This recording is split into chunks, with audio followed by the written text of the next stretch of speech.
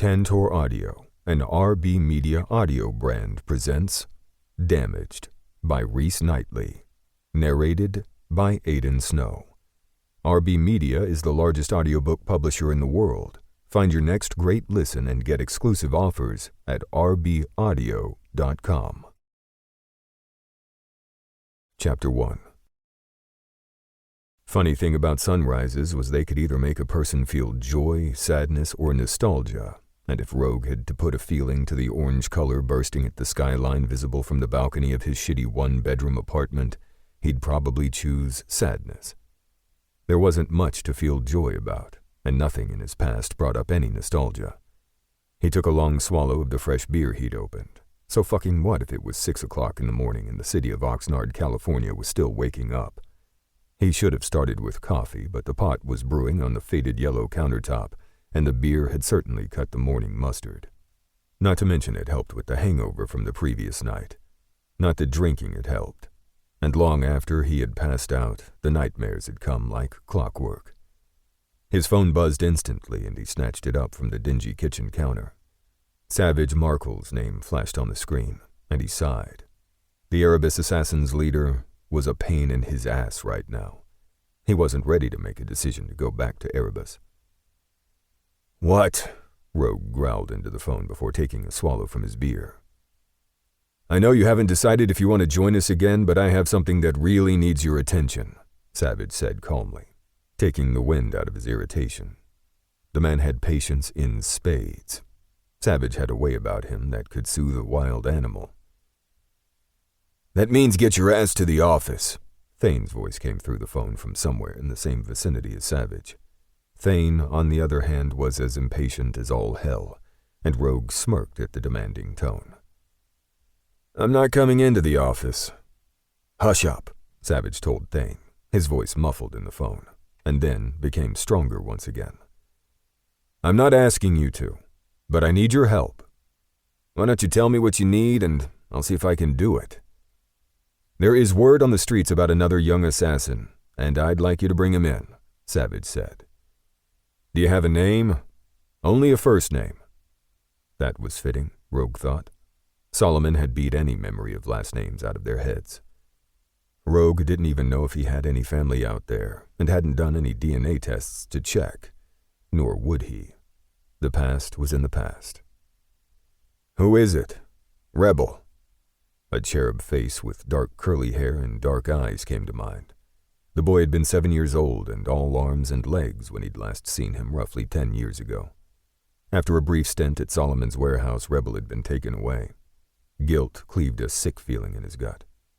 He had thought the boy had ended up at one of Solomon's other facilities.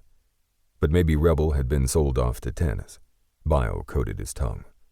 Solomon had supplied Tanis with a lot of boys through the years.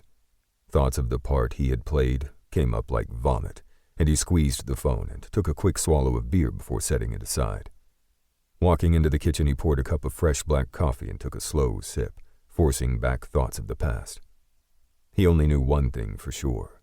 It was a good goddamned thing both Tanis and Solomon were already dead.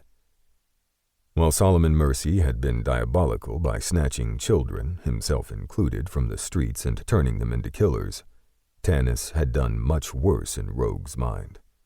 Tanis had molested the young boys who were sold to him via Solomon. Tanis had kept them in cages until they aged out and grew too old for the man's sick, twisted cravings. From there, Rogue suspected that Tanis had either killed them or sold them, and he was to blame. If he had only stepped up and reported Solomon, then none of this would have happened. Tanis was dead, he reminded himself. Real, the leader of Genesis, had killed Tanis with his bare hands. Rogue had heard the story from Echo and Fisher. With sheer brute force, Real had shoved Tanis's head through a set of bars that wasn't designed to fit a human head. He would have loved to have seen that and the sick fuck's brains spattering to the floor. "Rogue," Savage murmured, yanking him from his dark thoughts. "Rebel is only 17, Rogue murmured. "Well, shit," Savage muttered. "If that fucker wasn't dead..." The rest of the words Savage left unspoken, but Rogue knew they all felt the same way about Solomon. He was fiercely glad Solomon was dead. But back when it mattered, he had stuck by the man he had considered a father, and regrets didn't mean shit. He'd done what he'd done, and he would pay for it for the rest of his life. "I'll find him." "Are you offering him sanctuary?" Rogue asked roughly, running his fingers through his hair. "If he wants out of the business, I have a spot for him at Dave's place and he can go back to school. If he wants to stay in the game, then offer him a place with Erebus. I'll go over the rules about waiting until he's 18. Why not just leave him alone? I can find out where he's living and help him with money." Some of Solomon's boys were so broken that nothing could help them, but Rogue would try like hell to make sure they could survive. It was the least he could do. He owed every single one of them. "I suspect that Rebel killed an innocent man." "No fucking way." Solomon's boys never killed innocent people unless their own lives were at risk. And really, when someone threatened your life, were they even considered innocent? "Granted, it had been an accident, but a man is dead and Rebel was at the scene. He's out there getting into trouble." "At the scene doesn't mean he killed the guy." "There was a witness." That right there raised Rogue's suspicions. "Reputable?" Savage let out a long breath. "Not really, but you could check into that while tracking Rebel. You're one of the best out there on the streets, Rogue. I have no doubts you can find him and bring him in." "I kill people for a living, Savage. I don't find people," he reminded the man. "You're one of the best at locating these boys," the man countered. Savage had way more confidence in him than he had in himself, and Rogue wanted to caution the guy, but decided, fuck it. He'd go out there and find Rebel and see why this witness said he had killed a man. "Give me the address." "Great, you'll definitely get paid for this," Savage said and rattled off the address. "I'll have Wrath meet you there." Savage hung up the phone before Rogue could voice the quick protest of denial bursting from his lips. "No, damn it." He slammed the phone on the counter. No way in hell did he want that hot blonde distraction on a job with him. Wrath, with his come-hither steel blue eyes that sent cravings shooting through him, desires that he shouldn't have, the shoulder-length dark blonde hair that Rogue itched to touch.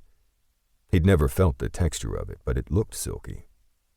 With a sleekly muscled build, the man stood at eye level, perfect size for tipping the guy's chin slightly up and taking his mouth. But Rogue had never done that, and he never would, although he couldn't miss the fact that Wrath wanted him. Rogue scowled at nothing and swallowed the rest of his coffee before abruptly jamming the chunky mug back on the counter. Wrath was off limits, period, no excuses. He gave a split-second thought about returning Wrath's earlier good morning text and telling the assassin that he could handle the job alone, but he didn't. And he didn't look too closely at why he didn't tell Wrath not to come on the job. Getting ready, he grumbled the whole time and concluded that he'd show up tonight and give Wrath the cold shoulder. That should derail the guy's interest. Right? Chapter 2. Wrath walked through his large seaside home and stripped on the way to the shower. Carefully, he unwrapped his midsection and studied the stitched-up knife wound on his right side. Thank fuck it hadn't been too deep, but deep enough to need stitches, ones he'd stitched himself. It had been painful as hell, but relatively easy. He was a former Navy medic, after all. He grimaced, thinking of the man who had gotten the jump on him, which didn't happen often. On that particular day, he hadn't seen the knife. The guy had been sitting on the blade, hidden beneath one thigh, and it ended up jabbed into his side.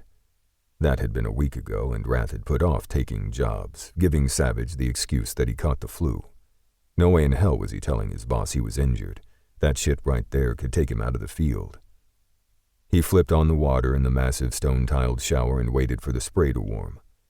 Twin sinks sat against a mirrored wall, and thick fluffy towels hung on a rack just within reach.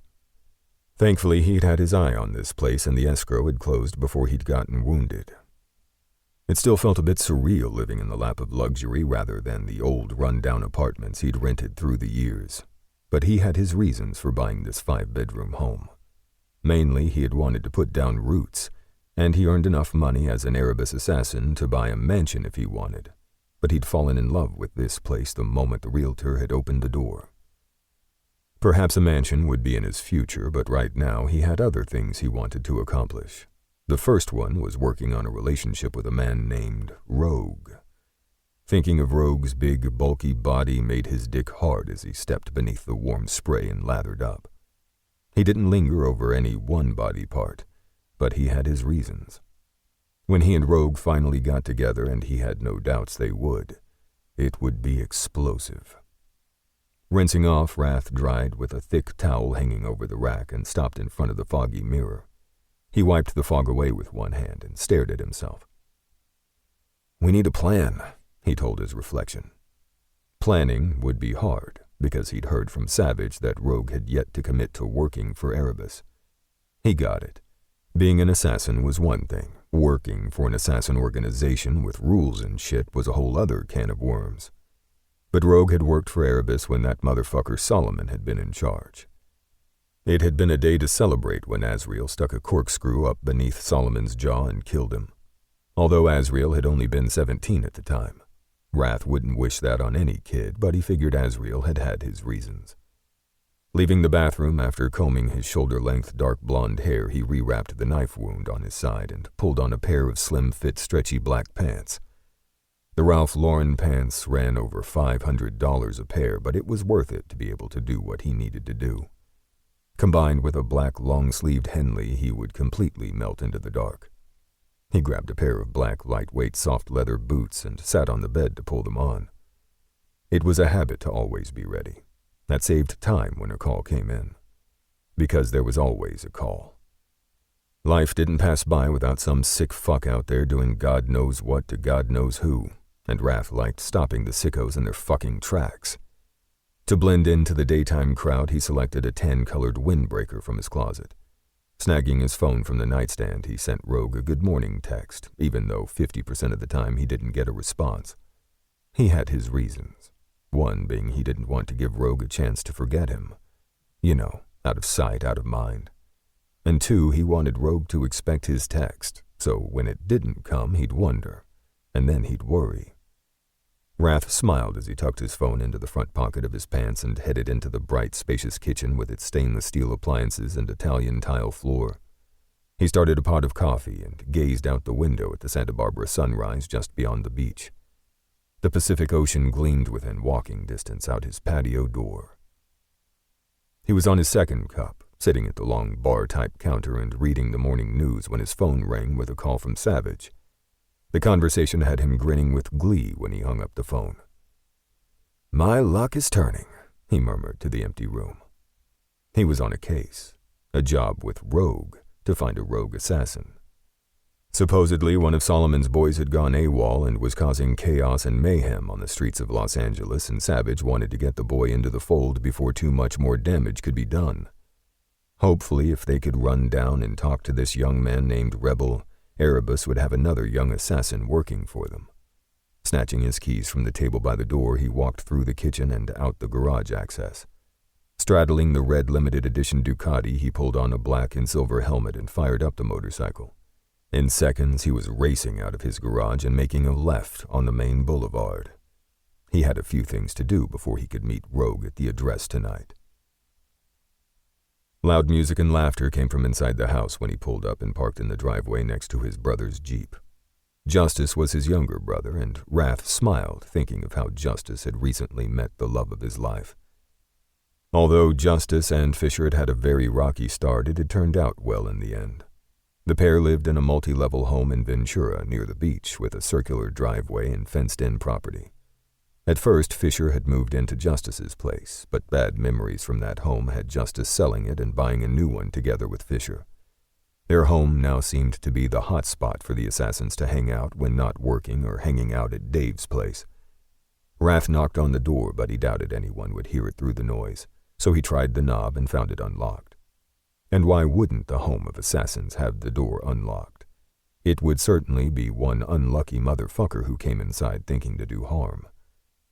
Stepping inside the cool interior, Rath was assaulted with Creedence Clearwater Revival playing Have You Ever Seen the Rain? Steaks grilling on the barbecue drifted in the air, and laughter came from the den where Rath knew they kept the gaming console. "Hey, Axel, good boy," Wrath greeted his brother's 4-year-old Belgian Malinois, who charged into the room. The dog's hair was lifted at first, until he caught his scent and recognition kicked in. Good damned thing, because these dogs could chew you up and spit you out in seconds without even thinking about it. Axel nosed into his palm and then trotted over to lay on the cool tile of the entryway.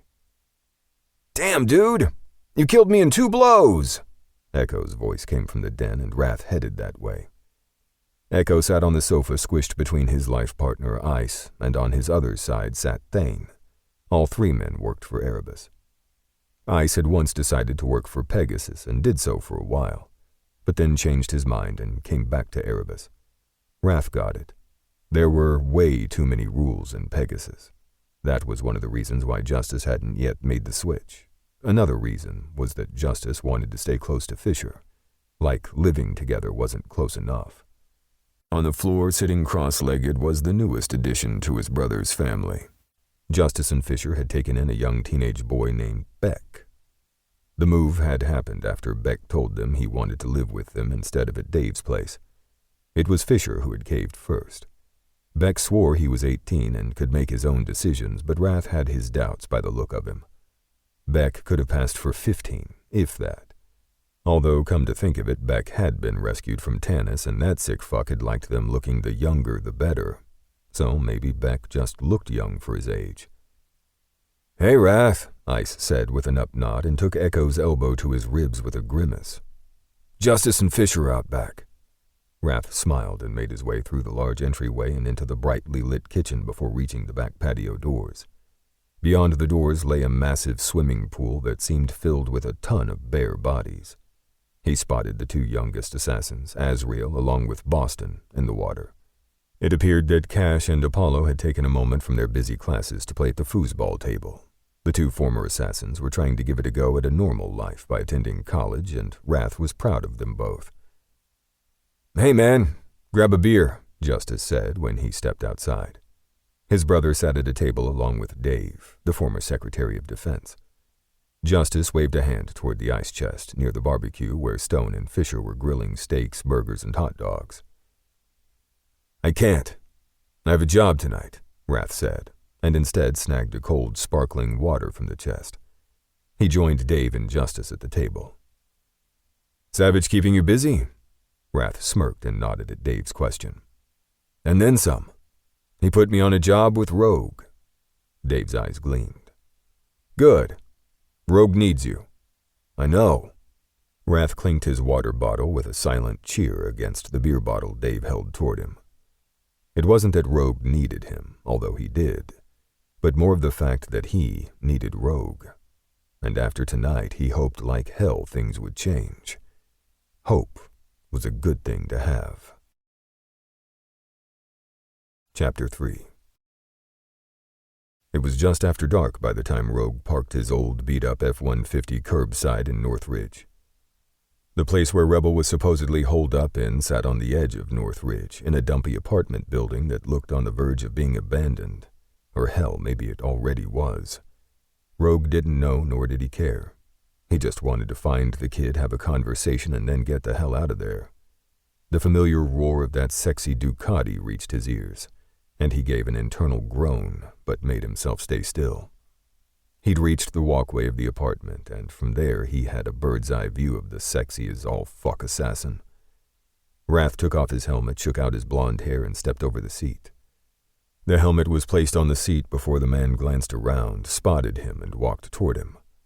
Wrath should have come with a warning label or maybe a law that said touch at your own risk. Fuck, he huffed out an annoyed breath. He was losing it. That swagger was hell on his nerves. Steel blue eyes caught and held his across the distance, and that piercing gaze wouldn't let go of him no matter how much Rogue wanted to look away. Wrath was 41 years old. He knew because he'd asked Justice. That was older than him by a good 9 years. It wasn't really all that many years when he thought about how fit Wrath was. Oh, and the man was one ripped motherfucker. They could have passed for the same age to onlookers. Where Wrath was sleekly muscled, he, on the other hand, was thicker and more muscular and considered stocky. He could have bench-pressed Wrath if he wanted to, he needed to remind himself of that. Wrath would do well to steer clear of him. Daydreaming? Wrath's smooth voice whispered near his ear, and Rogue closed his eyes when the familiar feeling of lust swept down his spine. Yes, he'd been caught daydreaming, damn it. Otherwise, how would Wrath have gotten this close, and why was the man so close? No, he lied, edging away, and pulled his weapon to check the clip. You ready? Born ready. The corner of Wrath's lip quirked, and Rogue had the insane urge to kiss the fucker into submission. But he wasn't sure it would turn out that way. He just might be the one on his knees. Would that be a bad thing? Hell fucking yes it would be. So much for his cold shoulder idea. He swallowed back his groan of annoyance, scowled instead, and stalked down the cringy, filthy hallway to the stairs. Rogue took the stairwell up to the 3rd floor, all the while aware of Wrath silently following. Like an ever-present shadow, like a silent protector, like a man waiting. Butterflies swarmed Rogue's gut, and he almost stepped on the junkie passed out in the upper hallway. It was only Wrath's hand beneath his elbow that kept him from stumbling. Thanks, he muttered, slowly pulling away. But Wrath stepped closer, crowding nearer, so close that the man's chest brushed the back of his arm. Don't mention it. Wrath's voice came from near his ear, and Rogue feared jerking away or making any sudden movements. Assassins didn't move quickly in unfamiliar situations. Well, at least he didn't.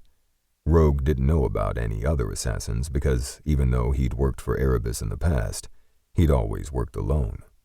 He was a loner. Don't let anyone get close. Wrath placed a hand around his wrist and led him down the hallway, and Rogue let him, which was very out of character for him. They reached the apartment, and the door was wide open. Pausing on one side of the doorway, Wrath's warm hand suddenly closed around the back of his neck, and Rogue was forced to gaze into the man's eyes. They were almost the color of a pale sky in the dim lighting. Being almost the same height, Rogue was able to meet the man eye to eye. Oh, he had that smidge of height, and he enjoyed it when Wrath's head tipped up just slightly. You okay? Wrath asked quietly, searching his eyes.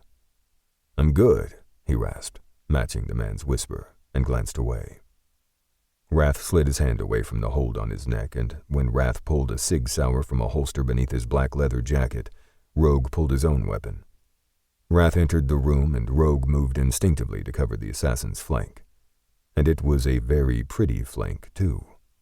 Fucking stop it, he admonished himself, and instead focused on the dark room. After Wrath deemed it clear, the man flipped on the overhead lights. Empty food cans and soiled papers littered the floor. The furniture had to have been collected from trash bins around town, and a few chairs along with a side table and lamp were tipped over. Glass from the bulb had showered the floor in the living room. Wrath quickly checked the one bedroom while Rogue stood guard at the open apartment door. It's blood, Wrath said, walking over to crouch down next to the ripped, broken-down couch to check out a dark stain on the floor. You think Rebel was attacked? Rogue murmured, and after glancing back out the door to the apartment and checking the hallway again, he came closer to check out the spot of blood. Next to the dark stain laid a ratted rug, and Wrath lifted the edge. Blood had pooled underneath. From the amount of blood, I'd say someone died here. Well, shit, Rogue muttered, tossing another glance at the door, careful to always keep an eye out. It was a good fucking thing, too, because the gunman was aiming for him and Wrath. Rogue ducked, grabbed Wrath, and rolled them behind the sofa in one move. No other sound left Wrath other than a grunt on impact. Snick, snick. Bullets from the silenced handgun pierced nearby wood, and an empty can rolled across the floor. Rogue rose up and fired over the top of the couch at the doorway that now stood empty. Lunging upward, he raced to the door, swung a quick glance out, and dodged back. He'd seen the perp running down the hallway, and he charged after the guy. Taking the stairs downward, he leaped 10 of them at a time, but the fucker was fast. When Rogue reached the exit to the dumpy apartment building, he paused and waited a moment before he darted a glance out. Nothing, and it was too fucking dark to go running around. Not that he was slow, because he was fucking fast. But if he were faster like Fisher or Echo, he would have caught the fucker. Mostly he drew on his physical strength, ability with weapons, and skills with short swords instead of his speed to take perps down. Glancing back into the apartment entrance, he expected Wrath to be on his six, but the man was nowhere to be found. That sent him charging back up the stairs, taking them 3 at a time with his heart pounding. Rogue slammed into the room, knowing it was stupid, but the thought that there might have been a second gunman had him panicked. Rounding the back of the couch, he gazed down into the pale blue eyes. They both had worn black hooded masks pulled over their heads, but it didn't take away from Wrath's gaze. Rogue drank in every inch of Wrath, who was lying on his back with his gun resting across his chest. "Did you get him?" Wrath asked, the man's lips twitching visibly through a mouth slit. But Rogue noted the pain in the man's eyes, which was very visible in the overhead lights. "No, it's too dark outside." He crouched and touched the gloved hand holding Wrath's gun. "Can you sit up?" "Yup." Wrath tried for a drawl, but Rogue could tell something was not right. Reaching out, he eased Wrath upright and then ran his hands over his shoulders, down the man's arms, and then to the hem of his shirt.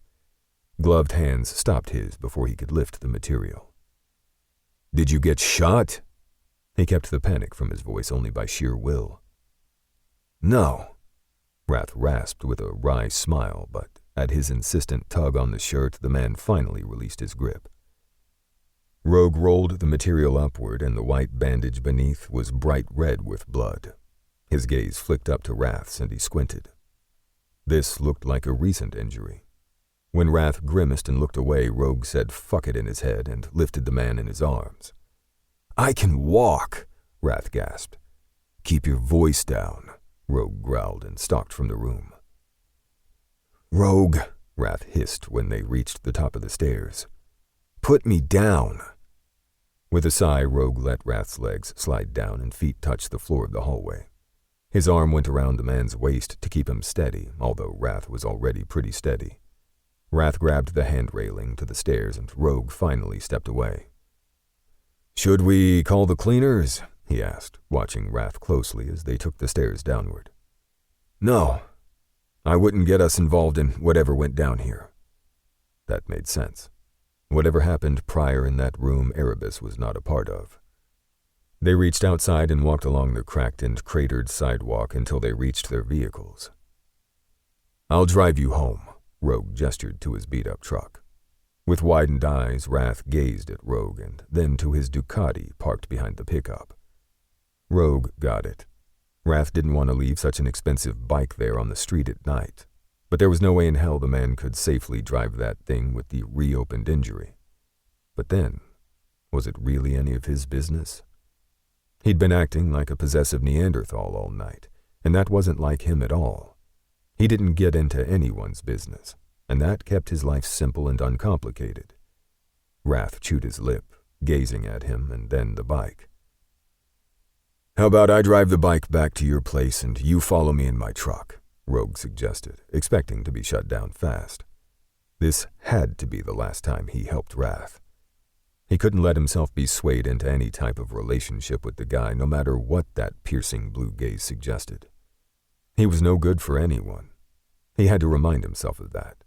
He'd betrayed his friends. He'd betrayed innocence. He'd completely bought into Solomon's lies.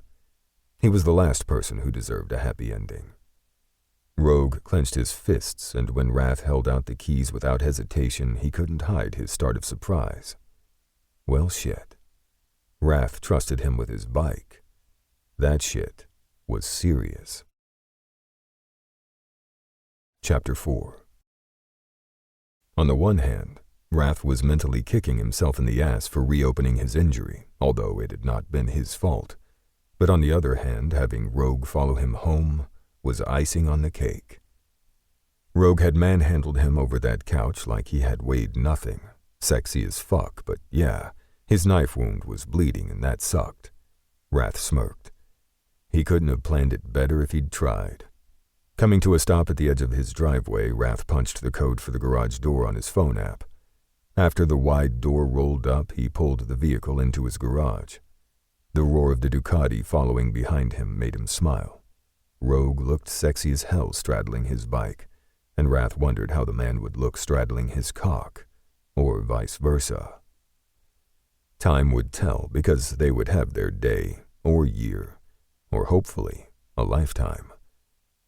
Wrath pulled the truck to a stop in his 3-car garage and got out to point out a place inside where Rogue could park the motorcycle. The man pulled in, turned the key, and stepped from the bike. Wrath met Rogue halfway and pointed to the back door. "I'll just be heading out," the wary assassin said gruffly. "Oh, okay," he rasped, and pressed a hand to his side, hunching over a bit. Rogue quickly snapped to his side and wrapped an arm around his waist before guiding him to the house door. Wrath punched in the short security code on the access panel, and Rogue turned the knob to open the door.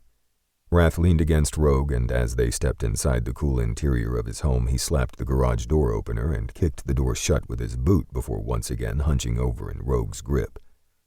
Okay, he was milking it a bit, and had turned into a regular sap over the guy.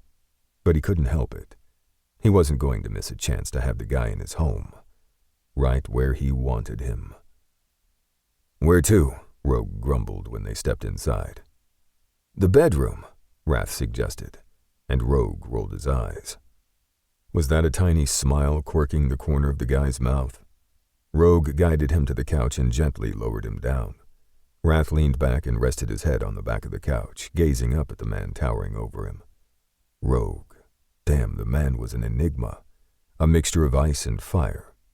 When he moved, it was all coiled power with an underlying hint of danger. It was clear Rogue didn't feel comfortable in his home. Those cold gray eyes kept looking around. There was a permanent hint of pain in the man's gaze that had taken Wrath a long time to figure out. It was like Rogue was still trying to figure out what the fuck life was all about and was scared of what that might mean. Wrath swallowed hard at what the man had gone through. Rogue had been taken at the age of 6 or 7, if he remembered correctly, and subjected to a sick motherfucker for most of his life. Now that Solomon was dead, Rogue appeared to be drifting, and Wrath wanted to be the man's anchor if he would let him. However, getting past the fact that Rogue was fighting a fucked up past that came with a healthy dose of guilt was going to be the biggest challenge. "Need anything?" Rogue's voice tugged him from his thoughts, and Wrath found the man frowning down at him. "Some water, thanks." He had to keep this casual, otherwise he would spook Rogue, and that was the last thing he wanted. Rogue glanced around, spotted the massive kitchen across the room, and stalked toward it. Wrath watched the man, drinking in every inch. When Rogue returned and handed him a water bottle, Wrath twisted off the cap. "You can have one." "No thanks. I have to go."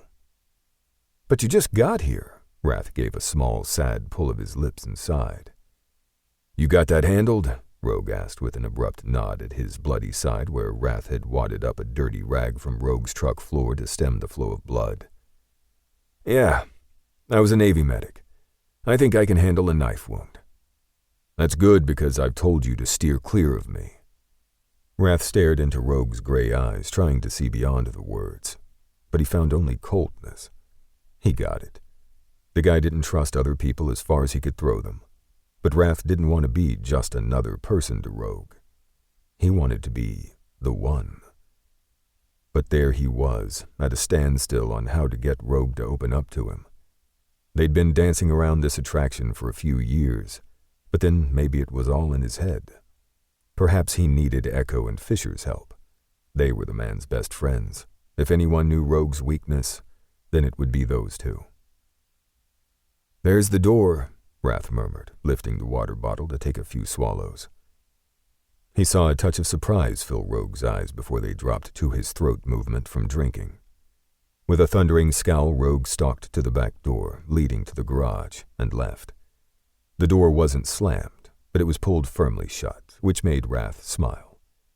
Rogue was confused, but it put the assassin on the run. And him? Well, he was going to enjoy the chase. With a lot of effort, Wrath made himself get up from the couch and make it to the bathroom to start the shower. Slowly and with a few hisses, he stripped, dropping his bloody clothes on the floor. He had to get this wound taken care of before it got infected. With a head filled with thoughts of Rogue, he rummaged for a bottle of antibiotics in the medicine cabinet. Rogue thought to keep him away with dirty looks and a cold shoulder. He smirked and popped a few pills before stepping beneath the warm spray for the second time that day. Cold shoulder? We would see. Chapter 5. 3 days later. There was no way in hell Rogue was working for Erebus, not after what had transpired between him and Wrath the other day. Thinking of Wrath gave him instant heartburn. What was odd, however, was that he hadn't received the habitual good morning text messages from Wrath for the past 3 days. Why? Why send him all those quirky text messages for months and months? Now, nothing. Wrath had only ever missed an occasional day. Where was Wrath? Had he gone on a job where he went so dark he couldn't text? That wasn't uncommon. All Erebus assassins had to leave their personal cell phones and ID cards with Savage when they took jobs so shit couldn't be tracked back to the organization. Yet, Wrath had always found a way to contact him. Rogue suspected that half the time the messages were from burner phones, which was against Erebus's rules. But he also knew that Wrath didn't give a fuck. The man moved to his own beat. It was one of the things he liked about the guy. Tapping his phone on his thigh, he gazed at the jumping bear emoji that threw his arms up and the words "Good morning" stretched from hand to hand before starting over again. It was the last text he'd received from Wrath the morning they'd gone on that job together. A text alert from Savage flashed up at that moment, and Rogue flipped to it. Savage, any signs of Rebel? Rogue, I'm getting closer. Savage, okay? You with Wrath? Rogue froze. No, he wasn't fucking with Wrath. What the hell did Savage mean by that? And why would Savage think he was still with Wrath? Rogue. No, why? Savage, I haven't heard from him for 3 days. Rogue stared at the last message. Well, fuck. He quickly typed back that he'd check on Wrath and left it at that. Now what? Was he really going to make the drive to Wrath's house? Not that Oxnard was far from Santa Barbara, but was he going to go back to Wrath's home after leaving so abruptly the other day? Fuck it. He'd do a drive-by and check if the guy was home. That couldn't hurt. And it was only because Savage appeared worried. Liar. The place was dark when he arrived, even though the sun had yet to set. The night was coming through, and Rogue figured it would be completely dark in another 20 minutes or so. Was Wrath even home? Getting into the man's house should be easy, right? Although Wrath was an assassin, and they tended to take extra measures with protection. Did the front door have the same entry code as the inner garage door? All he could do was try. 0501. Rogue froze. Why hadn't it dawned on him that the numbers were his birthday? May 1st. Nah, there was no way Wrath knew his actual birth date. Only Echo and Fisher knew that information. The numbers had to be a coincidence. The door clicked open and Rogue slid into the darkness. It was almost the same as the outside, so his vision quickly acclimated. Everything seemed in order, but he noticed a blood stain on the expensive sofa, a reminder that Wrath had been wounded when he'd left him. He slid soundlessly through the entryway, living room, and even checked the kitchen before he started for the hallway. All the while, he fully expected Wrath to come out of the darkness and avenge his territory being invaded. That didn't happen, and the further Rogue moved into Wrath's home, the more his heart pounded. What if something had happened to Wrath? That thought didn't sit right with him, and he wasn't going to look too closely as to why. Silently, he pulled his gun from his back holster and aimed it into the dark of the hallway as he inched forward. He didn't know which room was Wrath's, so he took his time, silently opening doors and checking within. It was the last door at the end of the hallway that was closed, and he held a silent breath as he eased it open and stepped inside. His eyes had already acclimated to the darkness, and he easily spotted the man sprawled naked, lying on his back in the bed. Tucking his gun away, Rogue walked closer in silent steps. The twisted silk sheet was wrapped over Wrath's waist, providing covering. He was hella surprised that Wrath still slept after he'd entered the house, much less his room. It was then that he noticed the sweat-soaked pillow. Shit. Touching the back of his hand to Wrath's forehead, he found it hot to the touch. Sweat darkened the man's blonde hair around the temples, and a low sound of pain came from Wrath's throat at his touch. Fuck this. Rogue snapped on the bedside lamp and sat on the edge of the bed. Wrath struggled a bit, but slowly lifted his lids. The pale blue gaze was unfocused at first and then landed on him. A wobbly smile graced the man's lips, making Rogue swallow hard. Dehydration was probably playing a big part in why Wrath seemed so disoriented. The bottle on the nightstand was antibiotics. He didn't see any painkillers, so Wrath's grogginess wasn't from that. Reaching over, Rogue grasped the sheet to check the wound, but Wrath's grip on his wrist stopped him. Rogue scowled at Wrath and kept lifting until the man gave up and dropped his arm with a sigh. The wound was fucking infected. Badly. It took him 2 seconds to make a decision, and he reached out and lifted Wrath into a sitting position in the bed. The man wrapped his arms up and around his neck and held on to him. He cocked one arm beneath Wrath's legs and lifted him sheet and all from the bed. Wrath clung tightly, and Rogue walked out of the room, out of the house, and placed the sheet-wrapped man into the passenger seat of his truck. The hospital was brightly lit up when he reached the entrance and parked, lifted Wrath from the truck and walked inside. Wrath had been quiet the whole way, and that silently told Rogue just how injured Wrath was. A muscle ticked in his jaw from clenching his teeth. When they came to take Wrath from him, Wrath wouldn't go. "They need to check on you," Rogue murmured into the damp hair at Wraith's temple. "Don't leave." "I won't," he rasped to the whispered words. "Promise." "I promise," he vowed, and sank into one of the waiting room chairs as they wheeled Wrath away. Glancing at his phone, he checked messages but didn't make any calls. He wasn't going to report Wrath's injury to Erebus because he no longer worked for them. He could have messaged Wrath's brother Justice, but he didn't. If Wrath wanted his brother to know he was wounded, then he would have told Justice. Besides, Rogue wasn't one to reach out to anyone. His whole life he'd been alone. Really. The time he'd spent with Fisher and Deco didn't count because he had been Solomon's right-hand man. He had never been able to do anything other than handle Solomon's orders. Now, sitting in this waiting room and waiting for Wrath to receive care, Rogue felt more alone than ever before, which was odd. Now the only thing he could do was to wait. He locked his eyes on the admitting door and waited for Wrath to emerge. Wrath. A man who had become more important than he had ever thought possible. Chapter 6. The room swam into view, and Wrath groaned at the brightness from the morning sun shining through the blinds. A hand brushed the hair from his cheek, and Wrath blinked his eyes open again. Finding Rogue hovering over him was like winning the lottery. "Hey," he rasped, sounding like a frog. "Hey, back," the assassin whispered. "How long have I been out of it?" He glanced around the pristine white hospital room and then back to Rogue. "Close to 4 days. Shit. Does Justice know I'm here?" Wrath didn't want his brother worrying about him. "No.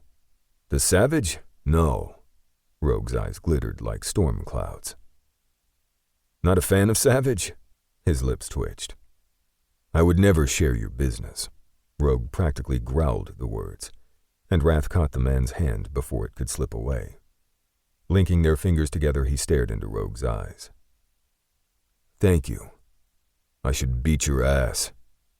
Okay, those words were certainly a surprise and not like Rogue at all. "You can try, but I guarantee yours will be handed right back to you," he hissed right back, and Rogue smirked. "You think?" "I know." Rogue made sure he glared. "You're as weak as a kitten," the man's low voice rumbled. "I don't need to be strong to knock you on your ass." Rogue huffed, and humor gleamed in the man's eyes. Laughter was something Wrath rarely ever saw in Rogue's eyes or on his face, and it took his breath away. Damn, he was a sap for this man. "You stayed," he reminded Rogue. "So? Now you're mine." A muscle ticked in the man's jaw and those sexy eyes narrowed. Dark hair fell over the man's forehead and Wrath squeezed their linked fingers. When Rogue opened his mouth to take a breath and probably spew that he wasn't any good for him, Wrath cut the man off with a wave of his hand.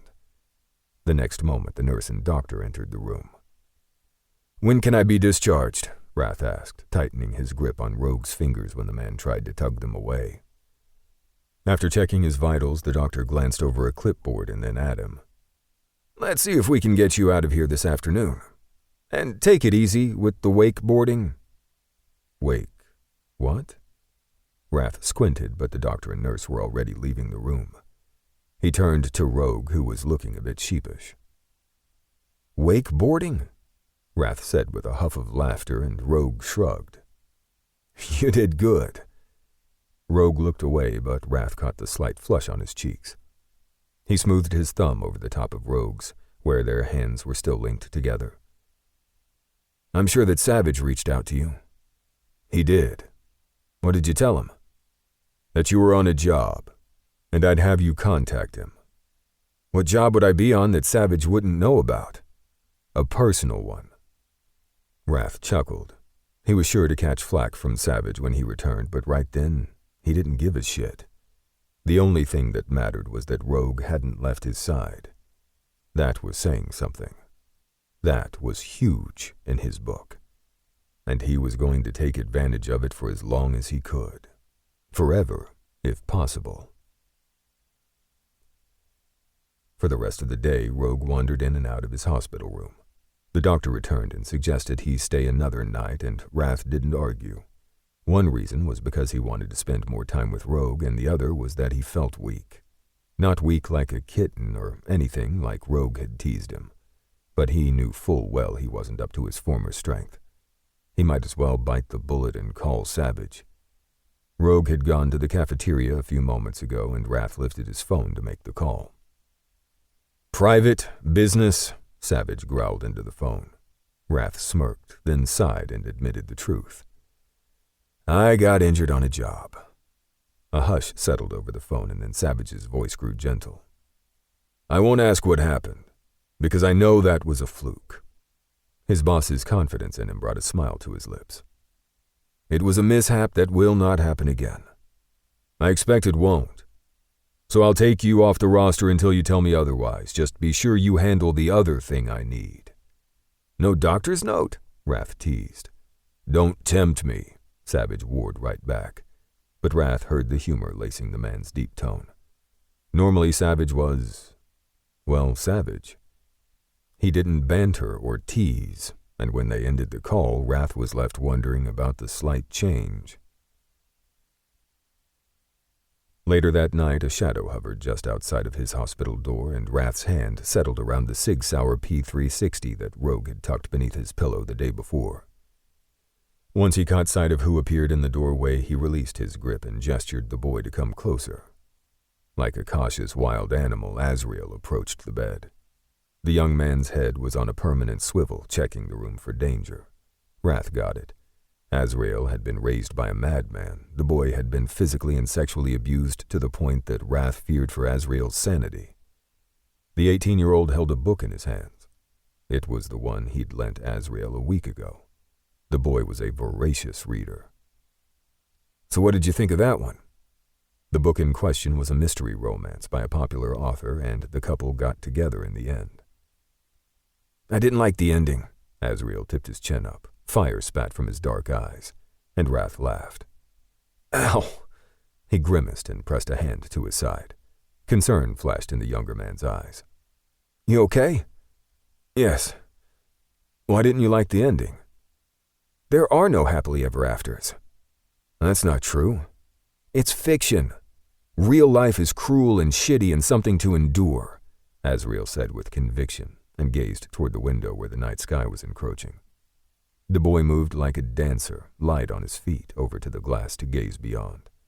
Even in profile, Azrael was beautiful. His loose hair fell to the middle of his back. And, like a dancer, Azrael had the body of one. Azrael was one of Erebus's assassins. The boy looked the part of an assassin, but was also highly skilled. With the ability to get in and out of places, and with his looks, the marks never saw him coming. When Azrael had been rescued from Solomon at the age of 17, the boy had already killed his fair share of people. Azrael had had to cool it for a few months while adjusting at Dave's, which meant no hit jobs until he turned 18, which had come and gone. Wrath knew that Azrael had been taught the same skills as Rogue, Echo, and Fisher, but Rogue told him Solomon had refused to teach Azrael swords, saying he didn't want the boy injured. Wrath could picture that. Solomon had probably feared Azrael would turn on him. So now Rogue was the lucky, or maybe that was unlucky, one to get the job of training. Lucky because Azrael was a natural-born killer, but unlucky because the boy had no fucking fear at all. None. And that meant Azrael had placed no value on his own life. "What kind of ending would you have given that book?" Wrath asked to snap Azrael out of whatever was going on in his head. "One where the bad guys die and the killer lives happily alone. What about the woman who loves him? She'll find another," Azrael muttered. "They always do." "That's not true. Sometimes people never find love and happiness." "What's so special about love and happiness? It's all lies." The boy clenched his hands around the book and then stalked over to place it firmly on the empty food tray. "I want to read something that's true." "True crime?" Wrath scowled. "I don't think so." "Why not?" Azrael said hotly. "It's who I am." Rogue booted open the partially opened door and strode inside carrying a tray laden with all kinds of food from the cafeteria. "It's not who you are," Rogue told the boy. "It's what you do. It's your job." "It's still a crime," Azrael snapped back, and Wrath couldn't argue with that. What they did was considered a crime to some, but also a saving grace to others. Rogue apparently couldn't argue with Azrael's point either because the big man grimaced and placed the tray on top of the book lying on the empty table. Wrath snatched up a plastic-wrapped roast beef sandwich and Rogue snagged a tuna salad one and tossed it to Azrael before tearing the wrapping off a ham and cheese. "3 different kinds?" Wrath lifted a brow, tore off the wrapper, and took a big bite. "I didn't know what you liked." They both ignored Azrael, and after a moment the boy tore open the sandwich and devoured the food. That was a very good thing, because it looked like Azrael hadn't eaten in a while. "So what's the plan tonight?" Azrael came closer and sat on the edge of his hospital bed. On the opposite side of the bed, Rogue had settled into a chair. "He's not ready," Rogue said around a bit of food and jerked his chin toward Wrath. "I know that, but we can plan," Azrael insisted. "You don't seem surprised that Azrael is here and talking about work," Wrath told Rogue, eyeing the man closely. "I know things." Rogue handed Azrael a juice and then took the third one, and Wrath suddenly realized that there were 3 of everything. "Then you know that Savage appointed me as Azrael's mentor." "I do." "He has an in, you know," Azrael snickered around another bite, then chugged some juice. "In?" "Yeah. He knows Echo and Fisher. Get it?" Wrath's mouth opened with surprise before he snapped it closed and took a hasty swallow of his own juice. "Did you ask your friends about me?" Rogue flushed and glanced away. Even, white teeth savagely tore into the ham and cheese sandwich, and for some reason Wrath wanted to laugh. But he didn't. He held the joy inside for now. No way did he want Rogue bolting. "Okay then. Rogue, you give Azrael lessons in short swords, since you're an expert, and I'll find some literature he can study on human anatomy." "What?" Rogue's stormy gray eyes snapped to him. "No way. I'm not in this." "I'm injured. It makes sense for you to help me." Rogue stared at him mutely, and Wrath softened his voice. "I need you to help me." Chapter 7. Son of a bitch. Rogue swallowed the piece of sandwich that seemed to have lodged in his throat and took several sips from the juice bottle. Those softly pleading words did all kinds of things to his stomach, heart, and head. "I want to learn swords," Azrael said, wadding up the empty wrapper in his hands. The boy tossed the paper on the tray and snagged a chocolate pudding. Popping the top, he scooped out the treat with a plastic spoon. Taking a deep breath, Rogue meant to refuse, but with Wrath's pale blue eyes burning into him along with Azrael's hopeful gaze, had entirely different words emerging from his mouth. All right. We'll need to purchase a set you can use. Even if you don't love them and don't carry them, you'll need your own. I have money. Azrael waved his spoon in the air. We can expense them. Wrath shook his head at Azrael. Why, when I have money? Save it for something else. Like what? Azrael's lips pursed. Your future, Wrath said. Azrael scowled and hurriedly ate the rest of the pudding. Thanks for dinner, the boy said, rising from the edge of the bed. Where are you off to? Wrath frowned. My house. Call me when you want to train, Azrael told him and Wrath. With that said, the boy disappeared out the door, shutting it firmly behind him. Azrael lived at the former SecDef's home, so at least they knew where the boy slept at night. Of what Rogue had been able to piece together, Dave's place was built like a fucking fortress, plus it had assassins and former military personnel going in and out all damned night and day. Why do I feel like I was just given an order? Rogue muttered and opened a pudding before handing it to Wrath. When the man took the dessert, Rogue opened his own. Seriously, Wrath agreed. I bet you someday Azrael will be the leader of Erebus. Probably.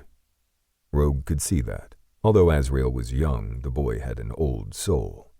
He'd lived through more shit in his short life than most people did an entire lifetime.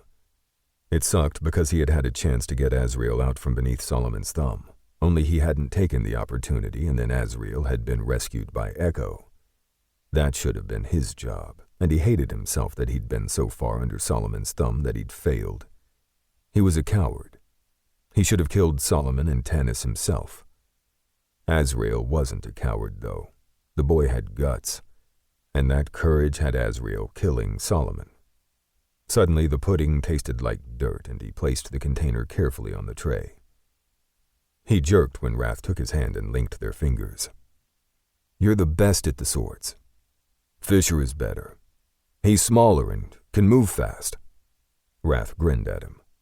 Yeah, but you can put more force behind the swing. Rogue nodded because it was true. He did have the muscle. Wrath pushed the tray cart with his free hand, and the small table rolled away. Are you staying the night? No. He ignored the hopeful tone in the man's voice, pried their fingers apart, and stood from his chair to step away from the bed. When silence settled between them, he darted a look toward the bed and found Wrath's face turned away from him, gazing at the darkness beyond the window. Rogue shoved his hands into the front pockets of his black pants to keep them from reaching for Wrath.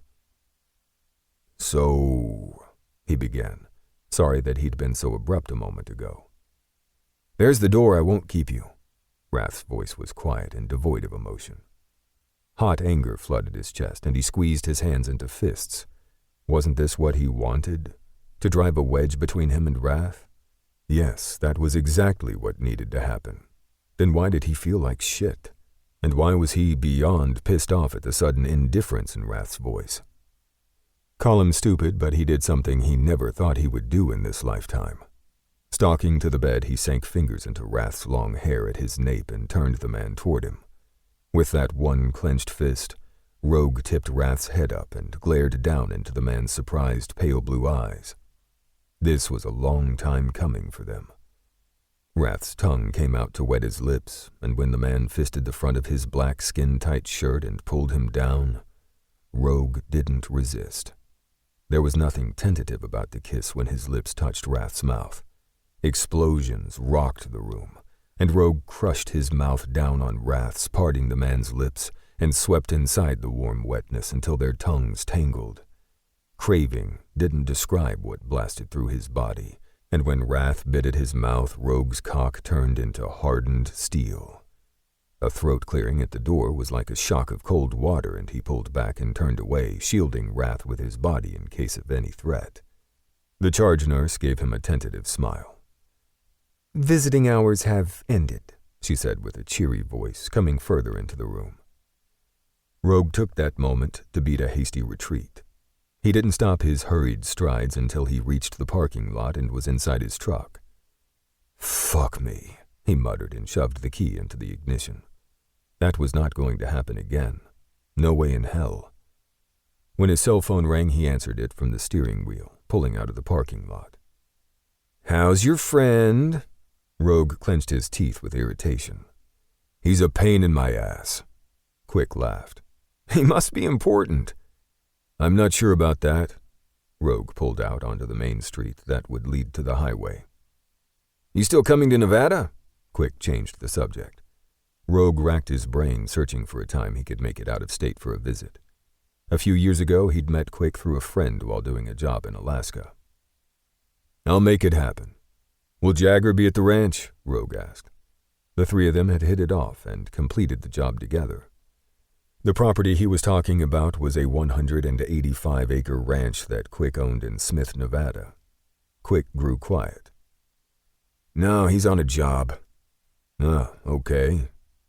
"There's been some changes on the ranch," Quick murmured. "How so?" "I'll tell you about it when you get here." "Why don't you bring Wrath when you come?"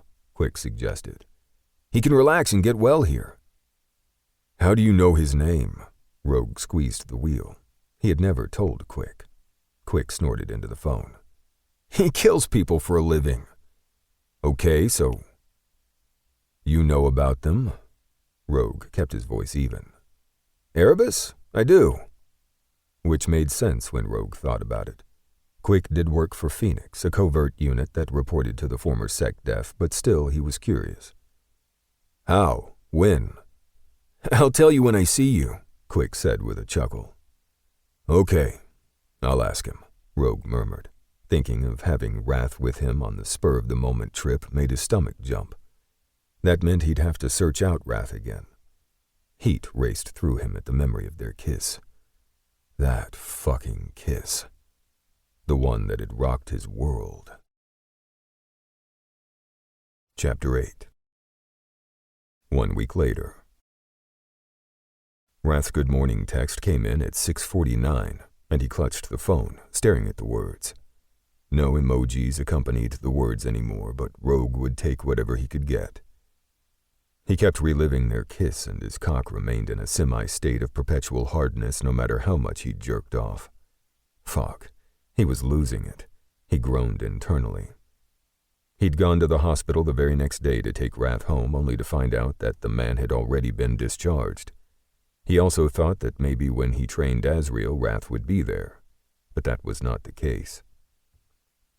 Gazing over at the large room in the Erebus facility, Rogue watched Azrael swing the swords. "Widen your stance. Bend your knees more to improve your balance when you lunge." Azrael quickly complied with his instructions and continued the arching moves he'd been going over the past 2 days. Rogue planned on training twice a week. That would give the boy time to recover from muscle strain from wielding the swords. Although they were light, the strength to swing them took time to build up. Out of breath and covered in sweat, Azrael stopped swinging, laid the swords on the mat, and bent over with his hands braced on his knees. He'd been at it for a couple of hours. "Let's call it," Rogue said. "I can go longer." "You want to be able to move tomorrow. What if you get a job?" "Fat chance of that," Azrael scowled. "Savage says I'm not ready." "Are you?" Rogue countered, walking over to lift the swords and return them to their sheaths. He'd kept the swords with him just in case Azrael got it into his head that he was ready to use them for real. "I worked for Solomon." "How many people have you killed?" Rogue squinted at the sweaty boy. Something dark swirled in Azrael's eyes. "I can't remember." The words were hissed. "You should know. Didn't you keep track?" Rogue paused for a split second, and then swung the strap of the sword case over one shoulder. Whatever words he could come up with right then wouldn't change a fucking thing, and none of it mattered. What mattered was that he should have done something. Anything. Azrael marched up to him and shoved him in the chest. "Why didn't you help us?" Pain pierced his heart, and a burn hit his eyes. Rubbing a hand over his face, he turned away. What could he say? That he thought Solomon was doing them a favor by taking them from the streets and giving them a place to sleep with food? "Tell me, motherfucker!" Asriel's voice lifted with rage. It was better this way. Having Asriel angry at him was better than having the boy break down in tears. Rogue walked out of the facility, further hardening his heart, and the wreckage of his past followed him.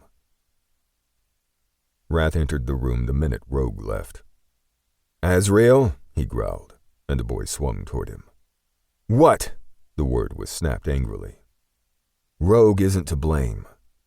"But he could have saved us." "No, he couldn't have." "Do you remember how old you were when Solomon took you?"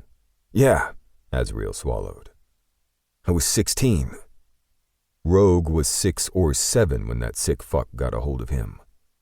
Wrath reached the boy and placed a hand on his shoulder. "Rogue didn't kill Ice when he had the chance." Echo's voice came from the doorway. Asriel glanced over at Echo and sighed. "I didn't mean it." Wrath squeezed the teenager's shoulder. "There's a book I want you to read," Wrath said. "What's it about?" Asriel gazed up at him curiously. "It's about how people handle captivity differently." "I don't want to read it. Sounds boring. Can't you just tell me?"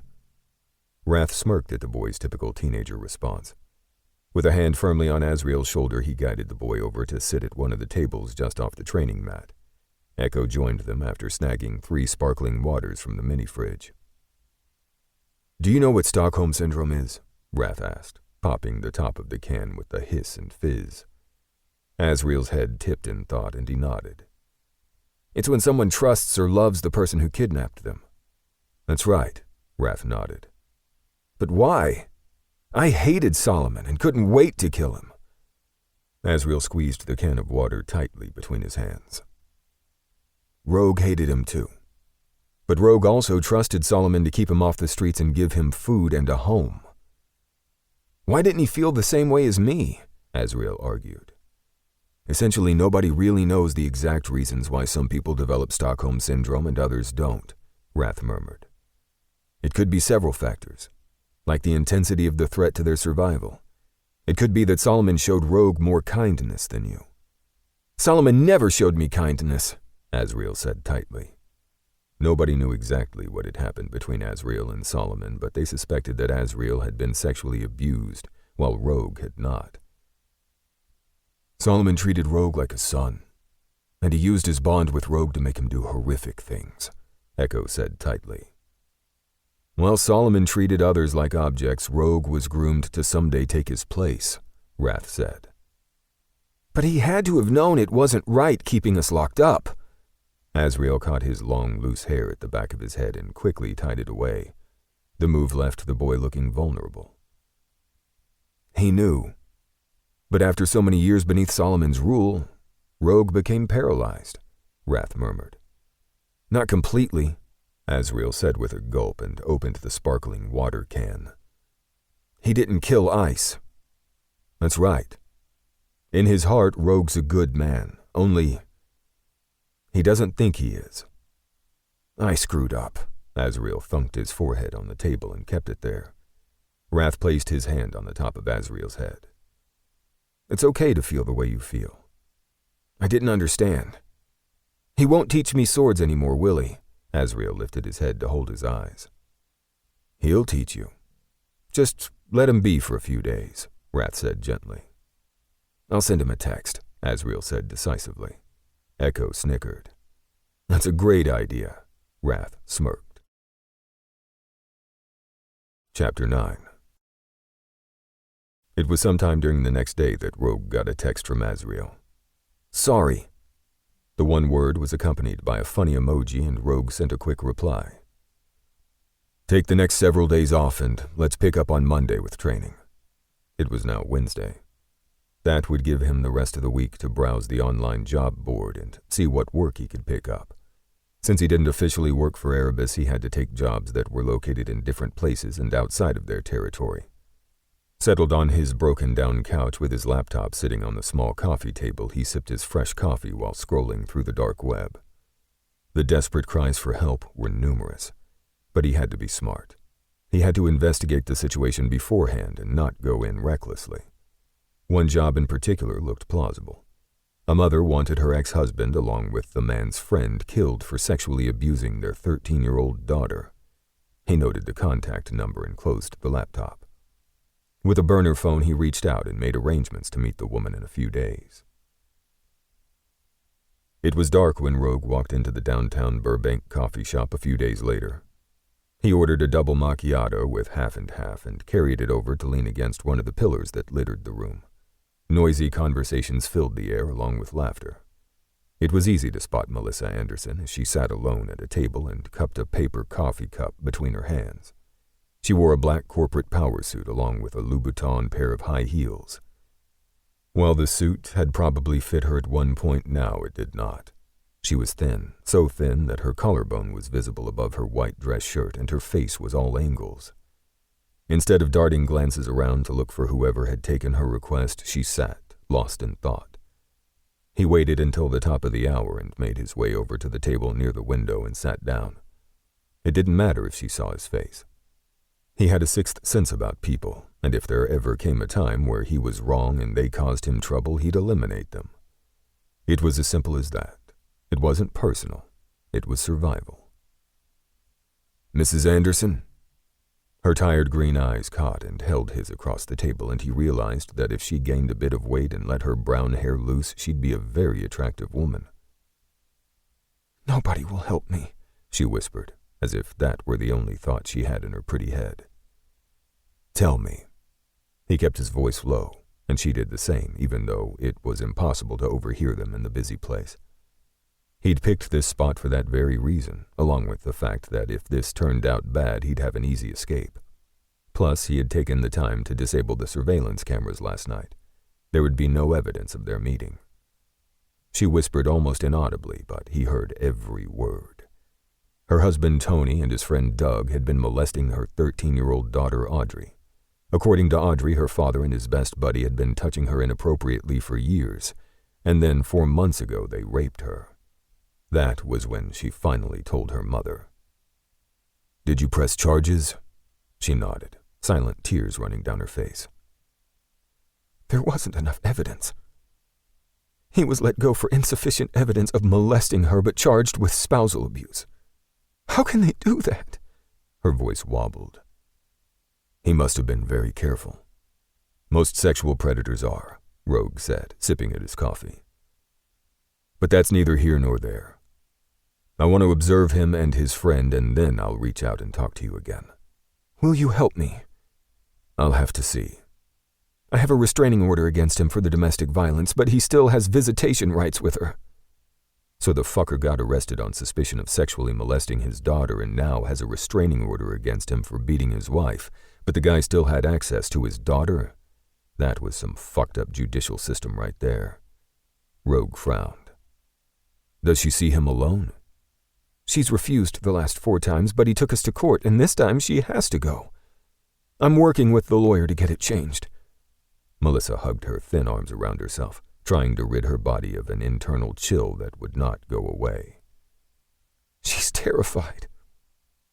Rogue grimaced. In his opinion, the courts weren't worth a fuck for getting sickos off the streets.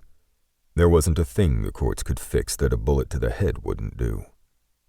And even more damning was the fact that the courts locked sick fuckers up and eventually let them out again. A bullet to the head was a final ending. When following Tony and Doug the next day, it was easy for Rogue to see that the two men had their ethical systems all fucked up. They went from openly harassing women on the streets to groping waitresses at diners and bars. They drank most of the time, and Rogue knew the money Tony spent was from his wife. Because Melissa had the job, she was being forced to pay him alimony. How fucked up was that? He beat her and she divorced him, but still had to pay him money because she was a highly paid professional woman. Rogue went home and sent a text to Melissa that he would take the job and would contact her when it was finished. Now, he had to plan.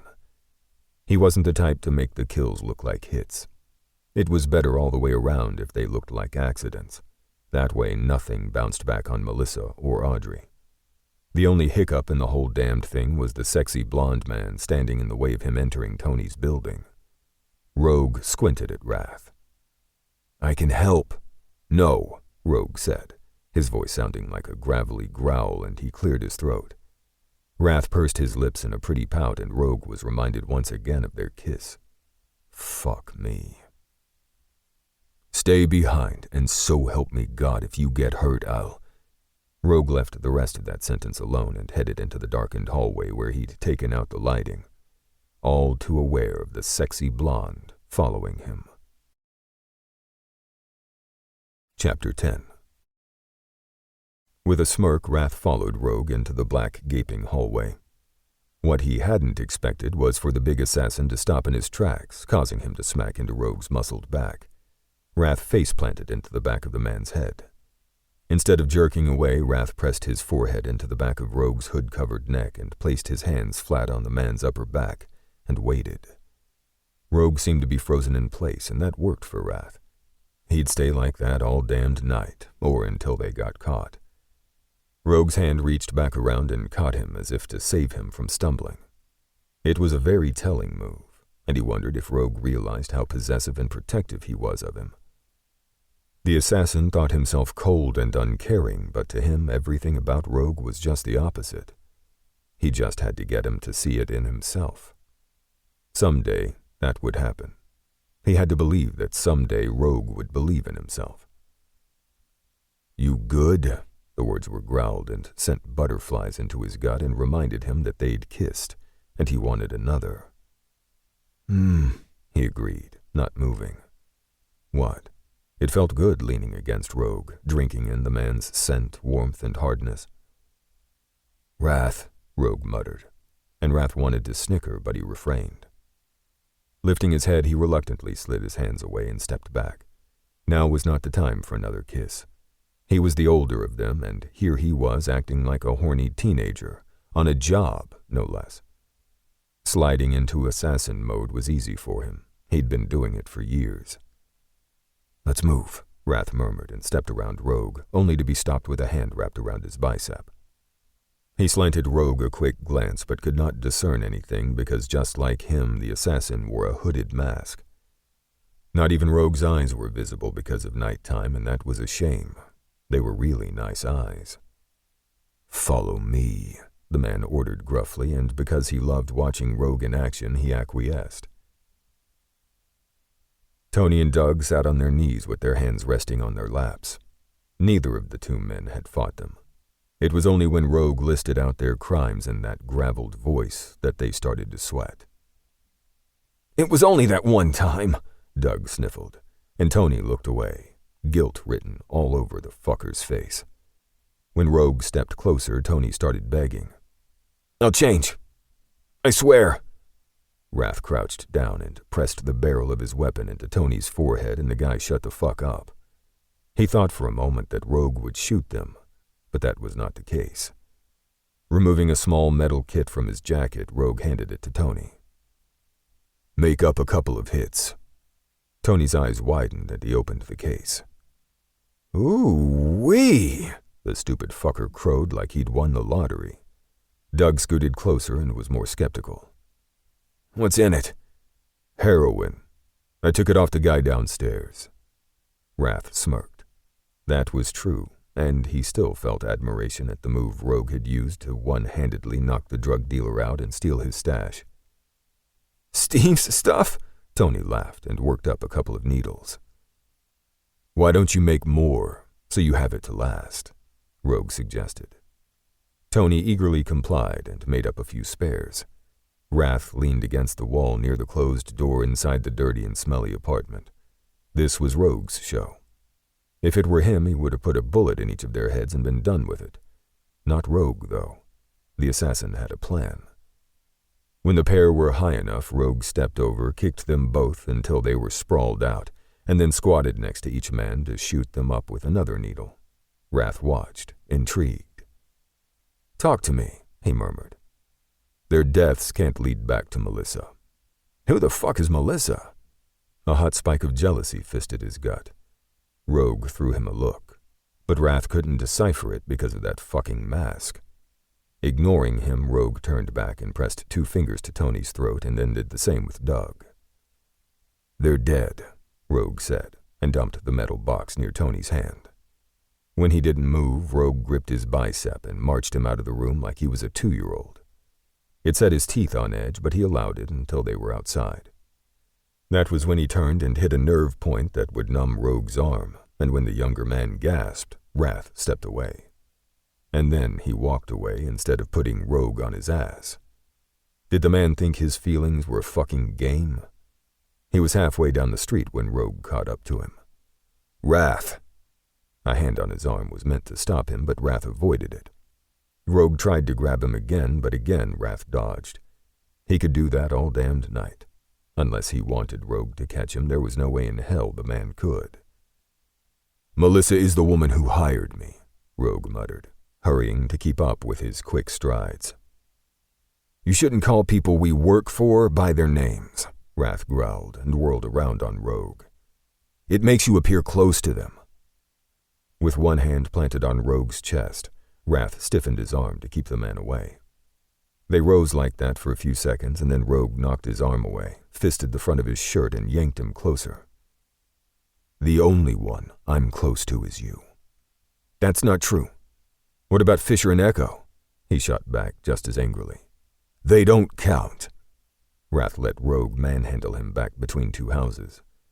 It was there in the dark with his back pressed to the stucco that his hood was yanked up and Rogue's mouth slammed down on his. His lips split, but Wrath welcomed Rogue's angry kiss because it was also filled with desire. Parting his lips, Wrath bit at Rogue's mouth until the bigger man was rubbing against him, his hardened cock straining in his pants. Gasping, Wrath wrenched his mouth away. When Rogue eased back, they were both gasping for breath, trying to keep their sounds down. Rogue lowered his mask back down, and Wrath followed suit. He wasn't letting this end there. That was for damn sure. And with an iron grip, Wrath locked his hand around Rogue's wrist and pulled him through the darkness. Chapter 11. They made it to the couch in Wrath's home, and for Rogue that was a win. He had wanted to fuck Wrath in the cab of his truck, but had refrained, just barely. He needed to touch him.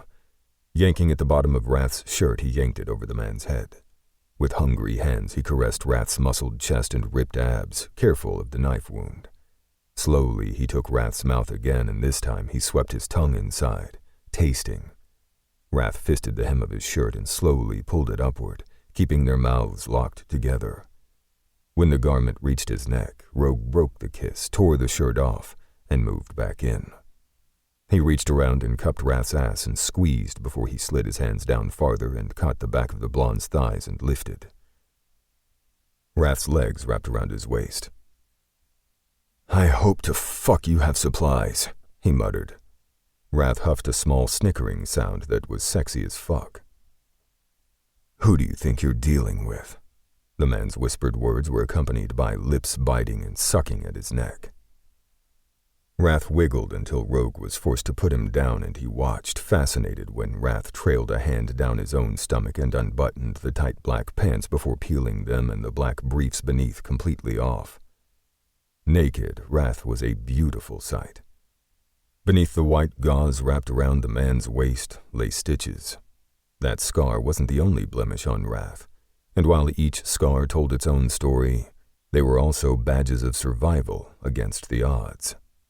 Rogue caught the back of Wrath's neck and tugged him closer. Another slow, aching kiss ensued. Rogue walked Wrath backward toward the bedroom door, all the while Wrath was jostling with his pants. They were both naked before they even reached the inside of the bedroom. Grinding against Wrath, Rogue pushed the man back against the nearest wall with a low groan. "Come on," Wrath said, pushing him away before linking their fingers. He was pulled toward the king-sized bed, and with a quick stop at the side table, Wrath yanked open the drawer, grabbed condoms and lube, and slapped them down on top of the same small table. Rogue had been just about ready to ease onto the bed when he was pulled away and into a bathroom that was about as big as the bedroom out there. With a flip of the switch, Wrath changed the overhead lights to dim, sending a sexy, soft glow through the room. The beat of Gravity, sung by Sarah Bareilles, swept through the room. The song was on low volume, but he heard it. He didn't know Wrath was such a romantic. Not that one, Wrath muttered with a laugh and lifted the remote on the side table, but Rogue stayed his hand. Leave it, Rogue said, drawing Wrath into his arms. No, Wrath said with a husky laugh. That is not our song. We have a song? Rogue couldn't help but smirk when the sound of Perfect by Ed Sheeran started playing. Now, where were we? Wrath tossed the remote with a clatter on the table and took his hand. A hot tub sat off to one side, and he thought that was the goal. But it was to the massive shower with black inlaid tile that Wrath pulled him to and flipped on the water. With quick, efficient hands, Wrath removed the bandage and stepped beneath the warm water to beckon him with a come-hither look tossed over one shoulder. Rogue could do nothing but follow with his gaze glued on Wrath's flexing ass. The light dusting of hair on the man's legs almost matched the color on his head. Blonde strands fell just at the man's shoulders, and Rogue stepped up to bury his face into the sexy mess. They shouldn't be doing this. He shouldn't get involved with Wrath, a man who thought they were perfect together. He pulled back from Wrath, causing the man to pause and search his gaze. A lump grew in Rogue's throat, and Wrath seemed to sense his hesitation. With slow strokes, Wrath caressed his chest, then arms, and finally, the bunched muscles at his shoulders. All the while, Wrath brushed his naked skin against him, along with the sound of the water raining down and heavy steam filling the room, and Rogue was a goner. The fight went out of him, and with a low groan, he gave in. Wrath kissed him as if his life depended on it, as if his kiss was the answer to his prayers, aching as if the man would die without his taste. The song changed to Say You Won't Let Go by James Arthur, and the kiss turned wild and hungry, and Rogue moaned into Wrath's mouth. Pulled beneath the water, the warm spray ended his overthinking. He was pushed against the cool tile, and when Wrath sank to his knees and cupped his ass cheeks, Rogue sank his fingers into the man's darkened and wet hair. Wrath. He breathed the man's name just as his cock was kissed. Wrath glanced up and slowly slipped his warm, wet mouth over the head of his cock. Rogue wanted to drive into Wrath's mouth so badly that he shook. It took every ounce of willpower to stay still. Wrath laved at the crown, sending pulsing heat through his gut and balls. His dick was sucked, laved, and consumed like never before, and he was left on his toes when Wrath finally eased back. Gasping, he blinked open his eyes. He'd been on the verge of release, and he growled at being denied. Wrath slipped up his body and aligned their cocks with a soapy hand. Sweet fucking hell, he snarled and gripped Wrath's hair in a savage fist. He closed his other hand around Wrath's and squeezed their cocks together. Their eyes met, gazes locked, and Wrath took his mouth in a hungry kiss just as Rogue felt his dick explode. Wrath didn't let up that tight, twisting stroke, and after another second, the man's pupils blew wide. The cock in his hands pulsed, and Wrath came with a low groan, breathing hard. That was to take the edge off, Wrath murmured against his mouth, and then grabbed the soap. Rogue plucked the soap from the man's hand and proceeded to wash them both, careful of Wrath's wound. Several minutes later, after toweling off and rewrapping Wrath's stitches, Rogue's back hit the bed, and he was pushed flat. Wrath was roaming up and over him. He wanted to be inside of Wrath on the one hand, but on the other he wanted Wrath inside, taking him hard and fast. The decision was taken out of his hands when Wrath slipped a condom on his hard, aching cock. Grabbing the lube, Wrath greased him up and straddled him. Settling his hands on Wrath's hips, Rogue gazed up into eyes that appeared the color of steel gray at the moment, but he knew they would change to pale blue in the sunlight. With quick work, Rogue lubed up one hand and grabbed Wrath's cock. He did a slow, twisting jerk up and down, watching Wrath gasp and flex his head back. The man's legs widened, knees slipped on the silky sheets, and then Wrath's tight ass was sinking over his engorged cock. Wrath was tight, so fucking tight and slick. Rogue squeezed the man's cock tighter and jerked slowly as inch by inch Wrath sank down onto his dick. Seated, Wrath ground down on him and Rogue picked up the pace of his strokes on the man's dick. The hands Wrath planted on his chest for balance were suddenly busy plucking at his nipples. Feeling his release coming, Rogue growled and sat up. He wrapped an arm around Wrath and power rolled them over. His dick slipped out, but he was back inside without missing a beat. He lifted Wrath's legs up and over his shoulders and then crowded closer to the man's ass. He didn't want to blow yet. He wanted to savor every moment. Slowly, he leaned forward and took Wrath's mouth in a slow kiss, matching the stroke of his cock to the thrusting of his tongue into the man's mouth. Wrath moaned his name and undulated beneath him before biting his mouth. "You're killing me," Wrath rasped and slid his legs from his shoulders to wrap them around his waist. The man's heels dug into his ass and Rogue found his dick rammed in. He lost it. Hunger took over. He pounded into Wrath's ass hard and fast, taking them to the brink and then tossing them over. Wrath groaned, grunted, and came between them just as Rogue released his load into the condom. Gasping, he collapsed, trapping Wrath beneath him on the bed. At that moment, he couldn't have moved to save his life. The nightmare came like clockwork and sent Rogue clawing out of a black box. With bloody hands, he stared at his missing fingernails. Only torn and bloody nail beds remained. Something was in his mouth, thick and gooey, making it impossible to breathe. He clawed at it with his bloody hands. "Rogue?" Was that voice Solomon's? As bad as the nightmares were, having Solomon in them made them so much worse. "Rogue!" Gasping, he jerked upright, coming fully awake. Sweat-drenched, the sheet fell to his waist.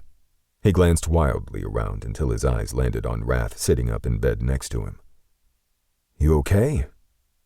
The blonde's hair was tousled in the faint glow coming from a nightlight in the wall.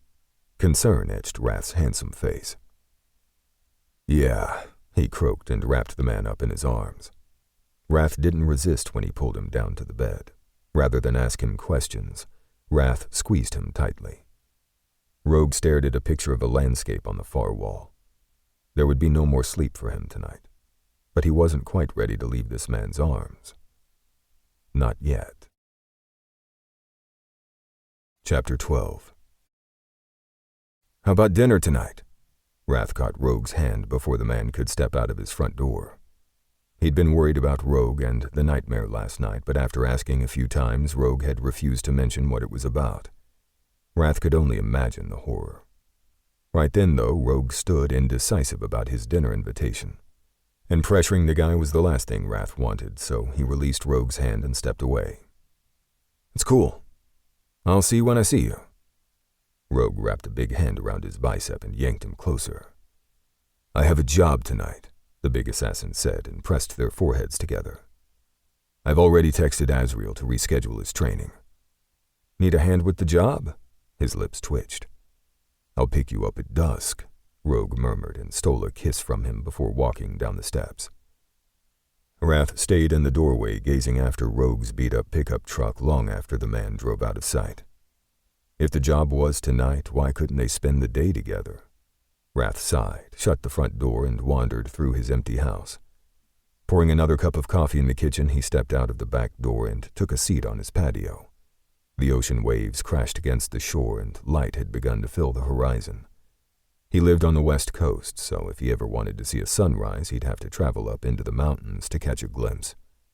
He didn't mind. The sunsets off the Santa Barbara coastline were fantastic. He wanted to enjoy them with Rogue, and he'd had that in mind when he'd bought this home. He'd never had a boyfriend before. Sure, he'd dated a guy once for about 7 dates, but that didn't count as a boyfriend. And even though he and Rogue weren't officially dating, he figured that would come in time. A real boyfriend was something he'd never even contemplated until he'd met Rogue. He remembered the first time he'd seen Rogue in Solomon's office. The younger assassin stood closed off to the world with cold gray eyes. It had taken him time to gain Rogue's trust, which hadn't been easy at all. The first time he'd run into the guy alone had been on a job. He was supposed to do the hit by himself, but Rogue had shown up.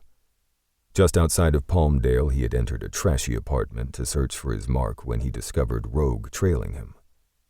"What are you doing here?" he squinted. "Careful, there's garbage," Rogue said and gripped his bicep tightly. Wrath snorted, as if he'd fall. The touch had surprised him. Most people didn't touch him because his reputation preceded him, but Rogue didn't seem intimidated by him at all. For some reason, he hadn't pulled away from the younger man's touch. Later, he figured that had been the moment for him, that first spark of awareness that had bloomed into a fire. "I can see," he smirked, even though he wore a mask and Rogue wouldn't see it. Rogue grunted and slowly slid his gloved hand away. "So, why are you here?" Wrath whispered, keeping his voice low. Rogue appeared startled by the question and stared at him in the darkness. With a soft chuckle, Wrath let it go and melted into the pitch black to take care of a drug pusher supplying junior high school kids with meth.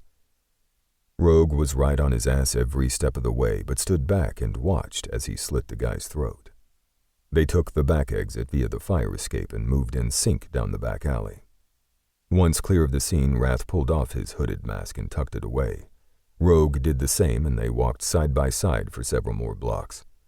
Wrath was going back to his vehicle. He didn't know where Rogue was heading. Maybe the guy needed a ride? He could do that. He could also do more than a vehicle ride if Rogue wanted. His fucking toe caught a lifted piece of concrete in the sidewalk and, like a dope, he tripped. Rogue latched onto his bicep and kept him upright. Wrath ended up pressed up against the man's chest. When he tried to step back, Rogue's arms tightened and Wrath gazed into the man's face. There, beneath the overhead street light, had been the first time he'd seen Rogue's facial expression change from cold to slightly confused.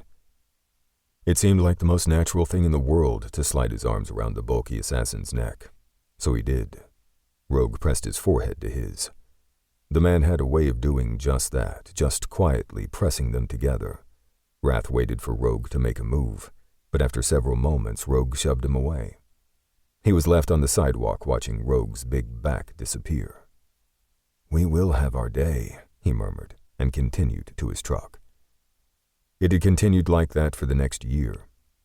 Rogue would find him on jobs, and sometimes, not all the time, but sometimes he'd do the forehead press thing. Once, Wrath had moved in to press their lips together, but Rogue had dodged him. Maybe that was why the kiss in the hospital had shocked the hell out of him. Their first real fucking kiss, and then last night, had been out of this world. He smiled, remembering how over time Rogue's eyes had gone from cold gray to a storm cloud color, much like the clouds filling today's morning. Seagulls fought over something on the sand, and he swept his gaze up and down the deserted beach. A light drizzle began, and he shoved to his feet. He needed to kill time until he could see Rogue again. "You might as well sell your place and move in here," Justice said, opening the door at his knock. "I need my privacy," he said with a grin and stepped inside and out of the rain. He shot Rogue a text message saying good morning and that he was over at Justice and Fisher's place, but he assured the man he would be home around dusk. Wrath tucked his phone away and Justice led him to the kitchen. It was early yet, but Fisher was already cooking. Bacon smell drifted in the air and eggs were piled high.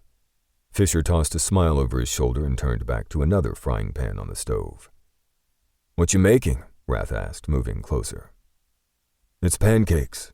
"Please tell me it's pancakes," Echo said, coming down the hallway with ice in tow.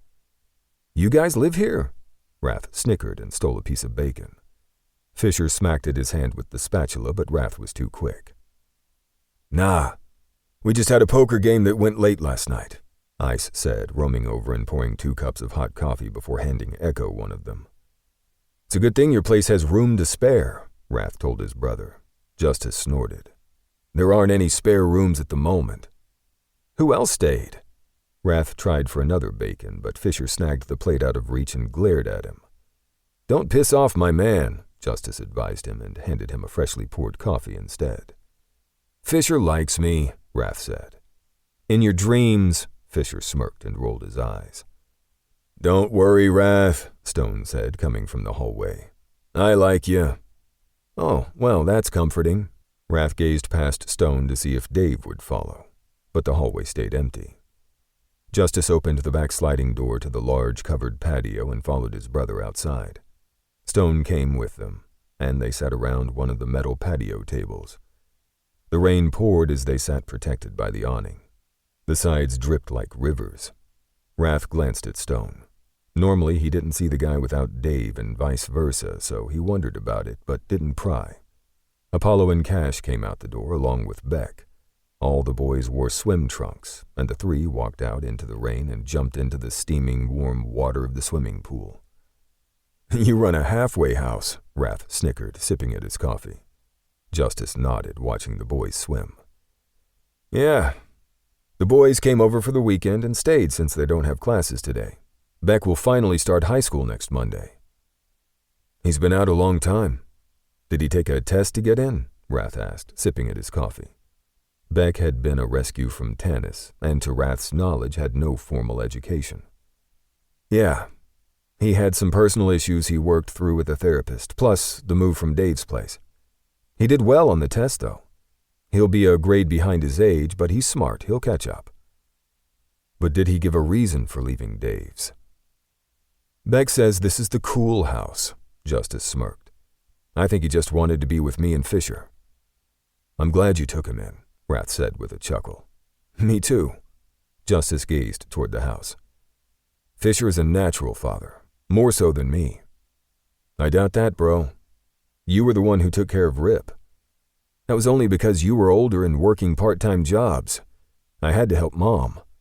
Wrath nodded. Rip was their baby brother who had disappeared after leaving the military. Justice hadn't seen Rip since they were teenagers. He, on the other hand, had received a tip that his brother had joined the Marines and was soon to be discharged.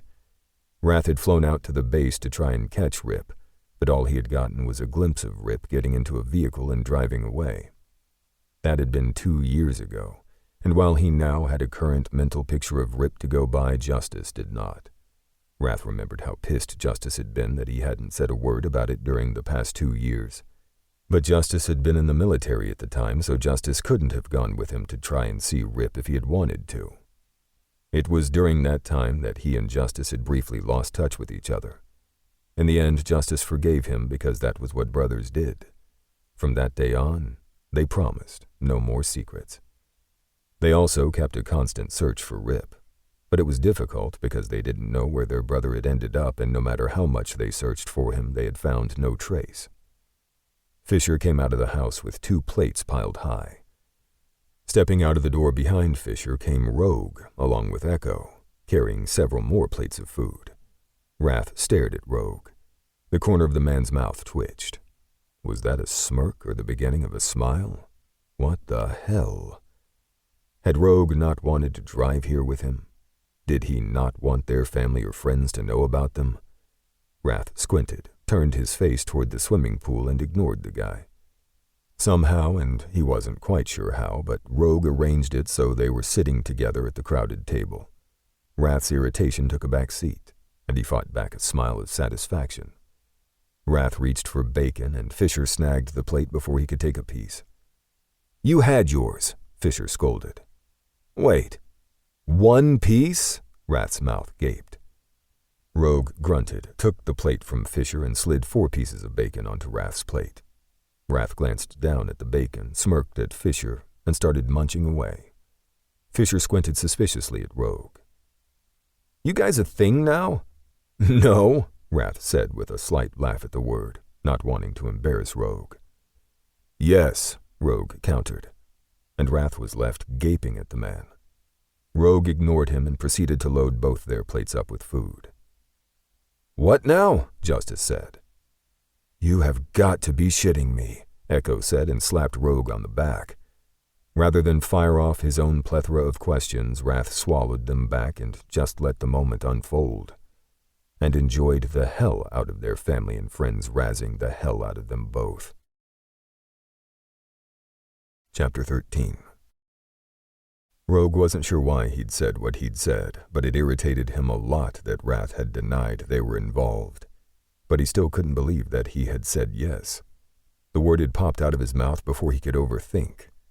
Was that living life? Being spontaneous? Maybe it was as close to normal as he could get. "Dude," Echo said, turning toward him. Rogue dodged all the sudden questions and grunted beneath the onslaught of backslaps. like they all had a bet going or something. He glanced around suspiciously for a moment and then took a bite of his breakfast, ignoring them. After he had driven away from Rath's house that morning, he had wondered why the hell he'd left in the first place. He thought to give them both space, a breather, from the constant hunger. When Rath woke up in the early morning, they had gone at it again for 2 more hours and shared another shower. His fucking legs had been shaky, and he never shook. Never. He had chalked it up to not sleeping well, but then he never slept well, so that was a lie. Nevertheless, he had hauled ass out of Rath's place. Of course, looking back now, he knew leaving hadn't been one of his smarter moves, and that was mainly because everything inside of him had wanted to stay, and those feelings weren't new. It had been that way since the beginning and stayed that way for him long after they had met. When the hot blonde had first walked into Solomon's office, Rogue had taken notice, which at first felt odd because he was never one to notice anyone, much less a man. When Solomon had ordered him to tail Rath, he hadn't argued, and after Rath's first job, he had checked in with Solomon. "Did everything go good?" Solomon frowned, gazing at him over the desk as if he didn't believe it. "Yeah, he took care of it." Rogue stood in the Erebus office, located in a warehouse that he hated. It reminded him of the building Solomon had caged him inside. If it were up to Rogue, he would get his jobs over the phone and never come there. But Solomon had liked to use his power and summon him at will. That very day he was relieved of following Rath and placed on other tasks, but that had not made a difference to him. Back then, Rogue tailed Rath whenever he had the time. Every time they met, Rogue took the opportunity to get close. He never got too close, though, but a hand to the man's bicep or a press of their foreheads as they waited in the dark seemed okay. There had been a few near misses when Rath tried to kiss him, but Rogue hadn't been ready for that. It wasn't until he found Rath sick with fever and had taken him to the hospital that he'd begun to fantasize about kissing him. Perhaps it had been carrying a naked Rath wrapped in a sheet that had sent him into a tailspin. And last night, well, they had gone to a whole other level. "Who's that?" Rath murmured to Echo, and shot a glance toward the pool. Munching on a piece of bacon, Rogue glanced over. The stranger in question, Rogue didn't know at all, and that had his senses on high alert. This was one of his best friends' home. Having been through so much together as kids, captured by Solomon, Rogue considered both Fisher and Echo as his brothers. For a while, they'd been called the Originals, but that was not the case. There had been many more throughout the years. Rogue was very protective of his family and friends and lowered his hands to the inside of his jacket where he kept his weapon. Rath, seeing his move, pulled a weapon beneath the table. Rogue felt marginally better with his own hand wrapped around his Sig Sauer. The stranger had to be in his late 30s or maybe just looked it. Even as heavily built as the guy was, Rogue thought he could probably take him and win in a hand-to-hand. Rogue couldn't figure out how the hell the guy had entered Justice and Fisher's property without getting seen or dead. Echo and Ice glanced over but didn't seem to be concerned. That was fine with Rogue. He would handle the man himself. He went to rise from his chair. "Stand down," Stone murmured to Rogue. Having Rogue go at Winter wasn't something he ever wanted to see. "He's with Genesis." "How the hell did he get into the backyard?" Rogue growled. "He stayed the night," Echo patted Rogue's arm. "He's pretty fucking stealthy," Rath muttered, and tucked his weapon away. "When?" Stone called out, and the man looked over at them. Icy blue eyes traveled over him and Rath, measuring them as possible threats. The guy looked and moved like an assassin even without knowing he worked for Genesis. Without answering, the guy gave Stone an up nod and pulled off his t-shirt to reveal ripped abs, tattoos, and miles of muscle. Walking to the edge of the pool, the guy dove into the water. "He seems nice," Rath chuckled, and the rest of the table broke out in laughter. "He's not too friendly," Stone agreed with some humor. "Win is short for Winifred?" Rath asked, and Rogue snorted his coffee. The burn up his nose was instant. Rath laughed and reached over to pat his back and then ran his palm up and down. "You okay there?" Rath snickered at him, and Rogue gave a squinty-eyed, mocking scowl, trying not to laugh. Short for winter, Stone said with a laugh. The man in question swam the length of the large pool back and forth, staying clear of the three younger boys. If he doesn't like people, why is he here at your house? Wrath asked his brother. Justice gazed at Stone instead of Wrath, and Rogue squinted when several of the men seemed to suddenly find other things to focus on. What's going on? Wrath voiced before he could. You two dating? Stone gave an irritated-sounding sigh and grimaced. No. Dave thinks I need extra protection. What? Death threats are picking up. Picking up how? Rogue asked. Since Dave was the former Secretary of Defense, it stood to reason that the man would receive his own amount of hate mail. But why target Stone? Justice gazed at Stone. You might as well tell them. Picking up in the sense that some of the mail is directed at me.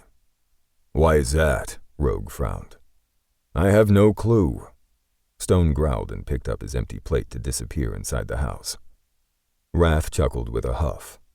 How long do you think Stone will deny he has feelings for Dave? I don't think that's the issue, Fisher said quietly. I think they had a falling out over something. Rogue glanced at the closed glass door. Beyond, he could see Stone standing at the kitchen sink, gazing at nothing. Turning back to the man constantly swimming laps, Rogue hoped Winter did a good job. Stone and Dave had become important to him. But shit always happened, Rogue silently reminded himself. Life wasn't always filled with happy endings. Bad shit happened to good people, and there wasn't a fucking thing anyone could do about it.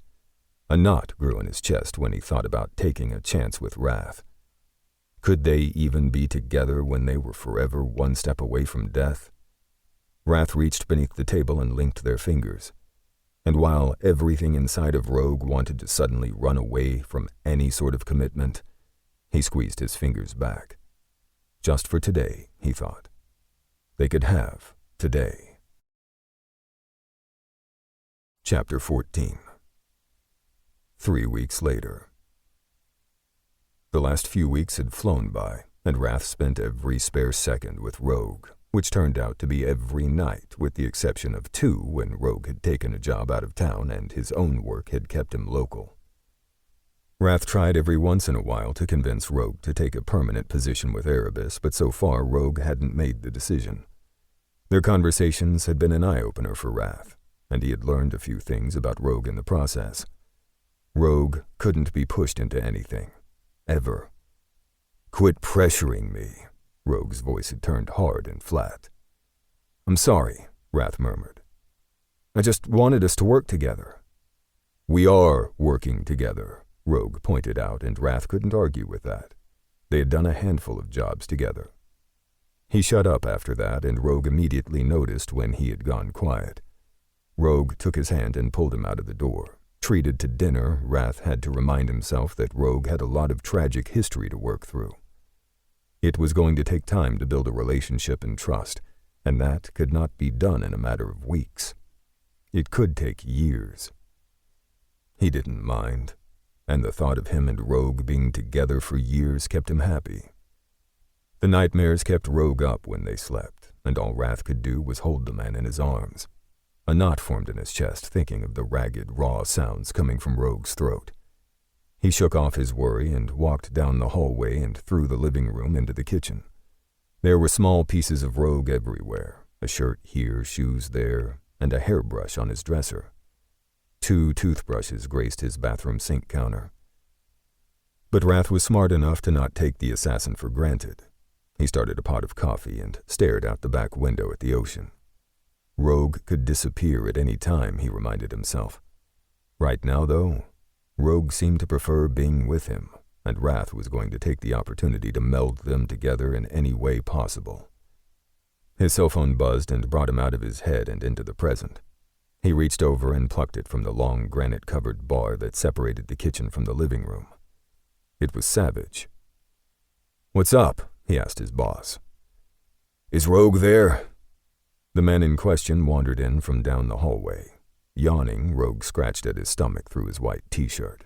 In loose sweatpants and bare feet, not to mention those messy dark curls, Rogue was mouth-watering. "Yeah." Wrath held out the phone to Rogue. "It's Savage," he told the man. "Put it on speaker." Rogue nodded at the phone and walked past him to the freshly brewed pot of coffee. "You're on speaker," Wrath told Savage after hitting the button. He went back to making eggs and bacon on the stove.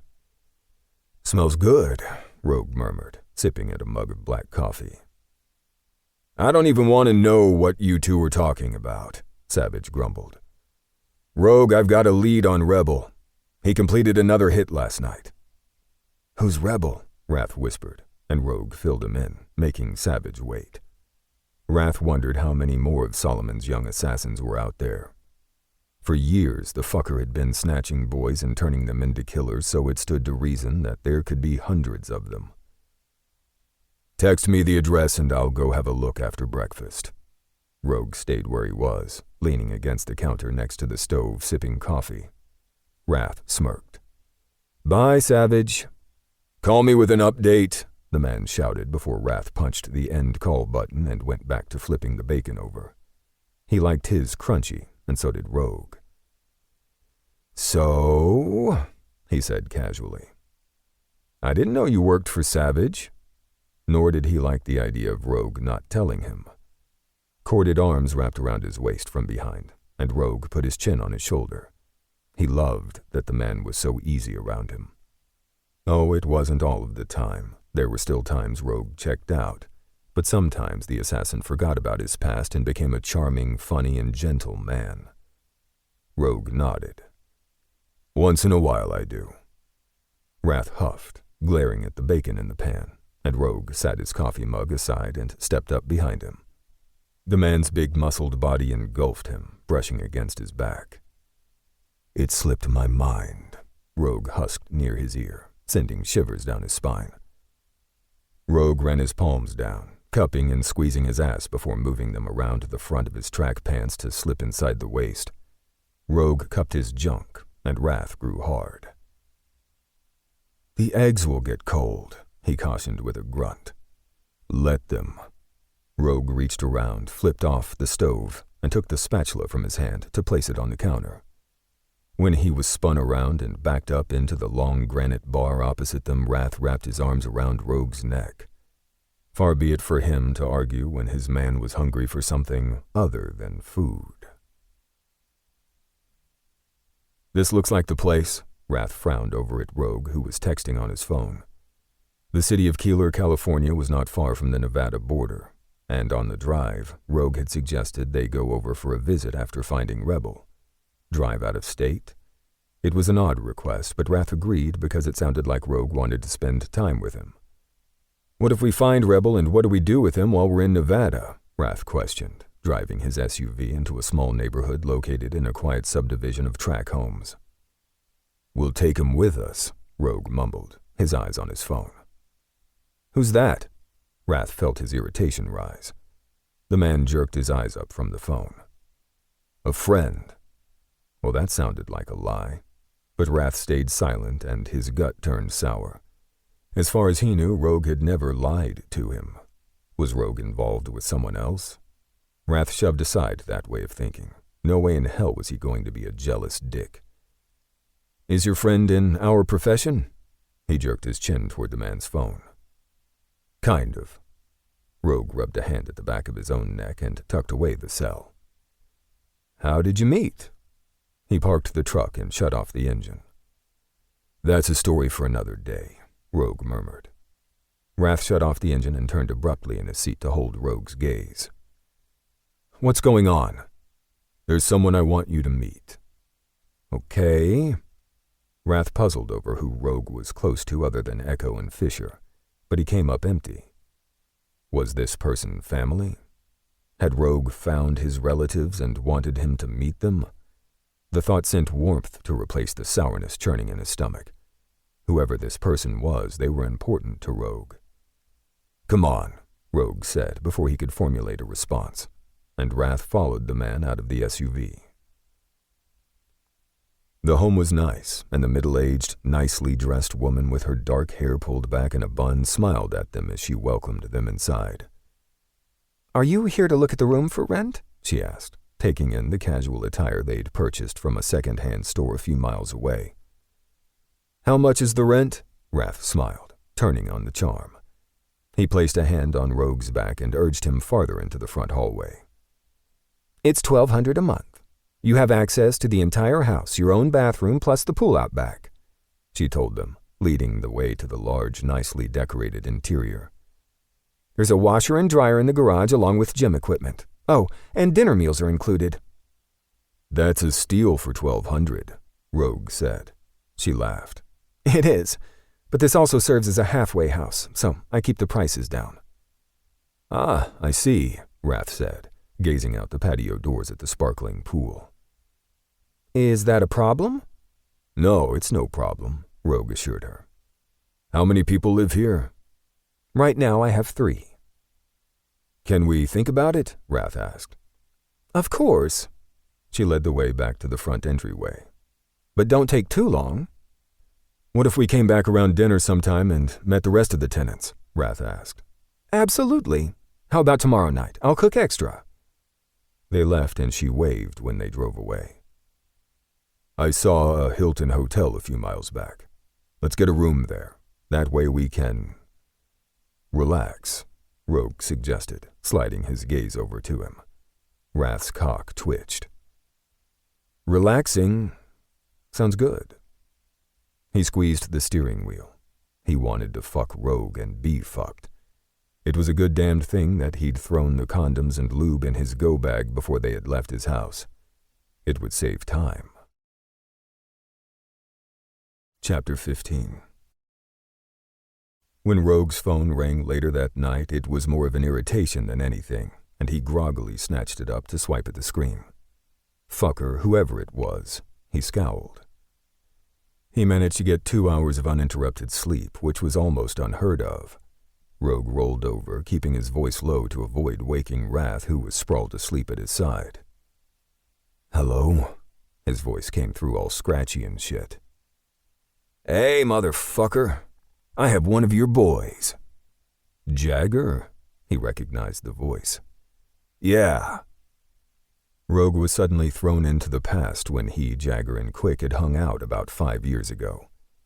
Jagger was a ball-buster, while Quick was the quieter of the pair. Not that they were a pair or anything like that. Like him, Jagger was a loner, but it had taken him along when it was discovered that they were all after the same child molester. Rogue had been working for Solomon at the time. How fucking ironic was that? Solomon sold boys to a child molester and then sent him on jobs to kill them. It had all been for appearances, though. He knew that. It had been after that job that the 3 of them had parted ways, and Rogue had heard through the grapevine that Jagger and Quick actually worked in a covert ops unit. When Quick had called him a year later, Rogue had gone to the Nevada ranch to visit, unbeknownst to Solomon.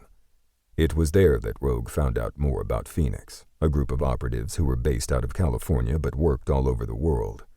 Quick had done his best to recruit him, and Rogue would have loved to say yes, but he had chosen a different path.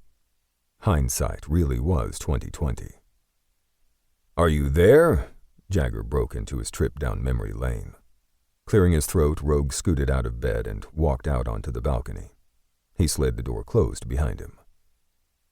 What do you mean you have one of my boys?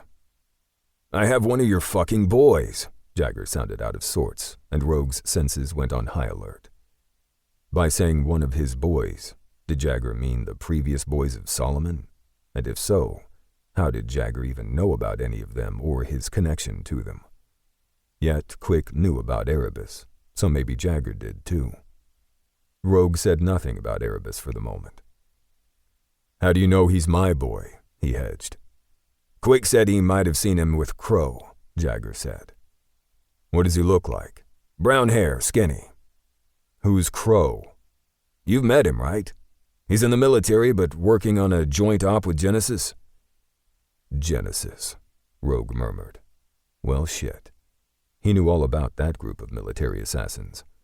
They, along with some active military, had helped take down Tanis and rescue boys being held. I can't remember all the players, but I think I remember someone named Crow. Rogue racked his brain, but couldn't put a face to the name. He's in the military, Jagger repeated, as if his mind was on 100 different things. You already said that, Rogue snorted. So why don't you call Crow to handle the kid? He suggested, staring over the balcony at the twinkling city lights in the night skyline. I did, he's not answering, so Quick said to call you. The buzzing on Rogue's phone signaled a call coming through from Echo.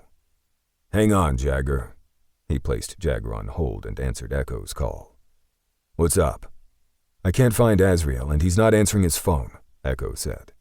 Have you seen him? It wasn't my turn to watch him, Rogue growled, clenching the railing with his free hand. You were training him, Echo hissed, and Rogue's stomach suddenly dropped when he thought of something. Shit, hold on, Echo, Rogue muttered and then flipped the phone line back to Jagger. What's the boy's name? I don't fucking know, man. He got caught in one of my stings, Jagger said impatiently. A sting? Where are you? Rogue ran a hand through his hair. I'm in fucking Redding, California, Jagger said. What the fuck are you doing in Redding? Don't you live at the ranch in Nevada? Rogue said. I live there, motherfucker, but I work all over. Do you still work for Phoenix? Not any longer. I was transferred to work for Genesis 2 weeks ago. That surprised him. Did Quick and Jagger no longer work together with Phoenix? Did they live together and work separately? If Jagger worked for Genesis, did he know about Erebus too? Rogue would save his questions for another time. Can you bring the boy and meet me halfway? I'm in Keeler, Rogue asked, thinking quickly. It was roughly an 8-hour drive from here to Redding. I can't. I need somebody to come get this kid. I can't get him out of the barn. When we tried, he stabbed one of my guys. Fuck. Now that sounded like Azrael. Hold on, Jagger. Rogue flipped the phone call back to Echo. Hey, Echo, I may have a lead on where Azrael might be. I'll call you when I find out more. He ended the call with Echo and got Jagger back on the line. I think the kid you have is Azrael, Rogue told Jagger. Damn it. If it was Azrael, there would be hell to pay when Real found out. Whoever he is, he took a stab at one of my guys, Jagger sighed. Rogue could picture that, Azrael stabbing one of Genesis. It brought a smile to his lips. The teenager was a badass. Azrael may be young, but the boy was fucking lethal. Azrael was already skilled with knives, and the training with the short swords had been beyond his expectations. After only 2 weeks, the kid had shown great promise. Real was still unaware that he had trained Azrael on short swords, and Rogue wanted to keep it that way. So, what the fuck was Azrael doing in Redding, California when he was supposed to be at home in Dave's Santa Barbara estate? Hey, wait. You now work for Genesis. Why don't you call them? Rogue said, rubbing a headache that started at his temples. I did. I called Quick. He's Real's second in command, and Quick said to call you.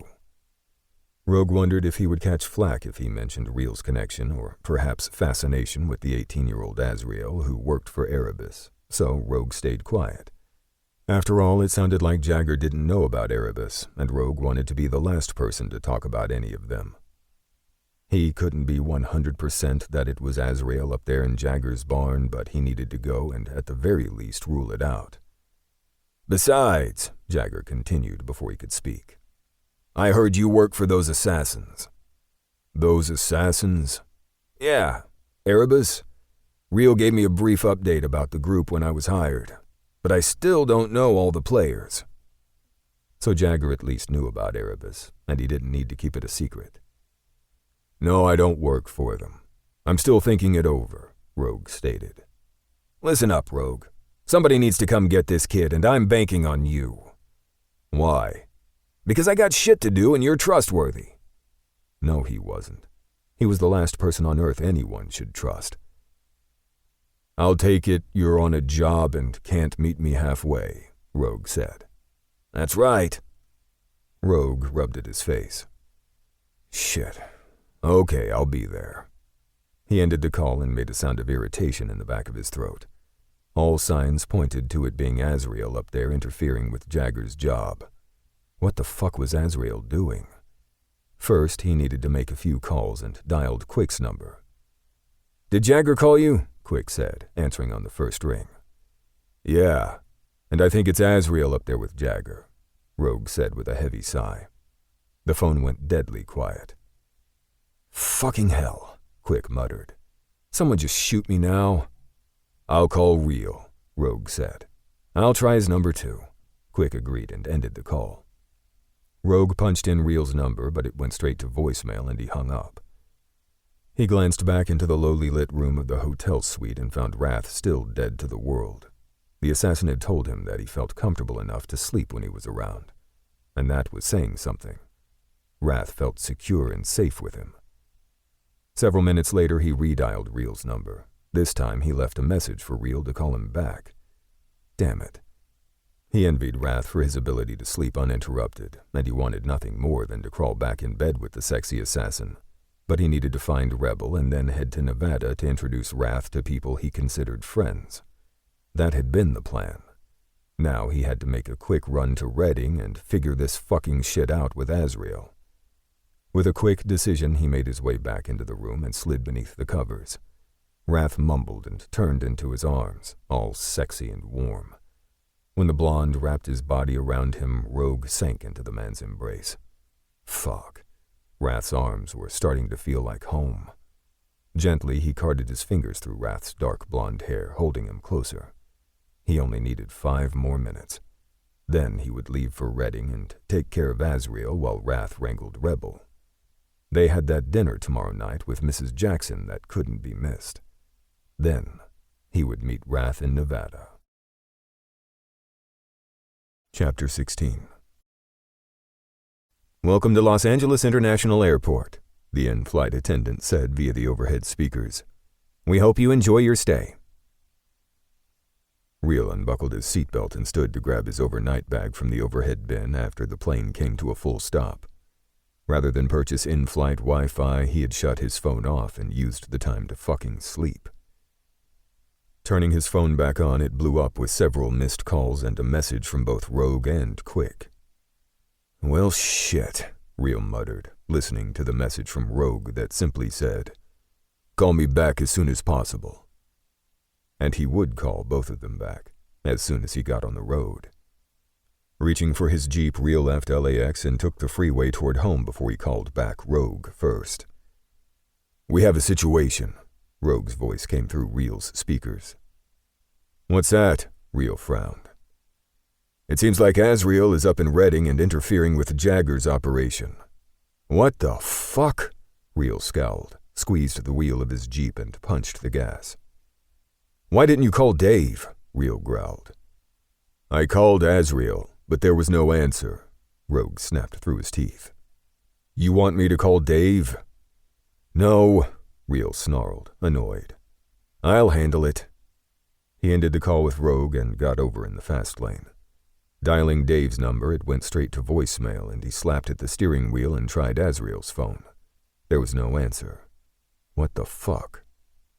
He called the fucking guard shack and had them get security to go in and find Azrael. When they came back with nothing, Real suggested they check the roof. Sorry, sir. No sign of him on the roof either, and the window is closed, the guard said.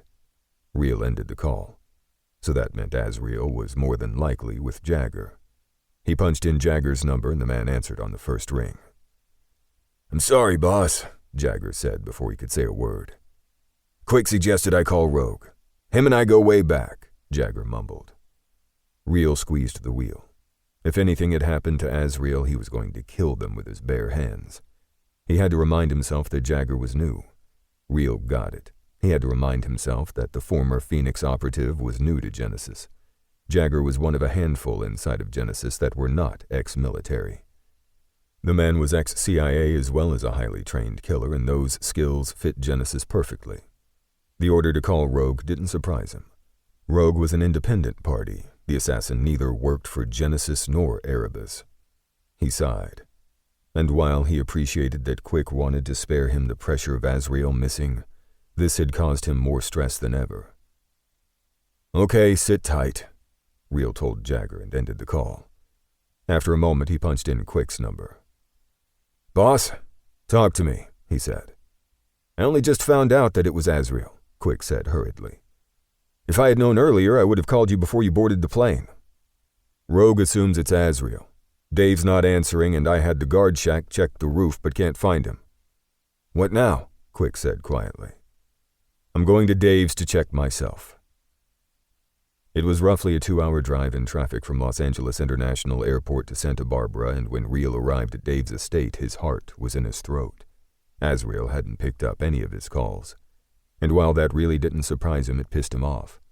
The boy, scratch that, the young man, was still angry at him. Like I'm not supposed to ever get laid. Real squeezed the steering wheel until his knuckles turned white, thinking of Azrael catching him with a casual fuck months ago. Oh, Azrael hadn't been there in person, but hearing the one-night stand's voice in the background during their brief phone call had pissed Azrael off more than he had ever seen. Real called Dave's guard shack ahead of time, and his tires spun as he raced through the open gates. Slamming out of his truck, he ran, ignoring the guards greeting him. Inside, he took the stairs 2 at a time and didn't even bother to knock. Shoving open Azrael's bedroom door, he stepped inside and glanced around frantically. The room was empty, just like the guard had said. He stalled hard, his head suddenly pounding, and sweat turned his palms damp. He knew the panic attack for what it was, and thought to ride it out. Until he noticed the window was now open. Fuck. Air whipped into his lungs, and he stalked toward the opening. Ducking down, Real stepped through the open window, and once outside, he walked along the sloped roof to where it panned out flat.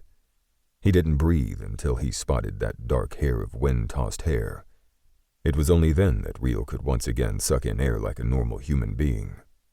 Azrael sat on the edge of the roof with his arms wrapped around his bent knees, gazing at the ocean. The teenager glanced over his shoulder, and finding him there, those dark eyes snapped angrily at him. They had spent almost a week together over Christmas, and Real had thought Azrael had gotten past his anger. By the look on the young man's face, he was not even close to being forgiven. Right now, Real didn't give a fuck if Azrael was still pissed at him, just as long as there was life in the young man sitting before him. As long as Azrael breathed, Real could sleep at night. Chapter 17. Wrath rolled over and slapped at the mattress, searching for Rogue's warmth. Finding none, he rolled to sit up on the edge of the bed and glanced around the hotel room. He knew without calling out that Rogue was gone. A note lay on the nightstand, and he picked it up. I had to take care of something urgent. Go to the dinner tonight and see if you can talk Rebel into coming in. Here is the address I wanted to take you to in Nevada. Go there and I'll meet you in 3 days. I'll call you if I can. R. Wrath smiled, gazing at the out-of-state address. Rogue would meet him in Nevada. That right there took the anger of being deserted right out of him. Rogue was worried he would be mad. That was why the note had been written with Rogue assuring him that they would meet up. They would meet in Nevada. Happily, Wrath launched from the bed, showered, and got ready for the day. Now he just had to convince Rebel to give Erebus a chance. Mrs. Jackson greeted him when he rang the doorbell later that evening. Your friend couldn't make it? She gazed around Wrath curiously. He was unexpectedly called away. A commotion in the dining room had Wrath glancing that way to see a dark, curly-haired teenager dart back out of the dining room and slam out the back door. Excuse me, Wrath said calmly, and then raced out the front door. He cut around the side of the house and flew toward the backyard. Scaling the 6-foot-high wooden fence, Wrath leaped over it and dropped to the lawn below. The teenager was already halfway across the backyard, but Wrath was fucking fast and caught a hold of the boy's jacket. They had reached the back fence when the kid was pulled to a stop, and Wrath spun the teen and shoved him up against the tall back fence. When Wrath stepped back, the kid pulled a knife and lunged. Wrath knocked the blade away. It toppled to the grass. Gasping, the boy clutched at his wrist, and Wrath knew it had to be throbbing. Next, the teen kicked out at him. Wrath blocked the kick and planted his hand into the kid's chest. Rebel? The boy's pupils expanded when his name was called, and panting, Rebel stared up at him. The boy reminded him of Echo. All dark hair and slender build, with maybe one of his parents being of Asian descent, like all of Tanis's boys. Rebel was gorgeous. I won't go back to Tanis, Rebel snarled. I'll kill myself first. The words were filled with anger that bordered on rage, and so much fear and pain that a knot grew in Wrath's throat. His voice was gruff when he spoke. Tanis and Solomon are dead. You're lying, Rebel spat, distrust clear in the boy's eyes. I'm not. Azriel killed Solomon and another man killed Tanis. You know Azriel? Rebel tipped his chin up, dark fire spewing from his angry brown gaze, but there was hope in there. The boy was all bravado, but Wrath knew that attitude had served him well on the streets. Yes, I do. And I know his twin brother Apollo and their friend Cash. Do you know Rogue? I do. Rebel crossed his arms, tipped his head slightly to the side to measure him with an untrusting gaze. Rogue is busy at the moment, but I can take you to see Azriel, Apollo, and Cash. They have a place with plenty of room for you. The boy's expression was indecisive, as if he wanted to stay and believe him on one hand and run and disappear on the other. The war was clearly written on his face. Wrath had to search his brain for all the boys who were about Rebel's age, but he wanted to give Rebel names he would recognize. Do you know Boston and Beck? He said. Yeah, I know them and Mouse, Rebel whispered. Wrath sighed and let his hand fall away from where he had a grip on Rebel's shoulder. I'm sorry. Mouse was killed. Who killed him? A sheen of resignation hit the teen's eyes, as if he was no longer surprised that the ones closest to him were dying. Blue did. Blue's now dead. Good, I hated that fucker. Rebel squeezed his hands into fists. Are you two coming in to eat? Mrs. Jackson called from the back porch. Wrath glanced from Rebel to her and then back to Rebel. How about we eat, and then I'll take you to your friends? Rebel searched his gaze. I hope you aren't lying to me. I'm not, Wrath murmured softly. You've got to start trusting somewhere. You can start with me, and if I ever break your trust, I'll hand you back this knife. Wrath said and picked up the knife in question to tuck it away beneath his shirt in the back of his pants. Something in his voice must have convinced Rebel to take a chance on him, and when Wrath stepped toward the house, Rebel dropped into step with him. The dinner was strained, and it had Wrath's senses on high alert. Rebel sat with his head bent, barely eating a bite while Mrs. Jackson chatted the whole time to the other two boarders. One blond man, who Mrs. Jackson had called Bill, ate without glancing up, but the man did answer the woman after a few calculating glances at him and Rebel. The other man, who they called Jeff, had dark brown hair with gray in it, a weathered face, and a tall, wiry frame. Wrath didn't like the look in the man's hard stare when they'd met 20 minutes ago.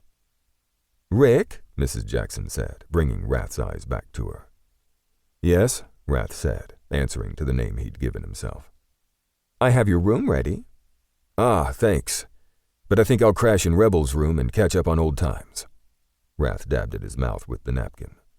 Oh, you know each other? Yeah, we go back a few years. Mrs. Jackson glanced at Jeff and then Bill before smiling at him. Well, it's nice that you found a friend.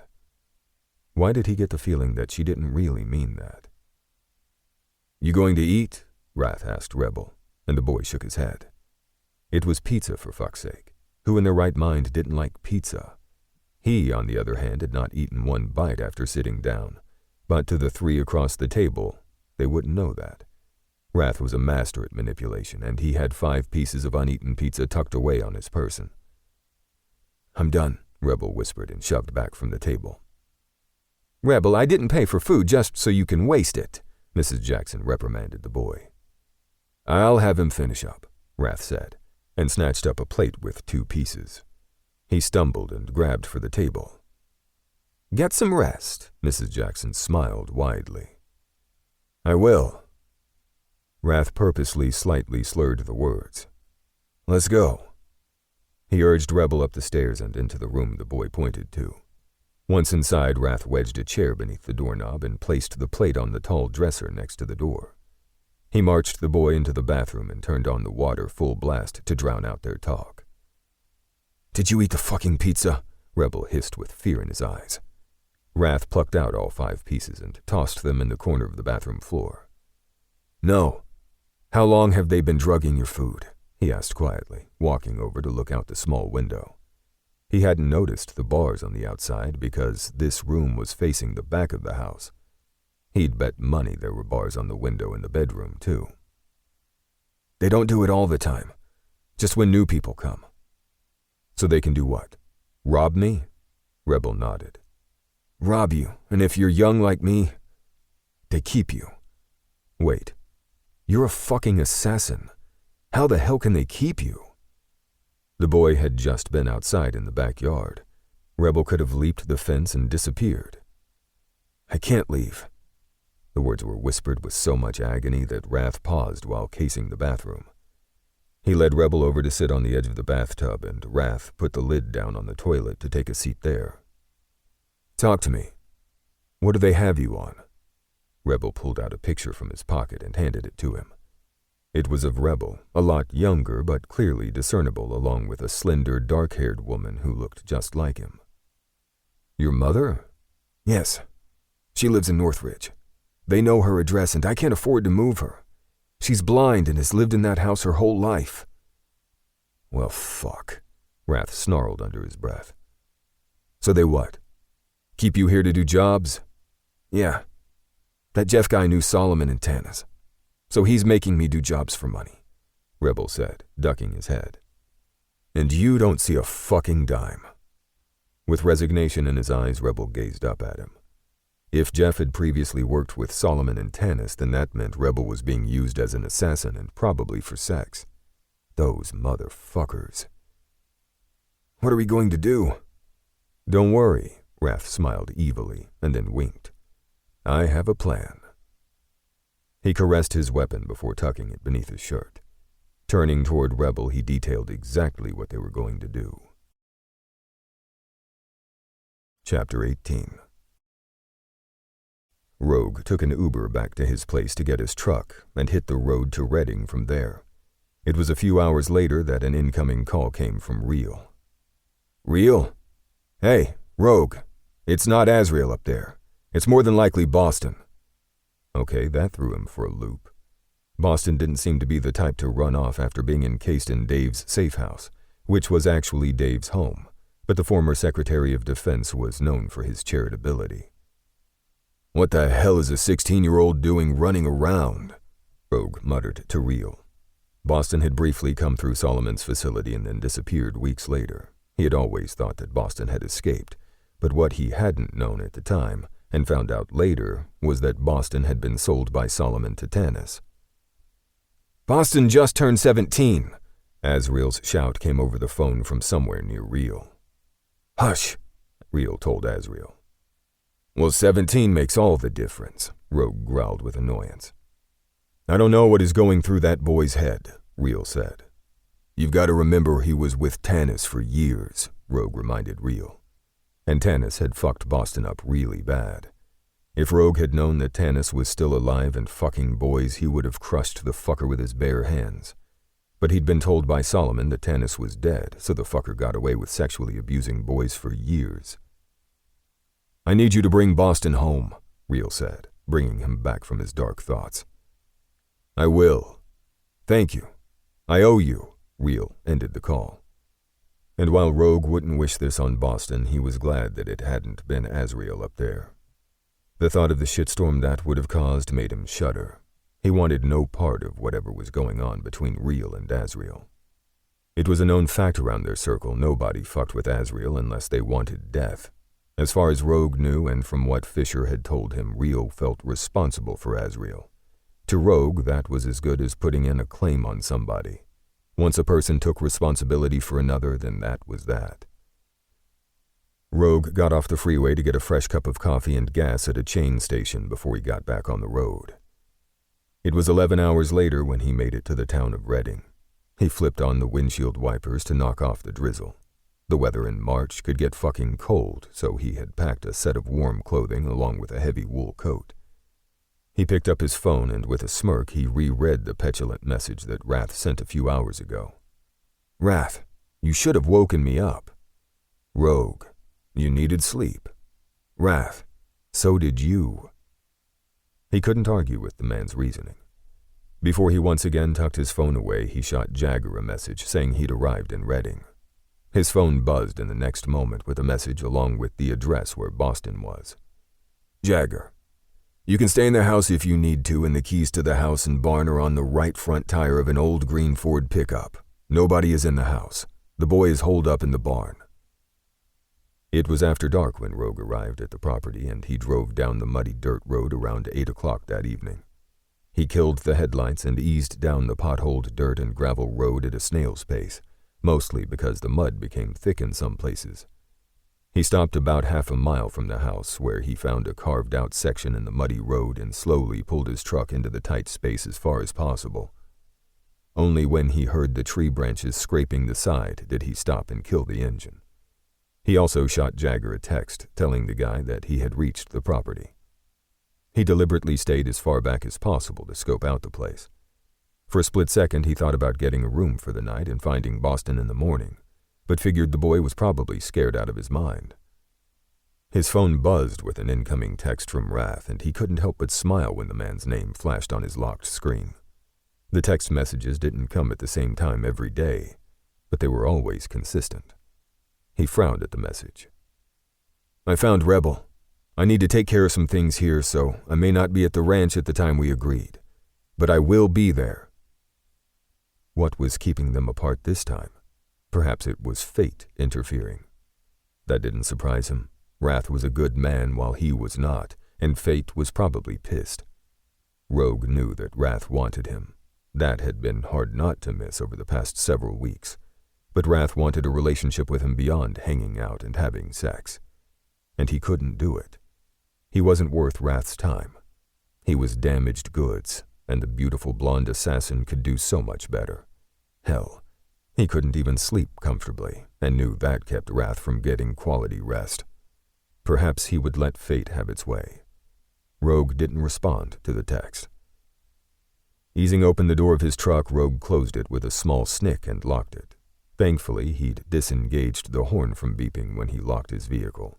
That sound was annoying as fuck, and one of the first things he'd done after buying the used truck a few years ago. Walking through the Northern California wilderness wasn't all that tricky this time of year. With it being a couple of weeks into March, it was dampy, and the leaves soggy from the rain made his footsteps quiet. He paused and listened for sounds that might be coming from the house. Something felt off. The first thing he did was trust his gut. He wasn't alone out here, but perhaps that was because he knew Boston was there. Yet he didn't think it was Boston causing the hairs on the back of his neck to stand. Something didn't feel right, and he wasn't going to take any chances. He melted into the trees and waited. After several minutes of nothing, he slowly moved through the dense forest. When he reached the edge of the trees nearest the house, he started working his way around the structure. The brown wooden barn where Boston was supposed to be turned out to be located well behind the large home. Careful, he edged through the darkness, staying in the trees until he could make out where the barn door was. One thing was for sure. He wasn't going to need that key. The door looked like it had been recently broken down, and Rogue frowned. He carefully made his way around to the side of the building and came up to the right of the crushed door. With his Sig Sauer P365 held at the ready, he stepped inside. His eyes quickly adjusted to the deeper darkness. Well, fuck. The barn was empty. Had Boston made it outside? Was that who had been in the trees watching him? "Boston," he hissed and waited. "Dave sent me." He used the name he knew Boston would recognize. "Azrael is waiting at home," he added, just in case Boston didn't like Dave. Although there wasn't anyone Rogue knew that didn't like the powerful yet soft-spoken former Secretary of Defense.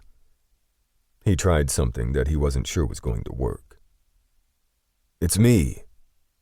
Rogue." A noise from above sounded, and he glanced up. He saw a figure dart along the rafters and leap nimbly across each one.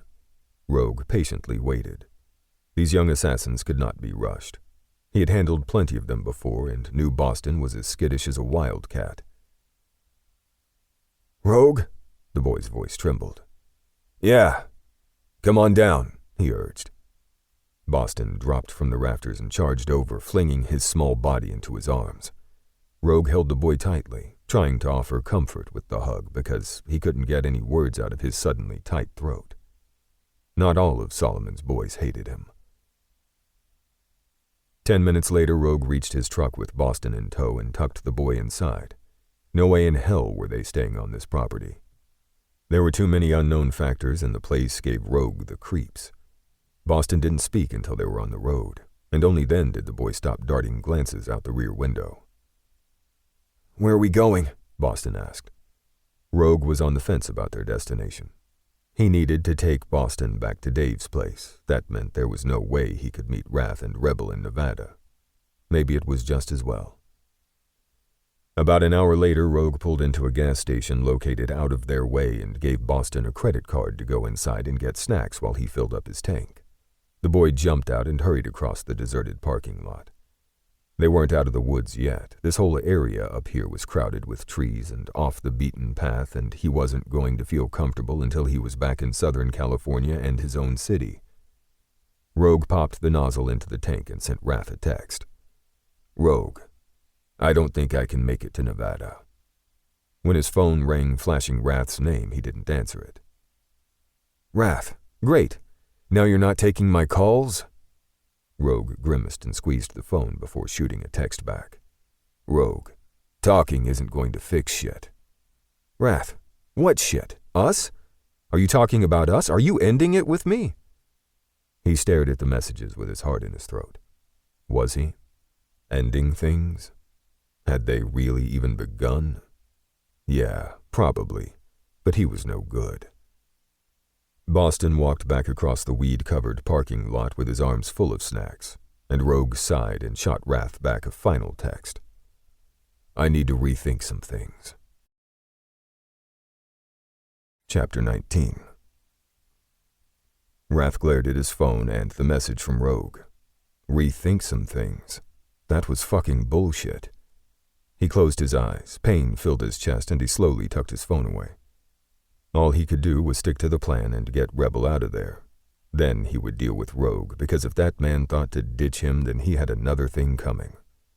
In truth, though, Wrath was tired of the hot and cold. He was tired of always being the one to chase. Why couldn't Rogue meet him halfway?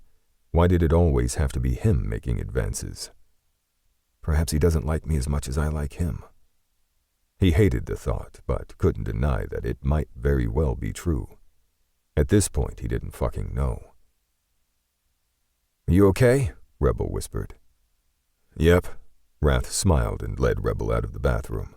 He pulled out several pieces of a weapon he had disassembled and tucked on his person and placed them on Rebel's bed. Hiding his weapon had been the best thing to do since Mrs. Jackson had taken his jacket when he'd entered from the outside. She had also bumped against him as if by accident, but he'd caught on to the fact that she was searching him for a weapon. He still had Rebel's knife tucked beneath his shirt, and he never went without his own weapon. She didn't find either one, but didn't really search him because that would have drawn suspicion. He hadn't blamed her at the time because he thought she was being careful with new renters. Now he knew differently. Wrath walked through the small room, checking the lamp, each knick-knack, even the door frames above the door, closet, and bathroom. Wrath combed through every inch of the small bedroom, and after several minutes, Rebel frowned at him. "What are you looking for?" Putting a finger to his lips, Wrath then tapped at his ear. Rebel's eyes went wide, and the boy launched himself off the bed and started searching the room as well. Listening devices and cameras were so small now that it might be hard to find any. And there might not be any, but Wrath had to make sure. Wrath turned away from checking the room after finding no cameras or devices and sat on the bed. He quickly assembled the compact 9mm and twisted on its silencer before tucking it away beneath his shirt. "What's Mrs. Jackson's part in all of this? Or is Jeff running the show?" "She runs things. Jeff is her nephew." Now that he had his weapon, he felt much better. Not that he couldn't have killed them with his bare hands, but this way was quicker. And he would kill them. He would take care of this situation and get him and Rebel on the road. Then he'd find Rogue. Because if Rogue thought he could walk away without facing him first, then the man was wrong. Damned wrong. It pissed him off that Rogue dumped him over a fucking text. But then, had they been more than casual fucks this past month? Well, yeah, to him they had. But he couldn't speak for Rogue. "Are you going to take the bars off the window? I've tried, but I can't do it." "No, kid. We're going out the front door." Wrath smirked. When Bill came knocking on Rebel's door later that night, Wrath opened it. "You need to sleep in your own room. He's mine," Bill slurred, smelling like alcohol. It looked like the asshole had been drinking since dinner. "Sure." Wrath gestured with his hand and held the door open. When Bill stepped inside, Wrath closed the door and then slammed his gun into the back of the fucker's head. Bill dropped to the floor. Wrath lifted the pillow from Rebel's bed, pressed it to Bill's face, and fired 2 bullets into the man's head. Even though he had a silencer on his weapon, the pillow would help to further muffle sounds. Rebel stood quietly, and Wrath tossed the boy a quick glance to find his eyes filled with a dull glaze. Fuck. He had thought that Rebel might be out working the streets for money, but now he knew it was these bastards who came up here every night to fuck the boy. "Nobody is ever going to touch you again," Wrath promised. "He hasn't been up here in months," Rebel whispered. "Probably pissed and jealous that I was here." "Maybe," Rebel whispered. "But mostly it was Jeff. That's why Bill never came." That meant Jeff was the one. "We'll get Jeff on our way out," Wrath promised, pulling Rebel toward the door. "When we get out there, you stay on my ass like glue, you got me?" he rasped, and Rebel nodded, stepping closer. Killing the lights, Wrath waited until his eyes adjusted and then eased open the door. The landing on the stairs was empty, and Wrath quickly made his way down the hall and paused. "Where's Jeff's room?" He figured that guy was the bigger threat than the woman. Rebel pointed down the hall. "The second door." "And the woman?" Wrath said, keeping his voice almost inaudible. "Downstairs room," Rebel whispered. Wrath handed Rebel back his knife.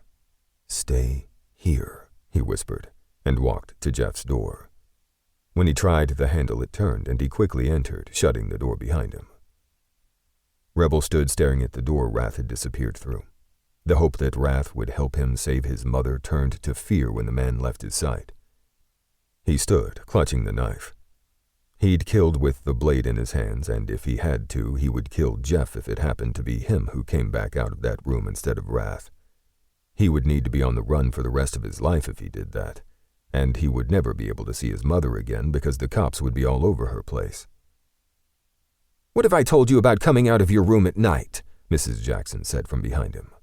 Shit. She'd come up the stairs and he hadn't heard her. Pasting on his smile, he palmed the knife so it stayed hidden somewhat and turned around. She held her trusty revolver in her hand. It was some kind of vintage weapon she told many a story about using. It wasn't pointed at him because she knew he would never attack her for fear of his mother. He could kill her right here and now by shoving his knife in her neck. She would never see it coming. But what if it was Jeff instead of Wrath who came out of Jeff's room? The odd thing was that there had been no sounds from Jeff's room after Wrath had entered. Had Jeff gotten the jump on Wrath the minute he'd entered? "Where's Rick?" It took Rebel a moment to realize that she was talking about Wrath. "He's in the bathroom." "Your bathroom?" Rebel nodded. "Get back to bed. You've got 2 jobs tomorrow." She gestured to his closed bedroom door. Rebel made the decision and hoped like hell that he wasn't sending his mother to an early grave. "Okay," he whispered, and swung his arm up and around. The knife punctured her neck, blood sprayed him and her. Her eyes widened, and the gun toppled to the floor with a thud just before she collapsed on the stained carpet. Wrath came out of Jeff's room and closed the door. He found Rebel standing frozen over Mrs. Jackson's body. Gently he approached and took the knife from the boy's hand and dropped it to the floor. "It's okay. They're all dead." Rebel nodded, sucked in a harsh breath, and stood panting as if he'd been running. Wrath cupped a hand at the back of Rebel's neck with one hand and pulled his cell phone from his pocket. Savage answered on the first ring, even though it was the middle of the night. "What do you need?" The man's voice sounded like he'd been woken from sleep. "I need cleaners. Do the full sweep for Prince, and I mean full." Wrath told Savage the address and pulled Rebel down the stairs. "Did you retrieve Rebel?" "I did," Wrath assured his boss. He wondered why Savage was so set on bringing Rebel in, but then he remembered that Savage seemed to be set on finding all of Solomon and Tanis's boys. "Good. I'll have a team there in 20 minutes to clean the place. You get Rebel to Dave's for now." "We have some place to go first," Wrath said, and hung up the phone before Savage could argue. Screw it. He was going after Rogue, and taking Rebel with him. "Let's go." Wrath smiled at Rebel's incredulous look at him, and then back at the house. "What?" "You guys have cleaners and everything?" Rebel whispered. "We do. I'll tell you about Erebus, but let's hit the road," he said. It ended up being the back door he guided Rebel out of instead of the front, but a door was a door in Wrath's book. Right now, they were going to find Rogue, and then he and Rogue were going to talk. Whether or not Rogue talked wouldn't matter. Wrath had plenty to say. Chapter 20. Rogue was glad he had taken them down the coastal route instead of the more popular Highway 5. It really was too bad it was dark outside because the drive down Highway 101 was beautiful during the day. In the morning, the view would be spectacular with the sun rising in the east. The sun began to rise about 5 hours later, and just past Carmel he felt comfortable enough to get a motel room. He was running on empty, and that wasn't good for their safety.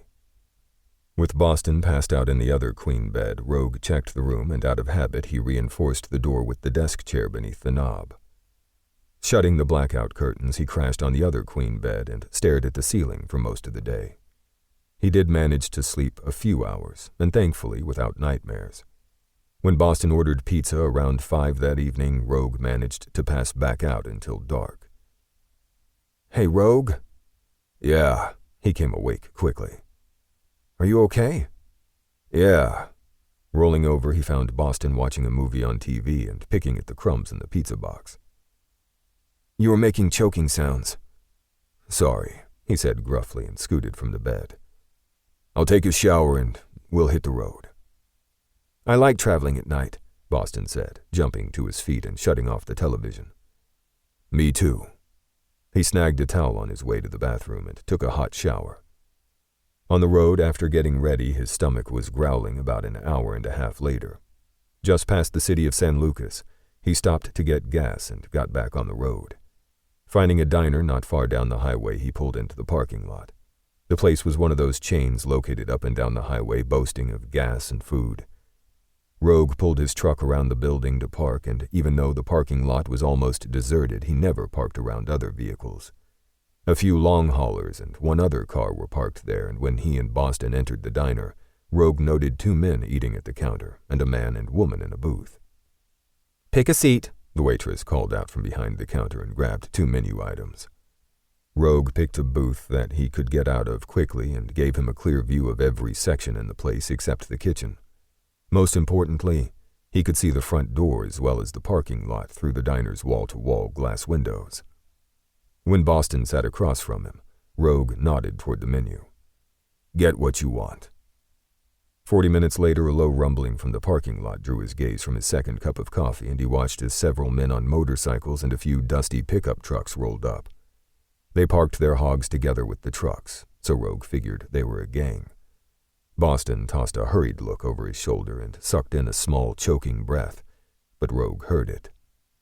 "I have to use the bathroom," Boston whispered, not looking at him, and darted from the booth to walk quickly down the back hall. The kid was worried about strangers? Or was there something about the gang coming through the door that had sent Boston running? They were noisy when they entered, not caring about other customers, and when a big one in front, obviously the leader, stopped at the counter behind the 2 men, they hurriedly pushed away their plates and left the diner. That left him and the couple in the far booth remaining. The man in the booth suddenly urged the woman to her feet and quickly paid the bill before leaving. One of the bikers heckled and fingered the woman's sweater when the couple hurried past. She gasped, jerked away, and the couple practically ran out the door. Rogue sipped at his cooling coffee. He figured he was 2 hours away from Dave's place, and then he'd drive home, back to Oxnard. Why not stay at Wrath's place? A little voice whispered in his head. He lived in Santa Barbara, not far from Dave's house. He nixed the idea, but it wouldn't go away as he swallowed more coffee. He would need to speak with Wrath at some point, he silently reasoned. The gang of 9 were harassing the waitress, and Rogue knew the exact moment one of them noticed him. Easing one hand away from his mug, he pulled his weapon from the inside of his coat and held it beneath the table. It wasn't his only weapon, he had his knives. The short swords he had left at home, but he wouldn't need them.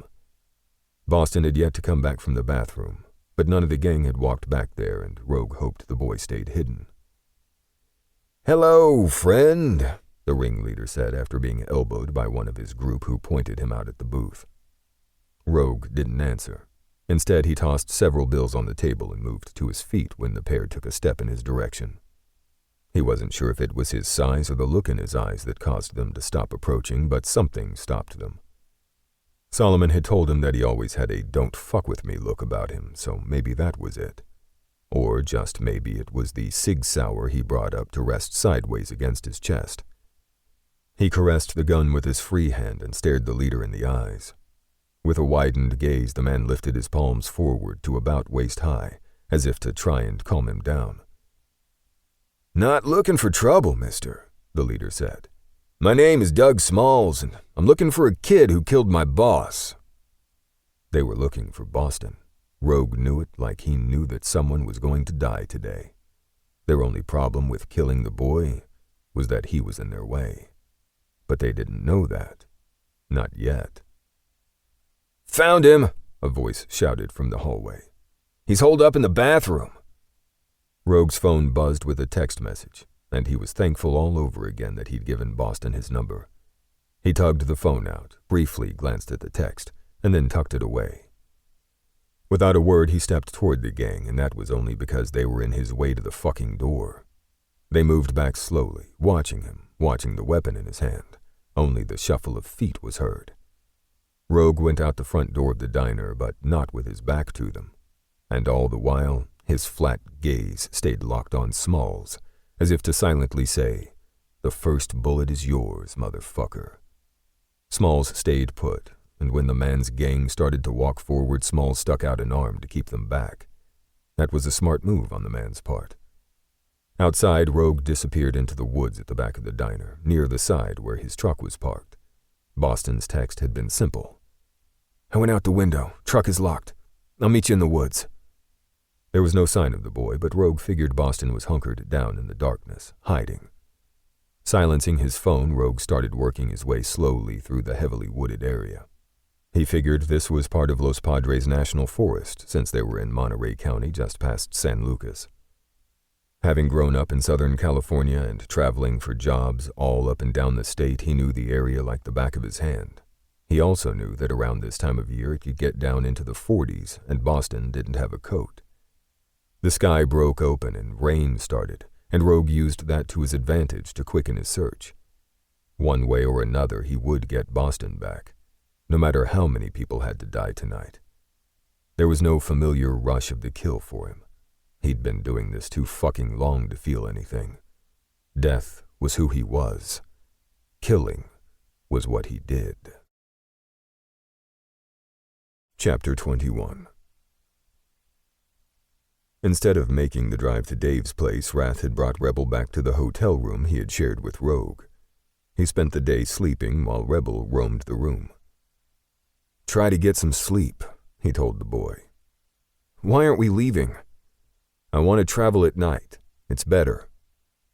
When on a job, he only ever traveled at night, and that skill had saved his ass more times than he could count. It was one of the things he and Rogue had in common, and he knew that wherever Rogue was, he would also be resting during the day and moving at night.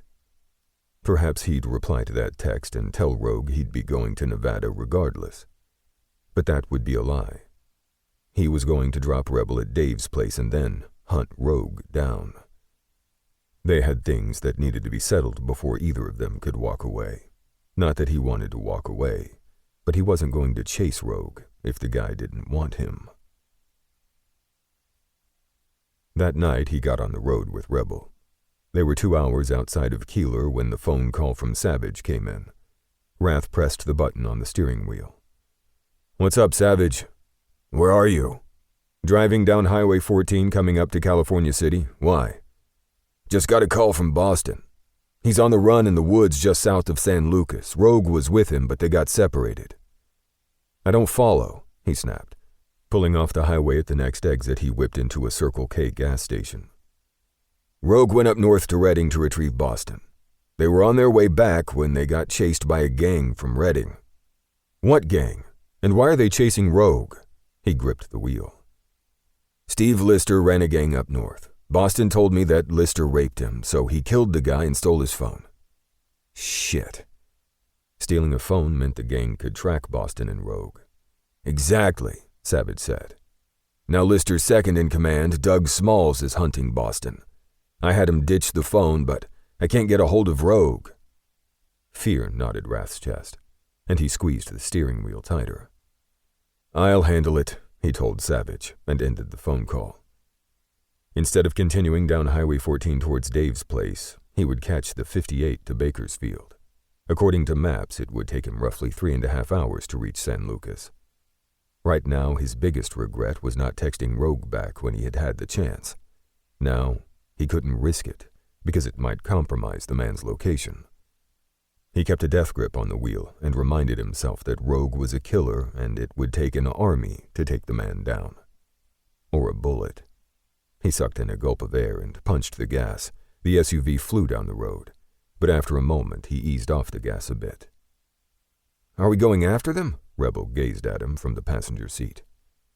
Reach into the glove compartment and push the inside button located in the far right back, Rath said instead of answering.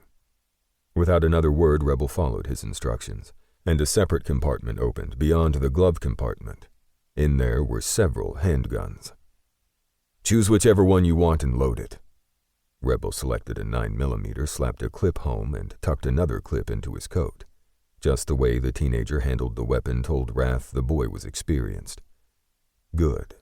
He was going into an unknown situation.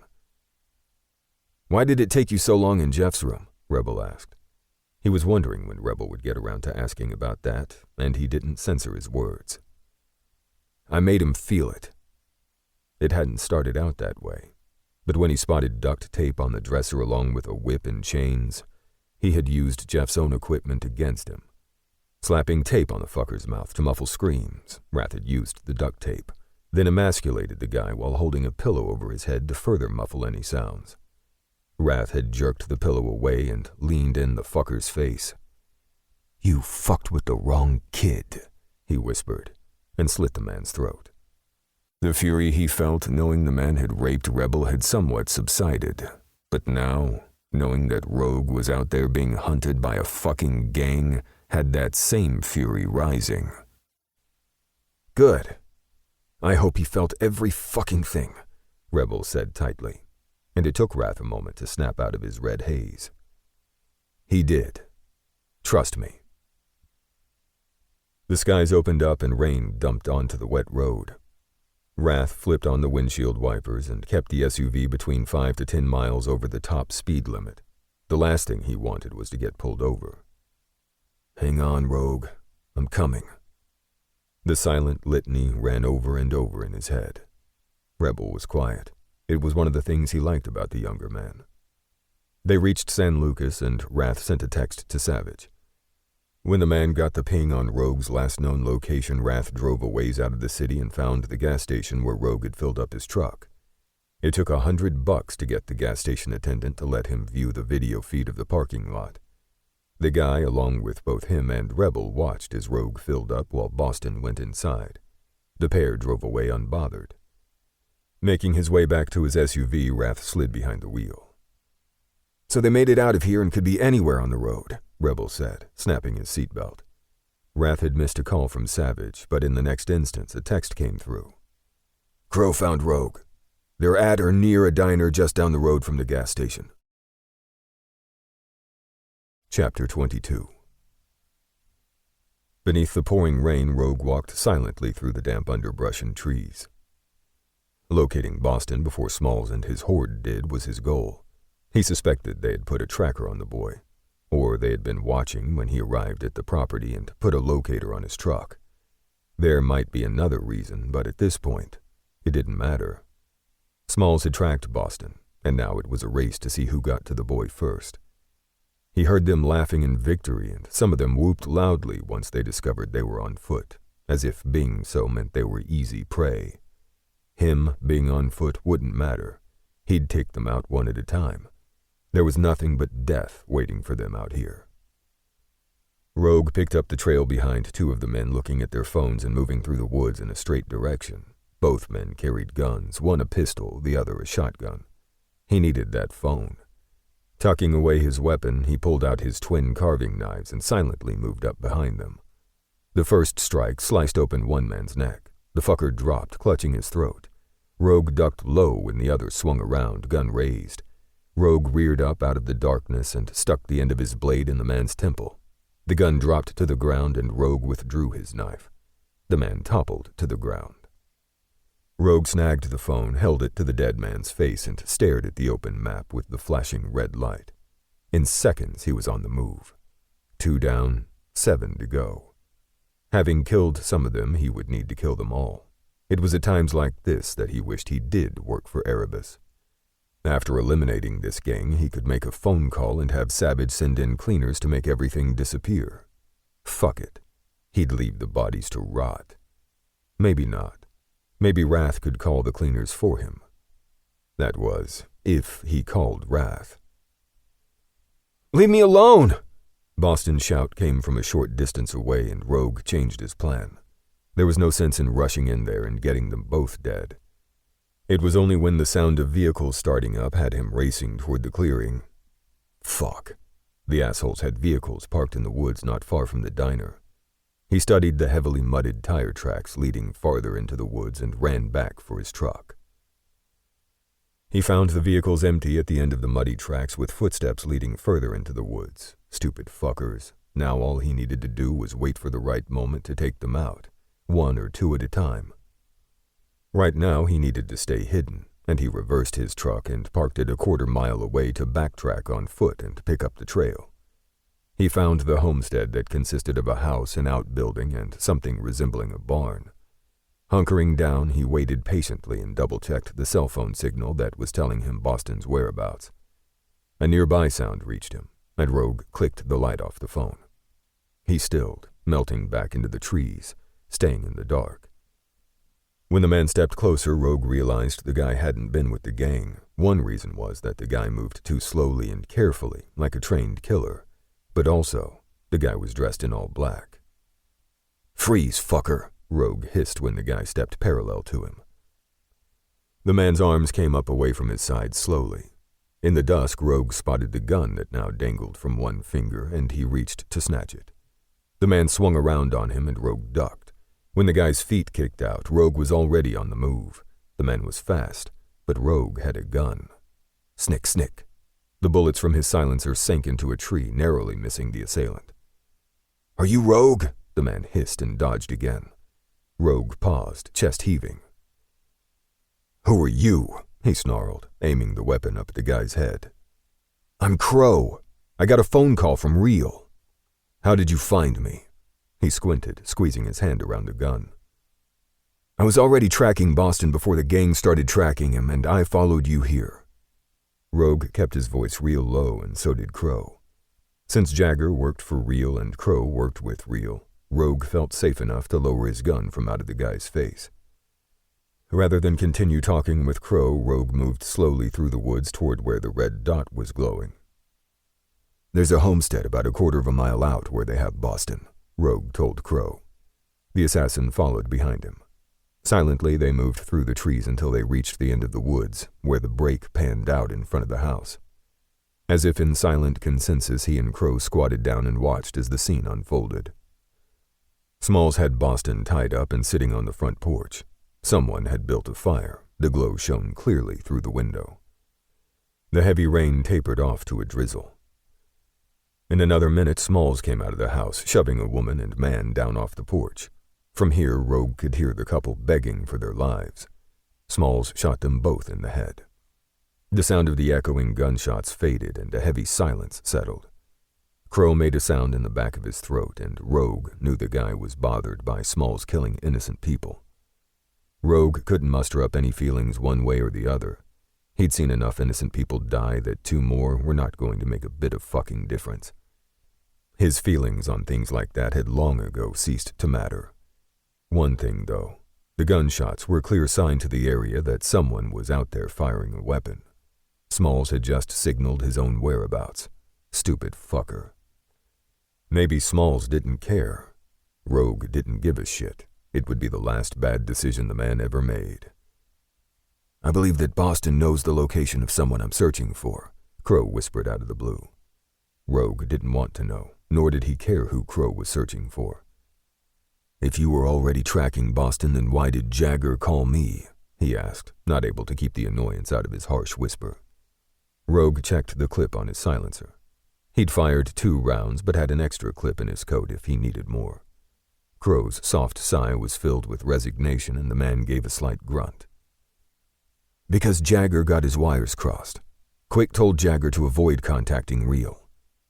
"Sounds like Genesis doesn't communicate very well," Rogue murmured. "Maybe. But Real was in New York and Quick in Nevada, so it's been tough on Jagger."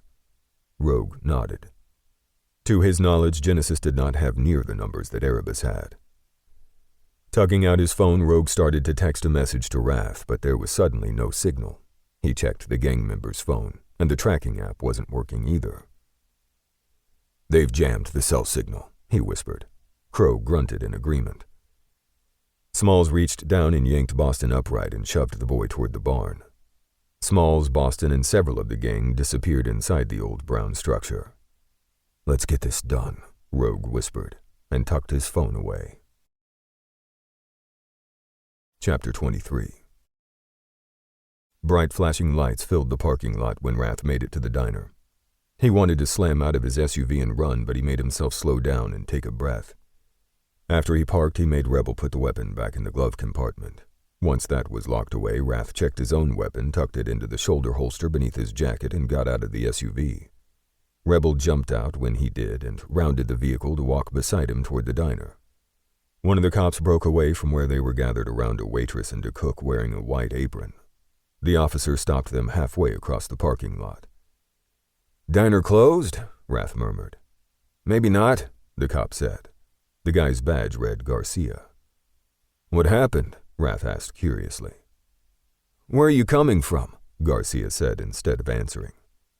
"Keeler," Wrath said. It was best to keep to the truth as much as possible. "That's a long ways away." Garcia squinted at him, and that was when the guy ran his gaze over him and noticed the bulge of his weapon.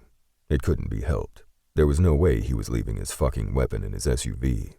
But maybe he should have, because he could see they were going to be delayed. "I have a license to carry," Wrath told the cop, whose hand was now resting on the holstered gun at his hip. Garcia nodded slowly. "I'll need to see that card and your license." Wrath slowly pulled his wallet out of his pocket and took out both cards to hold out to Garcia. "Smith," Garcia called, and another cop broke away and approached. "I need you to watch these two while I check his license to carry." Smith wasn't as easygoing as Garcia and immediately pulled his weapon to point it at them. Wrath held Smith's eyes across the short distance, and after a tense moment, the cop's eyes flickered down and away. The gun was lowered, but still held with stiff arms, pointed at the ground, ready to come up and fire if need be. Garcia came back and held out both cards to Wrath. "All right, Mr. King.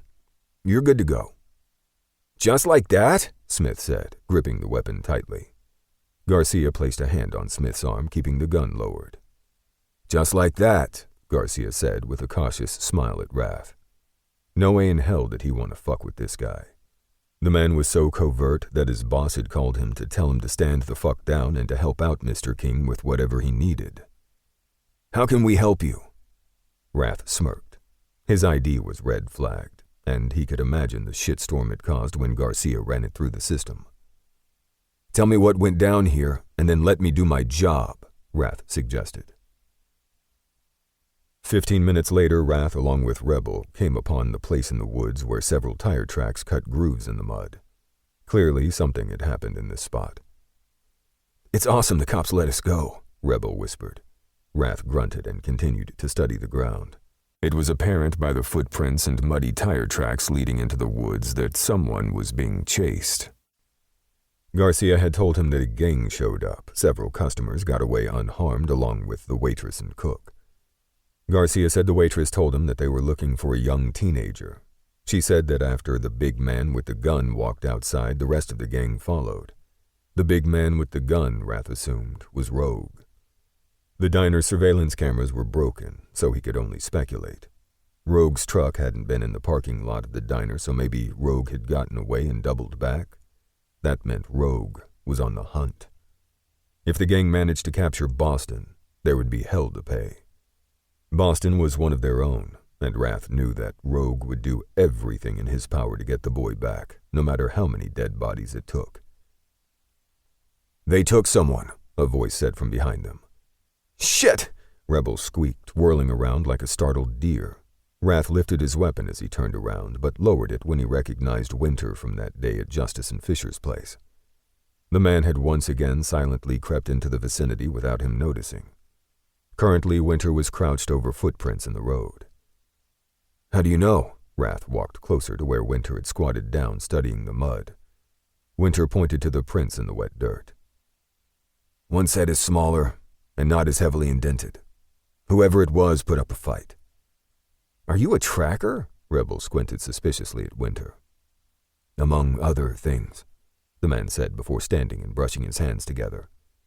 In a rain slicker and boots, Winter was dressed for, well, winter. Much more so than him and Rebel. Wrath had managed to scrounge up a coat from Mrs. Jackson's place, but it didn't do shit for the rain. "What did the cops say?" Winter murmured to him. "They weren't much help," Wrath muttered, knowing the guy had been watching them for that amount of time and he hadn't known it. "I have a couple of slickers back in my Jeep," Winter offered, looking them over. He and Rebel were both drenched, and he took Winter up on the offer. "I think we should follow those mud tracks leading deeper into the woods," Wrath said, pulling on the black slicker over his dark clothing that Winter had handed him. Rebel followed suit with another dark slicker, and Winter pulled out 2 black ball caps, handing one to each of them. The guy seemed to think of everything and had come prepared. "Following the tracks on foot is a good idea," Winter agreed and locked his Jeep. "Who are you?" Rebel asked. Huddled in the slicker, the boy continued to gaze at the new guy with distrust. "This is Winter. He works for an organization much like the one I told you about," Wrath told Rebel, by way of introduction. "So, like Erebus?" Rebel asked, growing curious. "Sort of." Winter smirked and opened the driver's door of the Jeep. "You two should ride with me. The Jeep is built for this terrain, your SUV is not." Wrath couldn't argue with that, and within moments Winter was driving them down the heavily grooved and muddy road. "Did Real send you?" Wrath asked the guy. "No, Stone did." "Aren't you supposed to be guarding Stone?" "Yup." "Dave's going to be pissed," Wrath said and caught hold of the "oh shit" handle over the door when the Jeep hit a pothole. "I imagine so," Winter drawled, but the guy didn't seem to be all that concerned that the former SecDef might just kill him if anything happened to Stone. "Who's Stone?" Rebel asked from the back seat. "He's Dave's man," Wrath said to keep it short and sweet. "Like, are they together?" Rebel hung over the front passenger seat. "To my knowledge, no," Winter said. "But there's definitely something there between them," Wrath pointed out. "Yes, there is," Winter agreed, nodding after a moment. "So why didn't Real send someone else?" Wrath asked. "He has his hands full with Azrael, who is challenging," Winter muttered. Wrath snorted. "To say the least." "Azrael wanted to come and save Boston himself," Winter said with an annoyed-sounding huff. "I wouldn't underestimate that boy," Wrath cautioned the man. "Really?" Surprise lit up Winter's icy blue eyes when they glanced his way. "Yes, really," Rebel cut in. "Azrael may be young, but he was one of Solomon's assassins." Winter squeezed the wheel and said nothing, and Wrath was left wondering if Winter had been familiar with Solomon, or perhaps the man had only heard of Solomon's torture and abuse. The rest of the bumpy ride was in silence, and they came up on Rogue's truck maybe 20 minutes later. With his heart in his throat, Wrath combed the area around Rogue's vehicle, but there was no sign of the man. "Looks like he had company," Winter said, and pointed to 2 sets of tracks, one following the other. He gestured to Winter, and then held Rebel back from following too closely. "Let him do his thing. That way we won't mess up any tracks," he murmured, and Rebel agreed with a nod. Chapter 24. Rogue and Crow slipped through the shadows and entered the barn several minutes later. There were enough shadows inside to stay hidden. Overhead lights swung down on heavy electrical cords, and their glow swung slowly. "You killed my boss, you cunt!" Smalls snarled at Boston. Boston glared at Smalls, his chin tipped. "He deserved to die," the boy spat. Rogue watched in horror when one of Small's crew reared back and clocked Boston in the head with the helmet in his hand. Shock swept over Boston's beautiful face, and then his eyes went blank. The boy's body crumbled like a marionette doll. A sound ripped from his throat that matched the one of rage coming from Crow. Smalls cackled with glee. "Good one, Joe!" Rogue launched across the distance a second before Crow, and all hell broke loose. Red covered his vision even in the darkness of the dirty barn. Rogue was on Joe before the guy could even process what was happening. Much like an animal, Rogue tore at the man's throat with his bare hands, and he didn't stop until he found blood. The sticky wetness covered his hands, and Rogue dug until he found sinew in the man's windpipe. He ripped it out. The rest of Smalls's gang scattered, tripping over themselves to get away. Crow snatched up Boston. The big man was still making those animal-like sounds, or was that him? Rogue didn't know. All he knew was that the fucker beneath his hands had snuffed out one of their young assassins. He had seen the light die in Boston's eyes. He knew what death looked like. The bullet that pierced his back was more of an irritation than a pain, and Rogue brushed it off, tearing at Joe's throat until the man's head lolled, barely attached. Coming to his senses was something he'd been taught at a young age, and he pulled his Sig Sauer and rolled at the same time into the shadows, covering Crow, who had lifted Boston's dead body in his arms. He caught the man's eyes across the small distance. "Go!" Rogue growled. "We go together." Crow's voice was harsh. Rogue shook his head and patted his coat for the extra clip he'd earlier slipped inside his coat. "We'll never make it. Take the body and go." Rogue closed off his emotions, and his breathing became even. "Rogue!" Crow's voice was hoarse as he cradled Boston to his chest. "I know." He did know. Crow could be the last person he would ever see alive. "I need you to call Wrath. Nobody else, just Wrath. Now get the fuck out of here." Rogue melted into the darkness and became what he had always been meant to be. A killer. He had taken out 3 more before he fell to his ass inside a vacant straw-filled horse stall. A slight noise to Rogue's right drew his gun up, and he paused before pulling the trigger. 2 young faces looked at him, and one was very familiar. Many years ago he had lived with the young man in Solomon's warehouses. A little girl crouched next to the young man. "Chandler," Rogue whispered, and the young man's eyes widened in his dirty face. At the age of 6, Chandler had been captured by Solomon. At the age of 10, the boy had been sent to work the streets. It was one of those normal working days when Chandler had never returned. Rogue had assumed the kid had run away and was fiercely glad. He had envied Chandler and his freedom, while he had stayed and kept hoping that the man he considered a father wasn't truly a monster. He had been so fucking wrong. "Rogue?" Chandler croaked. The young man couldn't be more than 25 years old now. Rogue crawled across the short distance and settled his big body next to Chandler in the dirty straw. The slender young man crept closer and was soon pressed to his side. "You got away," Chandler whispered. "Solomon's dead," he murmured, and checked his clip. The little girl pressed up against Chandler. She couldn't have been more than 10, if that. "I told the cops about him, but I couldn't remember where that place was," Chandler said. "It's okay. Solomon moved us when you didn't come back. It's not your fault, it's mine," Rogue assured the boy. "No, it's not your fault. I'm glad that fucker is dead." Chandler's next words were never spoken when Small's voice filled the barn. "You better come out, or I'm going to lock up this barn and set it on fire," Smalls yelled.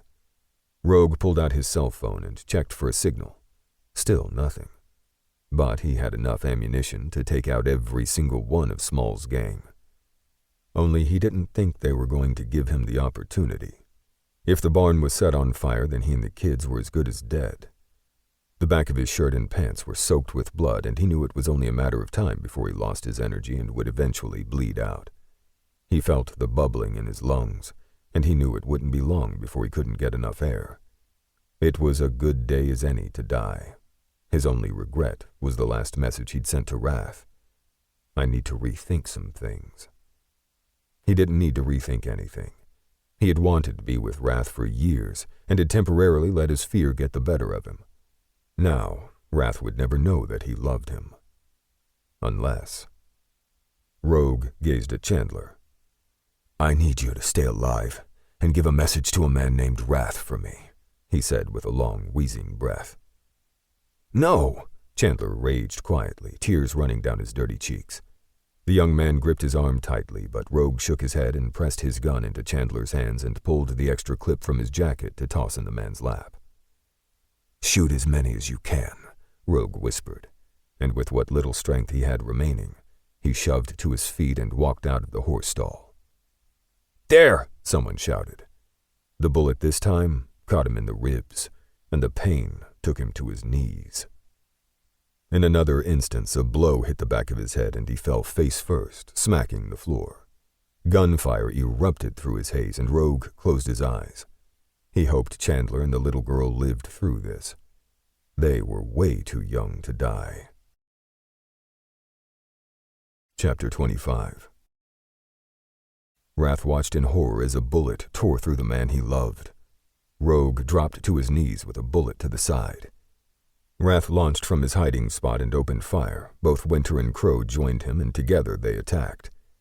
When one man hit Rogue on the back of his head, Wrath leaped across the distance. "Motherfuckers!" Wrath raged, firing his weapon. He shot the man in the head 3 times. Scrambling, Wrath pulled Rogue into his arms. "Rogue!" he yelled, rocking the man's limp body in his arms. There was too much blood already. The back of Rogue's shirt was soaked. The medic in him had him taking the man's pulse. It was thready, but it was there. Rolling Rogue onto his side, Wrath tore open the back of the man's shirt. A bullet hole poured blood, and Wrath tore off his own shirt to staunch the blood flow. The bullet in Rogue's back was a lot worse than the one in his side, so Wrath kept the pressure there. Crow and Winter shielded him and Rogue. The pair fired, working their bullets through the room and bodies until it all grew quiet. Wrath swept his gaze over the barn when the last echo of gunfire ended. Dead bodies littered the filthy ground. The stall to his right had the door open, and he was suddenly faced with a gun in his face. Holding the weapon was a very nervous teenager. Behind the boy crouched a small girl. Fear and rage stood in the boy's eyes. "I'm here," Wrath began, but before he could finish, the boy fired. Crow leaped at the same time as Winter, but it was Crow who managed to kick the boy's arms up and away before the bullet could pierce either him or Rogue. Winter disarmed the kid in seconds. "We're here to help," Crow said, and the 2 kids sat frozen in the dirty straw. "Rogue needs an ambulance," the boy said. "There's no phone service here." "We already called in the cavalry," Winter assured the kid. "What's your name?" "Chandler, and this is Summer," the teenager said, pointing to the small girl at his side. "What are you doing here?" Crow asked the boy. "We were caught by Lister's gang. The guy used to work for Solomon," Chandler said. Wrath knew there had to be more to the story, but first he had a question. "How did you get Rogue's gun?" "He gave it to me," Chandler said with a nod toward Rogue. "Is Rogue going to die?"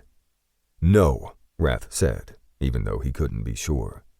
He pressed tightly, but the bullet had pierced Rogue's lung, and there was nothing that pressure could do to ease Rogue's ragged gasps for air. Sirens sounded in the distance, and Wrath sucked in a relieved breath. They weren't out of the woods yet, but he could do surgery in the emergency vehicle if he had to. "Do you know Rogue?" Crow asked Chandler. "Yeah. I was taken by Solomon when I was 6 years old, but I escaped 4 years later," Chandler said. "Did Rogue help you escape?" Crow asked. "No," Chandler shook his head, tears dripping down his cheeks. "Did you know that Solomon used to make Rogue eat dog food? And every week, he would make him play Russian roulette in front of us." The boy squeezed his hands into fists. "Solomon would use Rogue as an example to keep us in line. He locked Rogue in a box one time that he could barely fit in and nailed it shut." Wrath tightened his arms, clutching Rogue. He wanted to take away all the pain and felt helpless that he didn't have the power. Winter spun and walked out of the barn. The man's strides were quick and his shoulders appeared tight. Perhaps the guy had his own demons to battle. "How old are you?" Wrath asked, turning his gaze to Chandler. 25. If Chandler had been 6 when captured, that meant Rogue would have been 13 at the time. Wrath brushed the hair from Rogue's forehead and bent his head down to listen to the man's ragged breathing. "Have you been with the Lister gang all this time?" Crow asked Chandler. "No. I came to rescue my sister. They caught me, though." The young man grimaced and pulled the little girl close. "We will take you home as soon as Rogue is on his way," Crow assured the younger man. The EMTs barreled into the barn and checked Rogue's vitals. They stabilized the man as much as possible. When Rogue was finally taken from him, Wrath walked alongside the gurney. When they loaded Rogue into the back of the vehicle, Wrath jumped in. After a quick glance at each other, neither EMT said a word. It was a wise choice. "I say we get the hell out of here," Winter said as he entered the barn, and Crow agreed. Helping Chandler up and out of the dirty stall, Crow realized that the young man was injured and favoring one leg. Slowly, they made their way out of the barn and over to the 2 SUVs now parked nearby. Winter had managed to move both vehicles closer. "I'll take them to the authorities and then home," Crow told Winter. "I'll get Rebel and Boston back to Santa Barbara after they give their statements." "You should probably get that knot on Boston's head checked out," Crow told Winter after a long glance at the vehicle that held Rebel and Boston. "Wrath checked him and said it was a mild concussion. I just need to keep him awake." "All right. Who's going to call Real?" Crow asked, walking backward toward his vehicle with Chandler and the young girl. "I'll do it.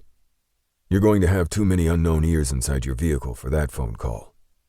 Crow smirked at Winter and gave the man a 2-fingered salute before he bundled Chandler and the girl into his SUV. "See ya," Winter said, and jumped behind the wheel. When he had left the boys, they'd been huddled together as if they feared being apart. He figured Boston and Rebel had history, but he wasn't sure what kind. Maybe he was wrong. Right then, Rebel was in the passenger seat and Boston was stretched out in the back. "Did you kill Smalls?" Boston's voice came softly. "No. He got away," Winter said. "I'm going to kill that fucker," Rebel hissed under his breath. And watching the teenager right then, Winter didn't doubt Rebel's abilities, but the last thing they needed was for Rebel to run off half-cocked. Winter tossed a glance over his shoulder at Boston, who was lying with an ice pack pressed to his head. "How are you feeling?" "Fine." Boston lowered the ice pack. "Is Rogue okay?" "I don't know," Winter said honestly. "But if it's at all possible, Wrath won't let him die." "Sometimes people die. Even if we don't want them to," Rebel grumbled, gazing out the passenger side window. "Yeah," Boston agreed. "It's better not to care." And as young as Rebel and Boston were, Winter couldn't argue with their philosophy. It was a creed he lived by. Never get close to anyone. Chapter 26. Wrath sat in one of the hard-ass plastic chairs staring at the blood beneath his fingernails. Although he had washed his face and hands in the hospital restroom, traces of Rogue's blood stayed on his skin. Rogue had been in surgery for almost 2 hours at that point, and the time had crawled. Justice shifted in the chair next to him and draped an arm around his shoulders. Next to Justice sat Fisher, scrolling through his phone. Ice and Echo had called and said they were on their way. "Drink this," Crow said and pressed a hot cup of coffee into his hands. Wrath blinked up at the guy and found both Rebel and Boston as well. "Weren't you two with Winter?" Wrath asked with a frown. "We made him bring us here," Boston whispered. They all still looked like shit, and it was clear that none of them had slept. "You guys should go home and get cleaned up," Wrath said, his voice sounding like gravel. He held the cup between both hands and took a sip. "No," Rebel said and sat cross-legged in the chair next to him. Wrath looked at Crow in surrender and sipped at the hot brew in the cup. A commotion down the hallway drew his gaze. The former Secretary of Defense was walking toward them. Dave was dressed in a black power suit that reeked of money and fit his powerful shoulders. The bodyguards surrounding Dave were all on high alert. Wrath could tell by the way they moved, like a pack of wild animals surrounding and guarding their leader to the death if need be. Even at the age of 61, Dave was a force to be reckoned with, and Wrath wouldn't bet on anyone who took on Dave. Stone cut an imposing force behind the Sec Def. People moved out of Stone's way when the man cut in front of Dave to clear those stupid enough to linger. Onlookers scattered, and Wrath didn't blame them. He wouldn't take on Stone either. Not that he was a pushover, but he was smart enough to pick his battles. Plus, he admired and respected both Dave and Stone. Wrath held Dave's gaze as the man drew near. "How are you holding up?" Dave asked him quietly. "I'm holding," he rasped. But he didn't mean it. He wasn't holding shit, and if Rogue died, he would disappear. Rebel jumped up and offered Dave his seat, and the well-built man took it. Some might call Dave slender, but that would be because the men that surrounded the Sec Def were huge, especially Stone. "I have the best surgeon in the world in there," Dave stated. Wrath snapped his eyes to Dave's in surprise. "How?" Dave wiggled his phone. "This and a helicopter. He was here before you arrived." "Thank you," Wrath said thickly. "Bad news, though," Dave said, and Wrath's heart dropped. "What?" "Smalls is still at large." Beeping woke Rogue, and he wasn't happy about it. He had finally gotten some sleep without dreams, and it felt so fucking good. The beeping was insistent, and he growled, the sound more like a groan. "Rogue." His name was softly spoken on a breath, and he smiled when Wrath's hand gently brushed the hair away from his forehead. Sliding his lids upward, he found a haggard Wrath leaning over him, holding onto his hand for dear life. Rogue tugged, and Wrath hadn't been expecting that. The man landed on him with a grunt, but with the pain meds he was on, he didn't feel a thing. "Sorry," Wrath tried to righten himself, but Rogue wasn't having any of it. He pulled until Wrath's knee came up on the bed. At that point, he wrapped his arms around Wrath and drew him down for a kiss. Wrath's lips rubbed against his, and he sighed. "I knew you would come," he breathed against the man's lips. "You almost didn't make it." Wrath's voice didn't sound like himself, and Rogue stared into the man's eyes. Seeing the fear there, he remembered that they were always one step away from meeting their maker. Slowly, Rogue slid his arms away, and Wrath straightened back up and sat on the edge of the chair, still holding onto his hand. "I don't know if we're going to work," he admitted softly, holding Wrath's tired gaze. "Why?" A muscle ticked in the man's jaw. "I'm mean." "You're not." "You're not mean. I keep you from your sleep." "I can nap any time," Wrath countered. "I'm a loner. So am I." Wrath kissed his fingers, and Rogue felt the warmth all the way into his stomach. "I can't watch you die." "As opposed to watching me live?" Wrath's eyebrows shot up. "You know what I mean," he growled, pulling his hand free. "I think I do." Wrath sat back and crossed his arms against an impressive chest. The man studied him, and then took a deep breath as if coming to some silent conclusion. Rogue was too afraid to ask, but he figured Wrath would tell him. And boy did he. "If you don't want to be with me, then don't. I'm done chasing you. I think I've done a pretty good job of letting you know I like you. But if I go any further and you don't want this, then you'll break my heart." Well, shit. Wrath had been on the verge of saying the L word and changed it to like instead. Fear blasted him that Wrath would actually walk away. What the fuck did he want? Was he too fucked up in the head to just chill and be? Probably, but Wrath didn't seem to mind. "I'm so fucked up." Tears made his voice come out thick and choked. "Listen to me." Wrath reached out and took his hand again, and this time he linked their fingers tightly together. "All of us are damaged in one way or another. You're no different than me. Sure, you have more shit in your past that you have to deal with, but we can deal with it together, if you want to give us a chance." Chapter 27. 6 weeks later. Taking sex slow took on a whole other meaning for Rogue, but he would never fucking complain. He would take Wrath any way he could get him. They were at his place because he'd yet to commit to living with Wrath. He needed to think before he made a decision. He had always been like that, and even though he knew Wrath wanted him to move in, so far the man had not pressured him. It had been a stressful 6 weeks. 2 weeks in the hospital had been the worst, but the last 4 weeks since he had gotten out of the hospital had been a whole lot better. "Where are you going?" Rogue complained when Wrath walked toward the small kitchen instead of the bedroom. "Oh, did you want something?" Wrath whirled and cocked one eyebrow. The corner of his sexy mouth twitched. "Yeah, the hand jobs are not cutting it," he growled, prowling over. Wrapping an arm around Wrath's waist, he pulled the man up against him. He knew Wrath wanted to talk, but he was hungry and not for food, so whatever Wrath wanted in the kitchen could wait. Maybe it was his need for sex that took over, but he knew it was more than that. Something primitive took over in his brain, and he was tired of being denied. Fisting the long blonde hair in his hand, he took Wrath's mouth, fusing their lips together. Wrath's strong arms closed around him, so he wrapped his arms around the man's back, widening his stance. Rogue cupped the back of Wrath's head, easing his grip on the man's hair. Wrath's hips bucked against him, and fuck if he didn't need to get closer. Rogue wanted skin on skin. He pulled his mouth away, heaving for breath, and roamed his lips over Wrath's neck. The man's head tipped back beneath his onslaught, and hands clutched at him. There were no words to describe how strong his feelings were for Wrath, but he didn't need to use words for this. Rogue eased his mouth away from Wrath's skin and held the man's eyes.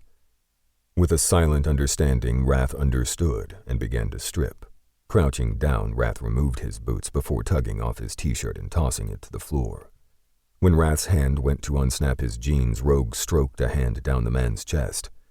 Wrath truly was a work of art. A smattering of hair was to be found only below Wrath's belly button. Wrath pried open the jeans, and Rogue slipped his hand under the material and grazed the man's cock. With a hiss, Wrath continued undressing. The man shoved his jeans and briefs down with one swoop and kicked them away. Rogue had some catching up to do, but he was dressed more casually and toed off his sneakers and then drew off his t-shirt before sliding the sweatpants and briefs down his legs. Wrath's cock stood long and hard, and Rogue licked his lips. Unwilling to wait another moment, Rogue took Wrath's hand and led him into his bedroom. "Wait. Shower first," Wrath murmured. "I'm sweaty from work." Rogue didn't give a shit, but he knew that Wrath loved shower sex, so into his small bathroom they went. "This ought to be interesting," he muttered, and Wrath laughed. "We will make it work." The man flipped on the shower and held out his hand beneath the water, waiting for it to heat up. Rogue moved in and roamed his mouth over Wrath's naked shoulder. Wrapping his arms around the man's waist, he held his hand down until he could close it around Wrath's dick. The man hissed, and his ass bucked against his own hard cock. When Wrath tipped his head back, Rogue took a sideways kiss. Laving his tongue inside Wrath's mouth, he bit at the man's lips. Wrath groaned, and Rogue eased back. "Get under the water. I'll be right back." Wrath huffed, but did as he was told, and Rogue stalked to his bedroom to retrieve the lube. They had both been tested after their first few times together and stopped using rubbers. He was glad for it. In his book, nothing felt better than his bare cock inside Wrath. Rogue reappeared in moments and stepped into the shower. He laid the lube on the small soap shelf. Wrath was turned away from him with his head tipped back beneath the hot water, and Rogue crowded up against the man's back. The man's breath caught, and Rogue nudged his dick between Wrath's cheeks. When Rogue's chest met his back and his thick cock nudging his ass, Wrath caught his breath. He was spun easily within those powerful arms, water trailing down Rogue's shoulders and muscled chest, and Wrath smoothed his palms over the man's skin, dragging his fingers through the dark hair on Rogue's chest and down his ripped abs. Rogue shuddered, and Wrath pressed their lips for another slow, aching kiss before he reached for the soap. Lathering up his hands, Wrath ran them over Rogue's front, careful to wash everything. Beneath his hands, Rogue closed his eyes and settled his hands on his shoulders. Wrath didn't stop his soapy stroking until Rogue made a rumbling noise in the back of his throat. He smiled and teased the man's cock. Rogue's eyes slid open and Wrath gazed into the gray, stormy depths. Rogue's hips bucked into his hand, sending that long, thick cock sliding through his grip. Wrath didn't want another hand job, so he released his grip and moved in until their bodies were crushed together. At the same time, his lips brushed hotly against Rogue's ear. "I want you to fuck me," he whispered against Rogue's ear, and the man's big body shuddered. Rogue fisted his hair and brought their mouths together for a long, deep kiss. Rogue made a sound into the kiss before pulling back and lifted the soap from his hands. Wrath was left panting when Rogue ran soapy hands over his body, mapping every inch of him over the knife wound that had left a scar and a few bullet wounds from ages ago. As assassins, they both had their share of battle wounds. Wrath trailed his tongue over Rogue's shoulder and sank his teeth lightly into the man's bicep. Rogue grunted under the bite and proceeded to jerk his cock with a soapy fist. Wrath licked and bit his way up to suck at Rogue's neck until the man dropped the soap and pulled him close.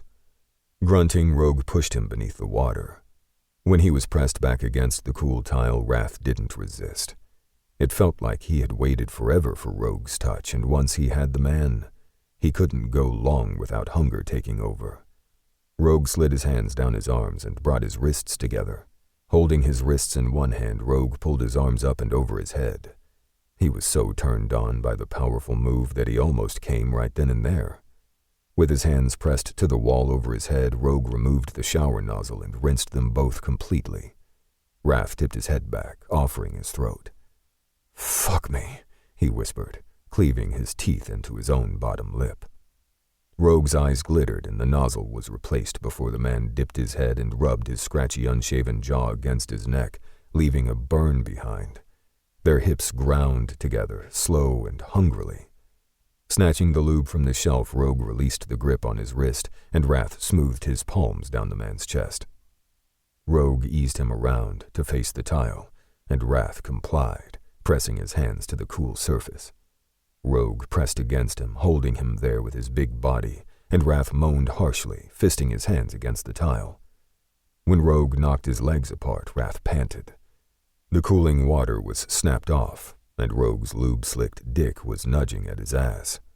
Rogue's forehead pressed against the back of his head, and the man's thick cock pushed him open. Fuck," he moaned. Rogue nosed into the hair at his temple. "More," Wrath choked the word out and flattened his hands against the wall. Rogue had other ideas. He was going to take it slow as long as he could, no matter how much Wrath tried to rush.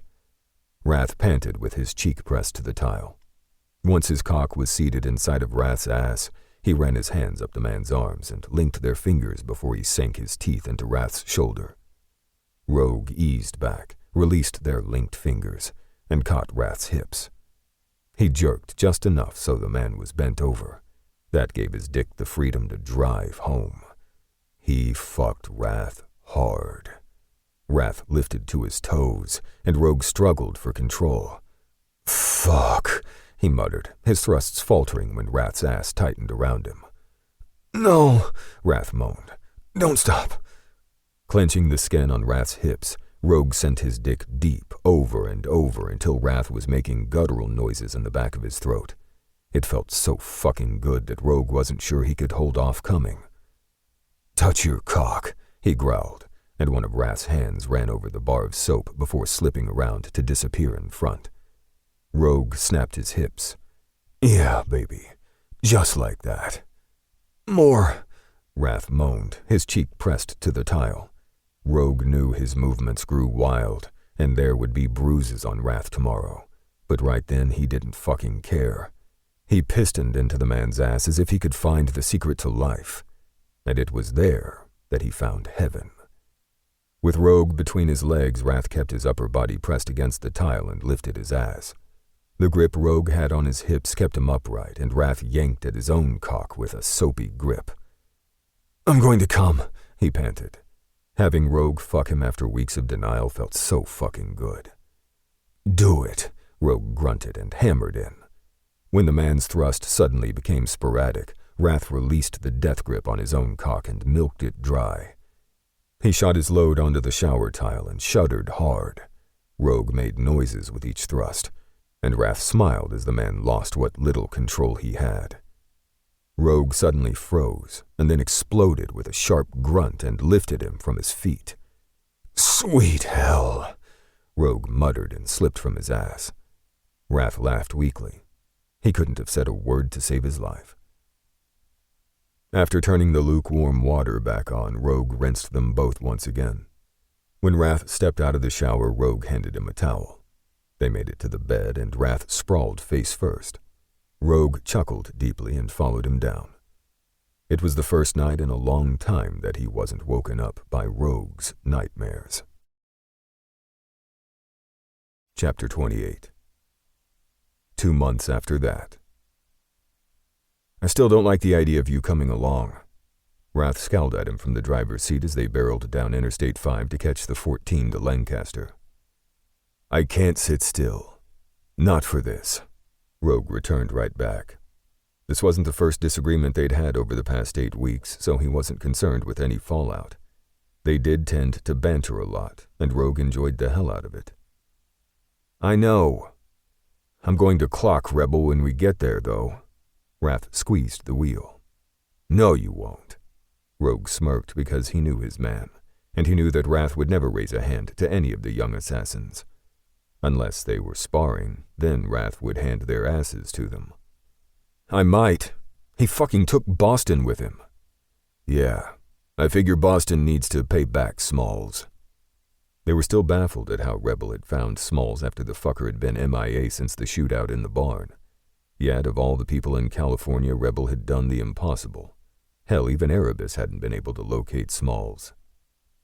"Payback's okay." Wrath released a heavy sigh. "I'm just glad Azrael didn't go with him." "I wonder why," Rogue said. "What? Why didn't Azrael go with them?" "I know they're all close." "Az has been missing a lot lately," Wrath said. Rogue had heard that too, and he knew it drove real crazy. "Maybe Savage has him doing jobs." "Maybe," Wrath agreed. Whatever it was, Real was a fucking bear right now, and they all avoided him. "So, when are you going to move from your apartment into my house? You said we'd talk about it come spring. It's now June," Wrath said, taking the interchange to the 14 when it came up. "I don't know." He glanced out the window. What they had right now was pretty damned good, and he didn't want to do anything to rock the boat. "Then I'm going to sell the house," Wrath murmured. "What? Don't do that." Rogue couldn't help if he sounded indignant, and his mouth hung open.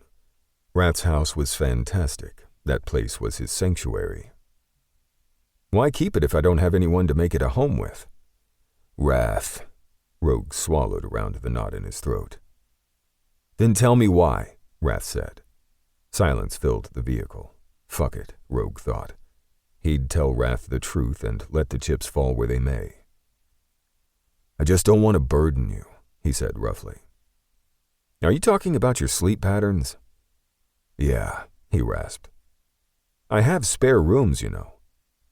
When Wrath rolled his eyes at him, Rogue laughed. He couldn't help it.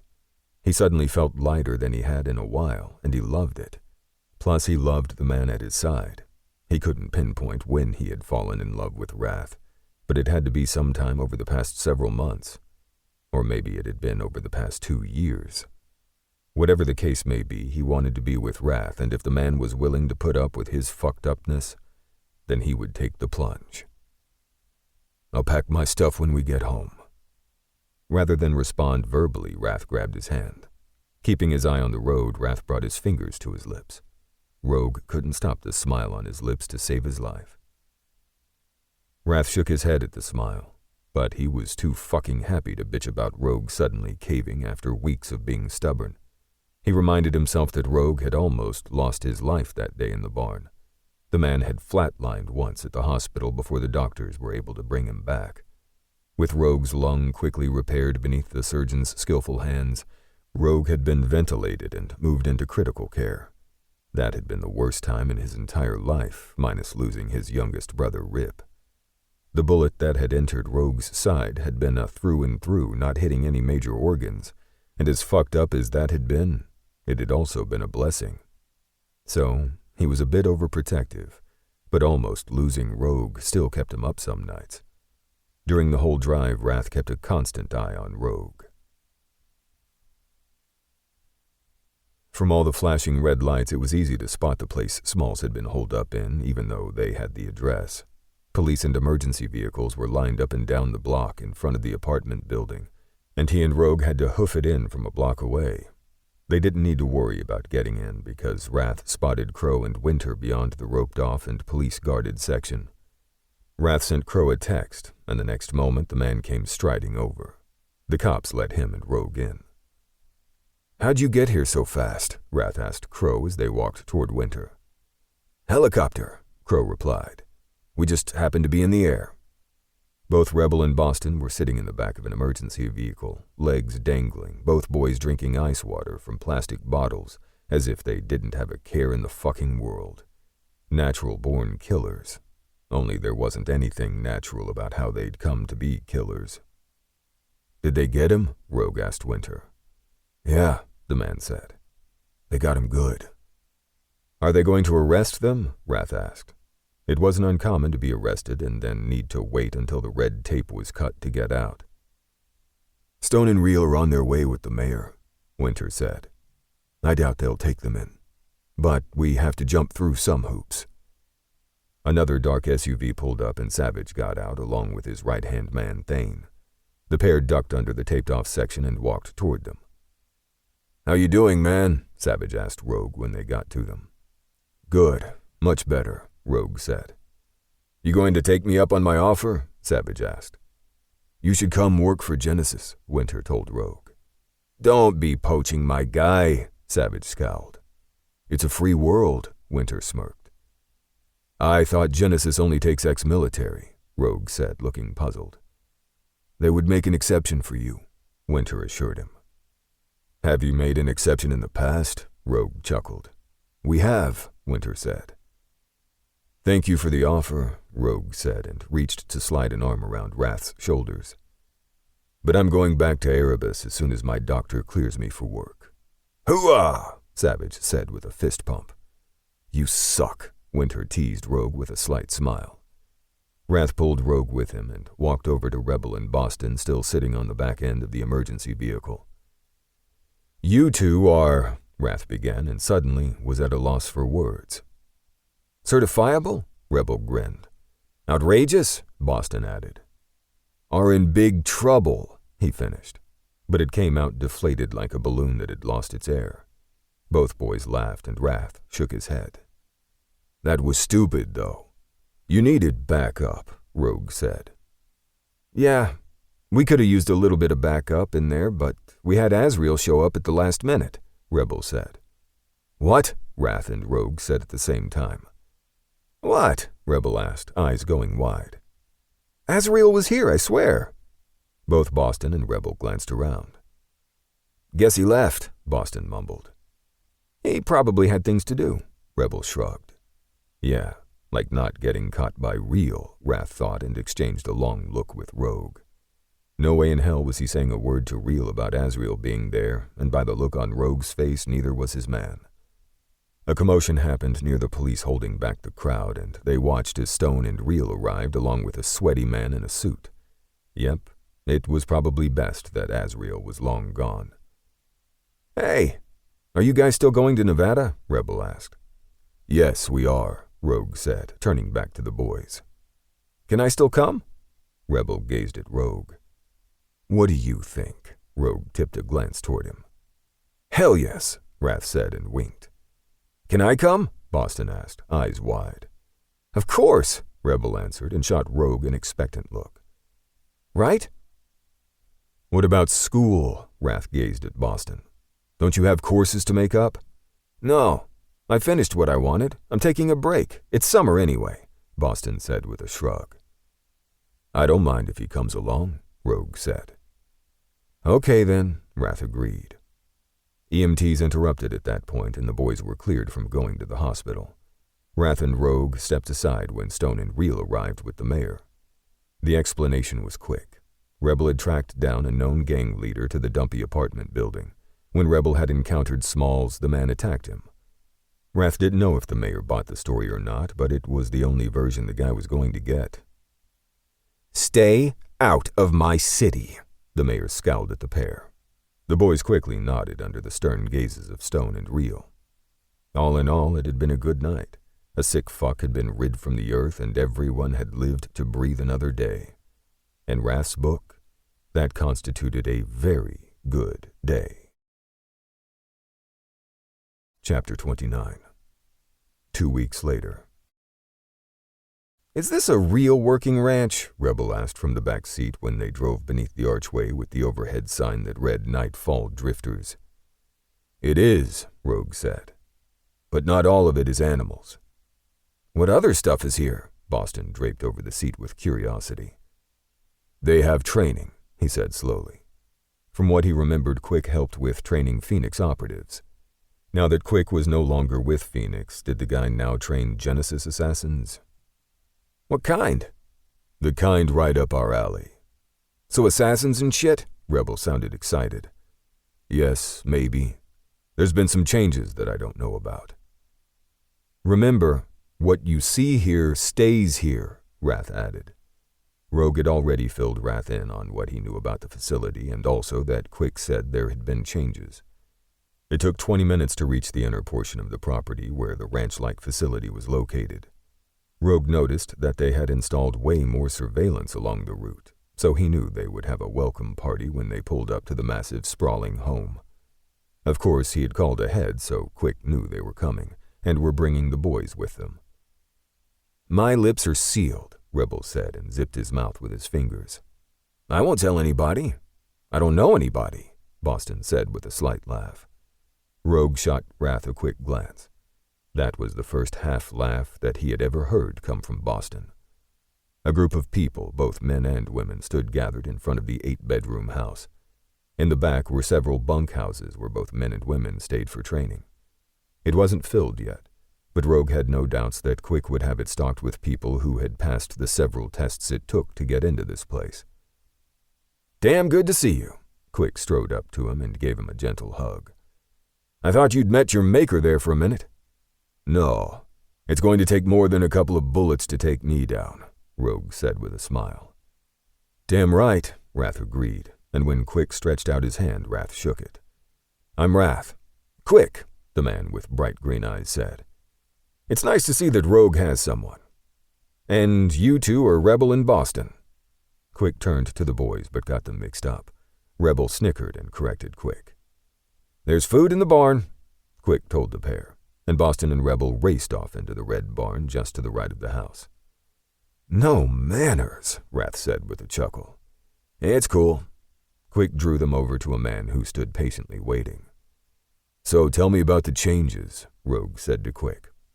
"Well, right now the ranch works as a training facility for Genesis and also active military personnel.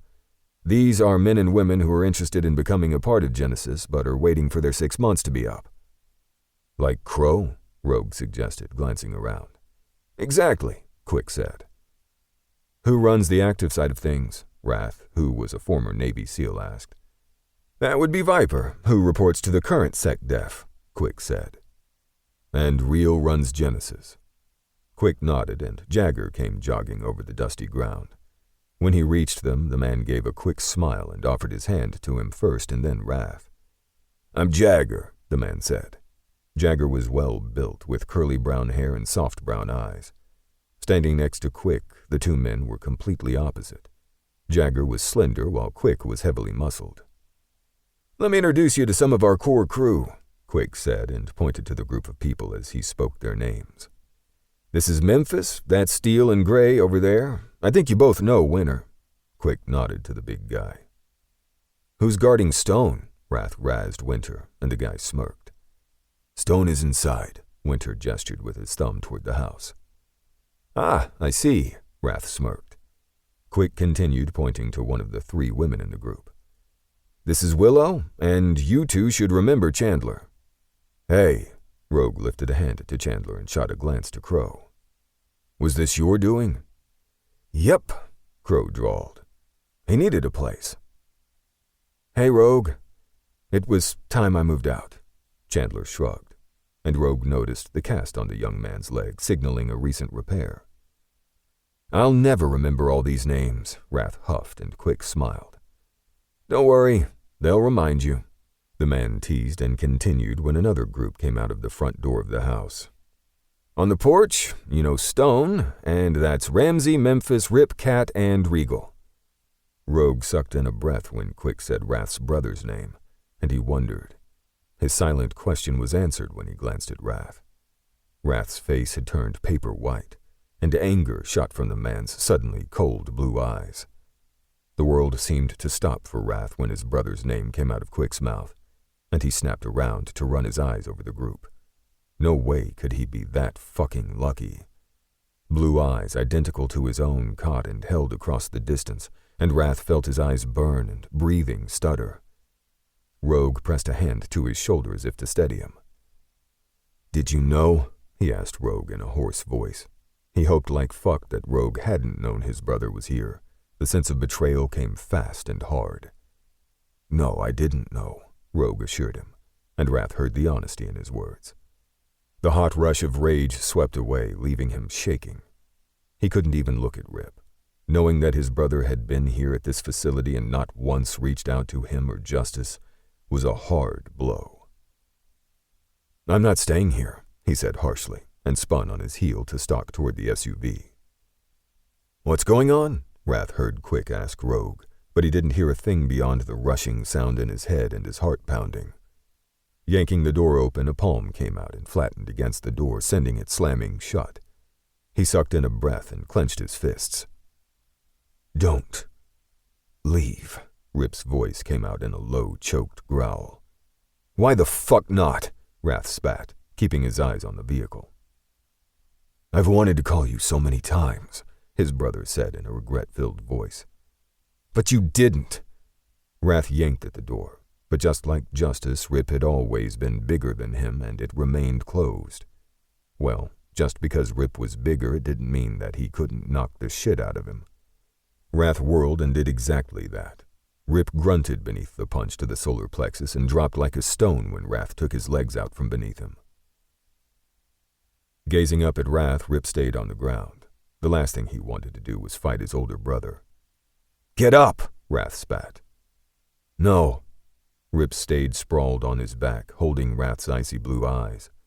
His brother was a badass, a former Navy SEAL, and Rip couldn't have been prouder. Now he just had to break through the anger. I'm sorry. That might be the best place to start. Did you see me at your discharge? Wrath spat. Shock swept through Rip. What? No, I didn't know you were there. I yelled your name, Wrath snarled. I didn't hear you, Rip whispered, and not for the first time he was filled with regret for not reaching out. He'd had his reasons, but in the face of his brother's anger he was filled with regret. Wrath pinched the bridge of his nose and closed his eyes. After a long moment, Rip watched Wrath's shoulders deflate and his brother opened his eyes. Get up, Wrath said, holding out his hand. You look stupid. Rip huffed on a laugh and took the hand Wrath extended. When he was yanked to his feet, he grabbed Wrath and squeezed him tightly. Justice is going to kick your ass, Wrath muttered, squeezing him back just as tightly. I'll take the hit, Rip said, his voice muffled in Wrath's hair. Come on. I think they're wondering what's up, Wrath said, and Rip stepped back, dropping into step beside his brother. The past 2 years had changed Rip even more so than the military. At 34 years old, his brother had a lot more muscle than he'd had that day at the base. There's someone I want you to meet, Rip said as they walked back toward the group. Who? Before Rip could answer, a noise from the barn reached them, and Wrath turned along with his brother. Rebel and Boston stood in the barn door, and the noise had been Boston's plate dumping noisily to the ground. Rip's breath sucked in quietly, but Wrath heard it. He glanced from his brother and back to the boys. You know them? He asked Rip, but the man didn't answer. Wrath glanced back at the barn only to find Boston flying toward them over the dirt-covered ground.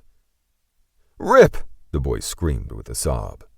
The cry of Rip's name sounded so tragic that Wrath felt his own chest tighten. "Fucking hell," Rip rasped, sounding shaken, and his brother's long strides covered the ground between him and the young boy. Boston launched into Rip's arms, and Wrath watched as his brother held Boston as if he were the most precious thing on earth. "What's that about?" Rogue whispered from his side with a warm hand at his back.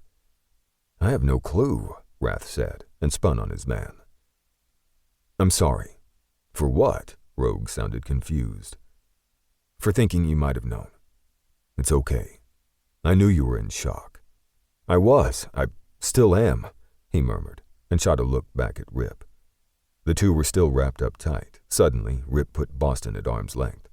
As it should be, Boston was only 17, and if his brother had thoughts of anything with the boy, then he was going to need to wait.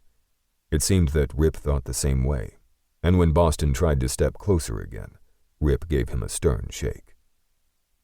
"We have food in the main house, too," Quick said, walking over to them along with Crow.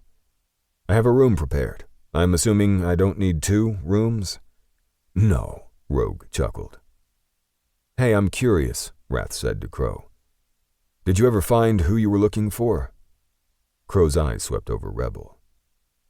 "I did," the man said, and spun around to head toward the house. Wrath, along with Rogue, walked toward the house with Quick. There would be time later to talk to his brother, but first Rip needed to call Justice, and Wrath did not want to be any part of that conversation. Epilogue. Rogue sat on the porch that wrapped around the Nightfall Drifter's main house, and in the comfortable chair next to him sat Wrath. They both held steaming cups of hot coffee between their hands. It was the 3rd week of July in Nevada and hotter than hell, but he still loved his coffee, and he knew Wrath did too. They'd been there for a week and decided they would stay a bit longer before heading back to Santa Barbara. One thing Rogue knew for sure was that Boston wasn't coming back with them. Quick had offered to train the boy, and even though Rip had gotten in Quick's face about that, Quick hadn't backed down. Boston was staying.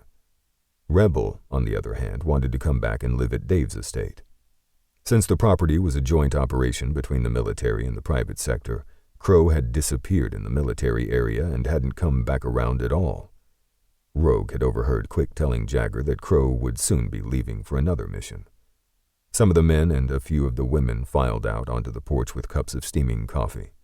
They sat down across the porch from them, leaving him and Wrath semi-secluded. "You know," he began, and Wrath gazed at him. "What?" the man asked softly. "I haven't had one nightmare since I've been here." "This place has that effect," Wrath said around a sip of coffee.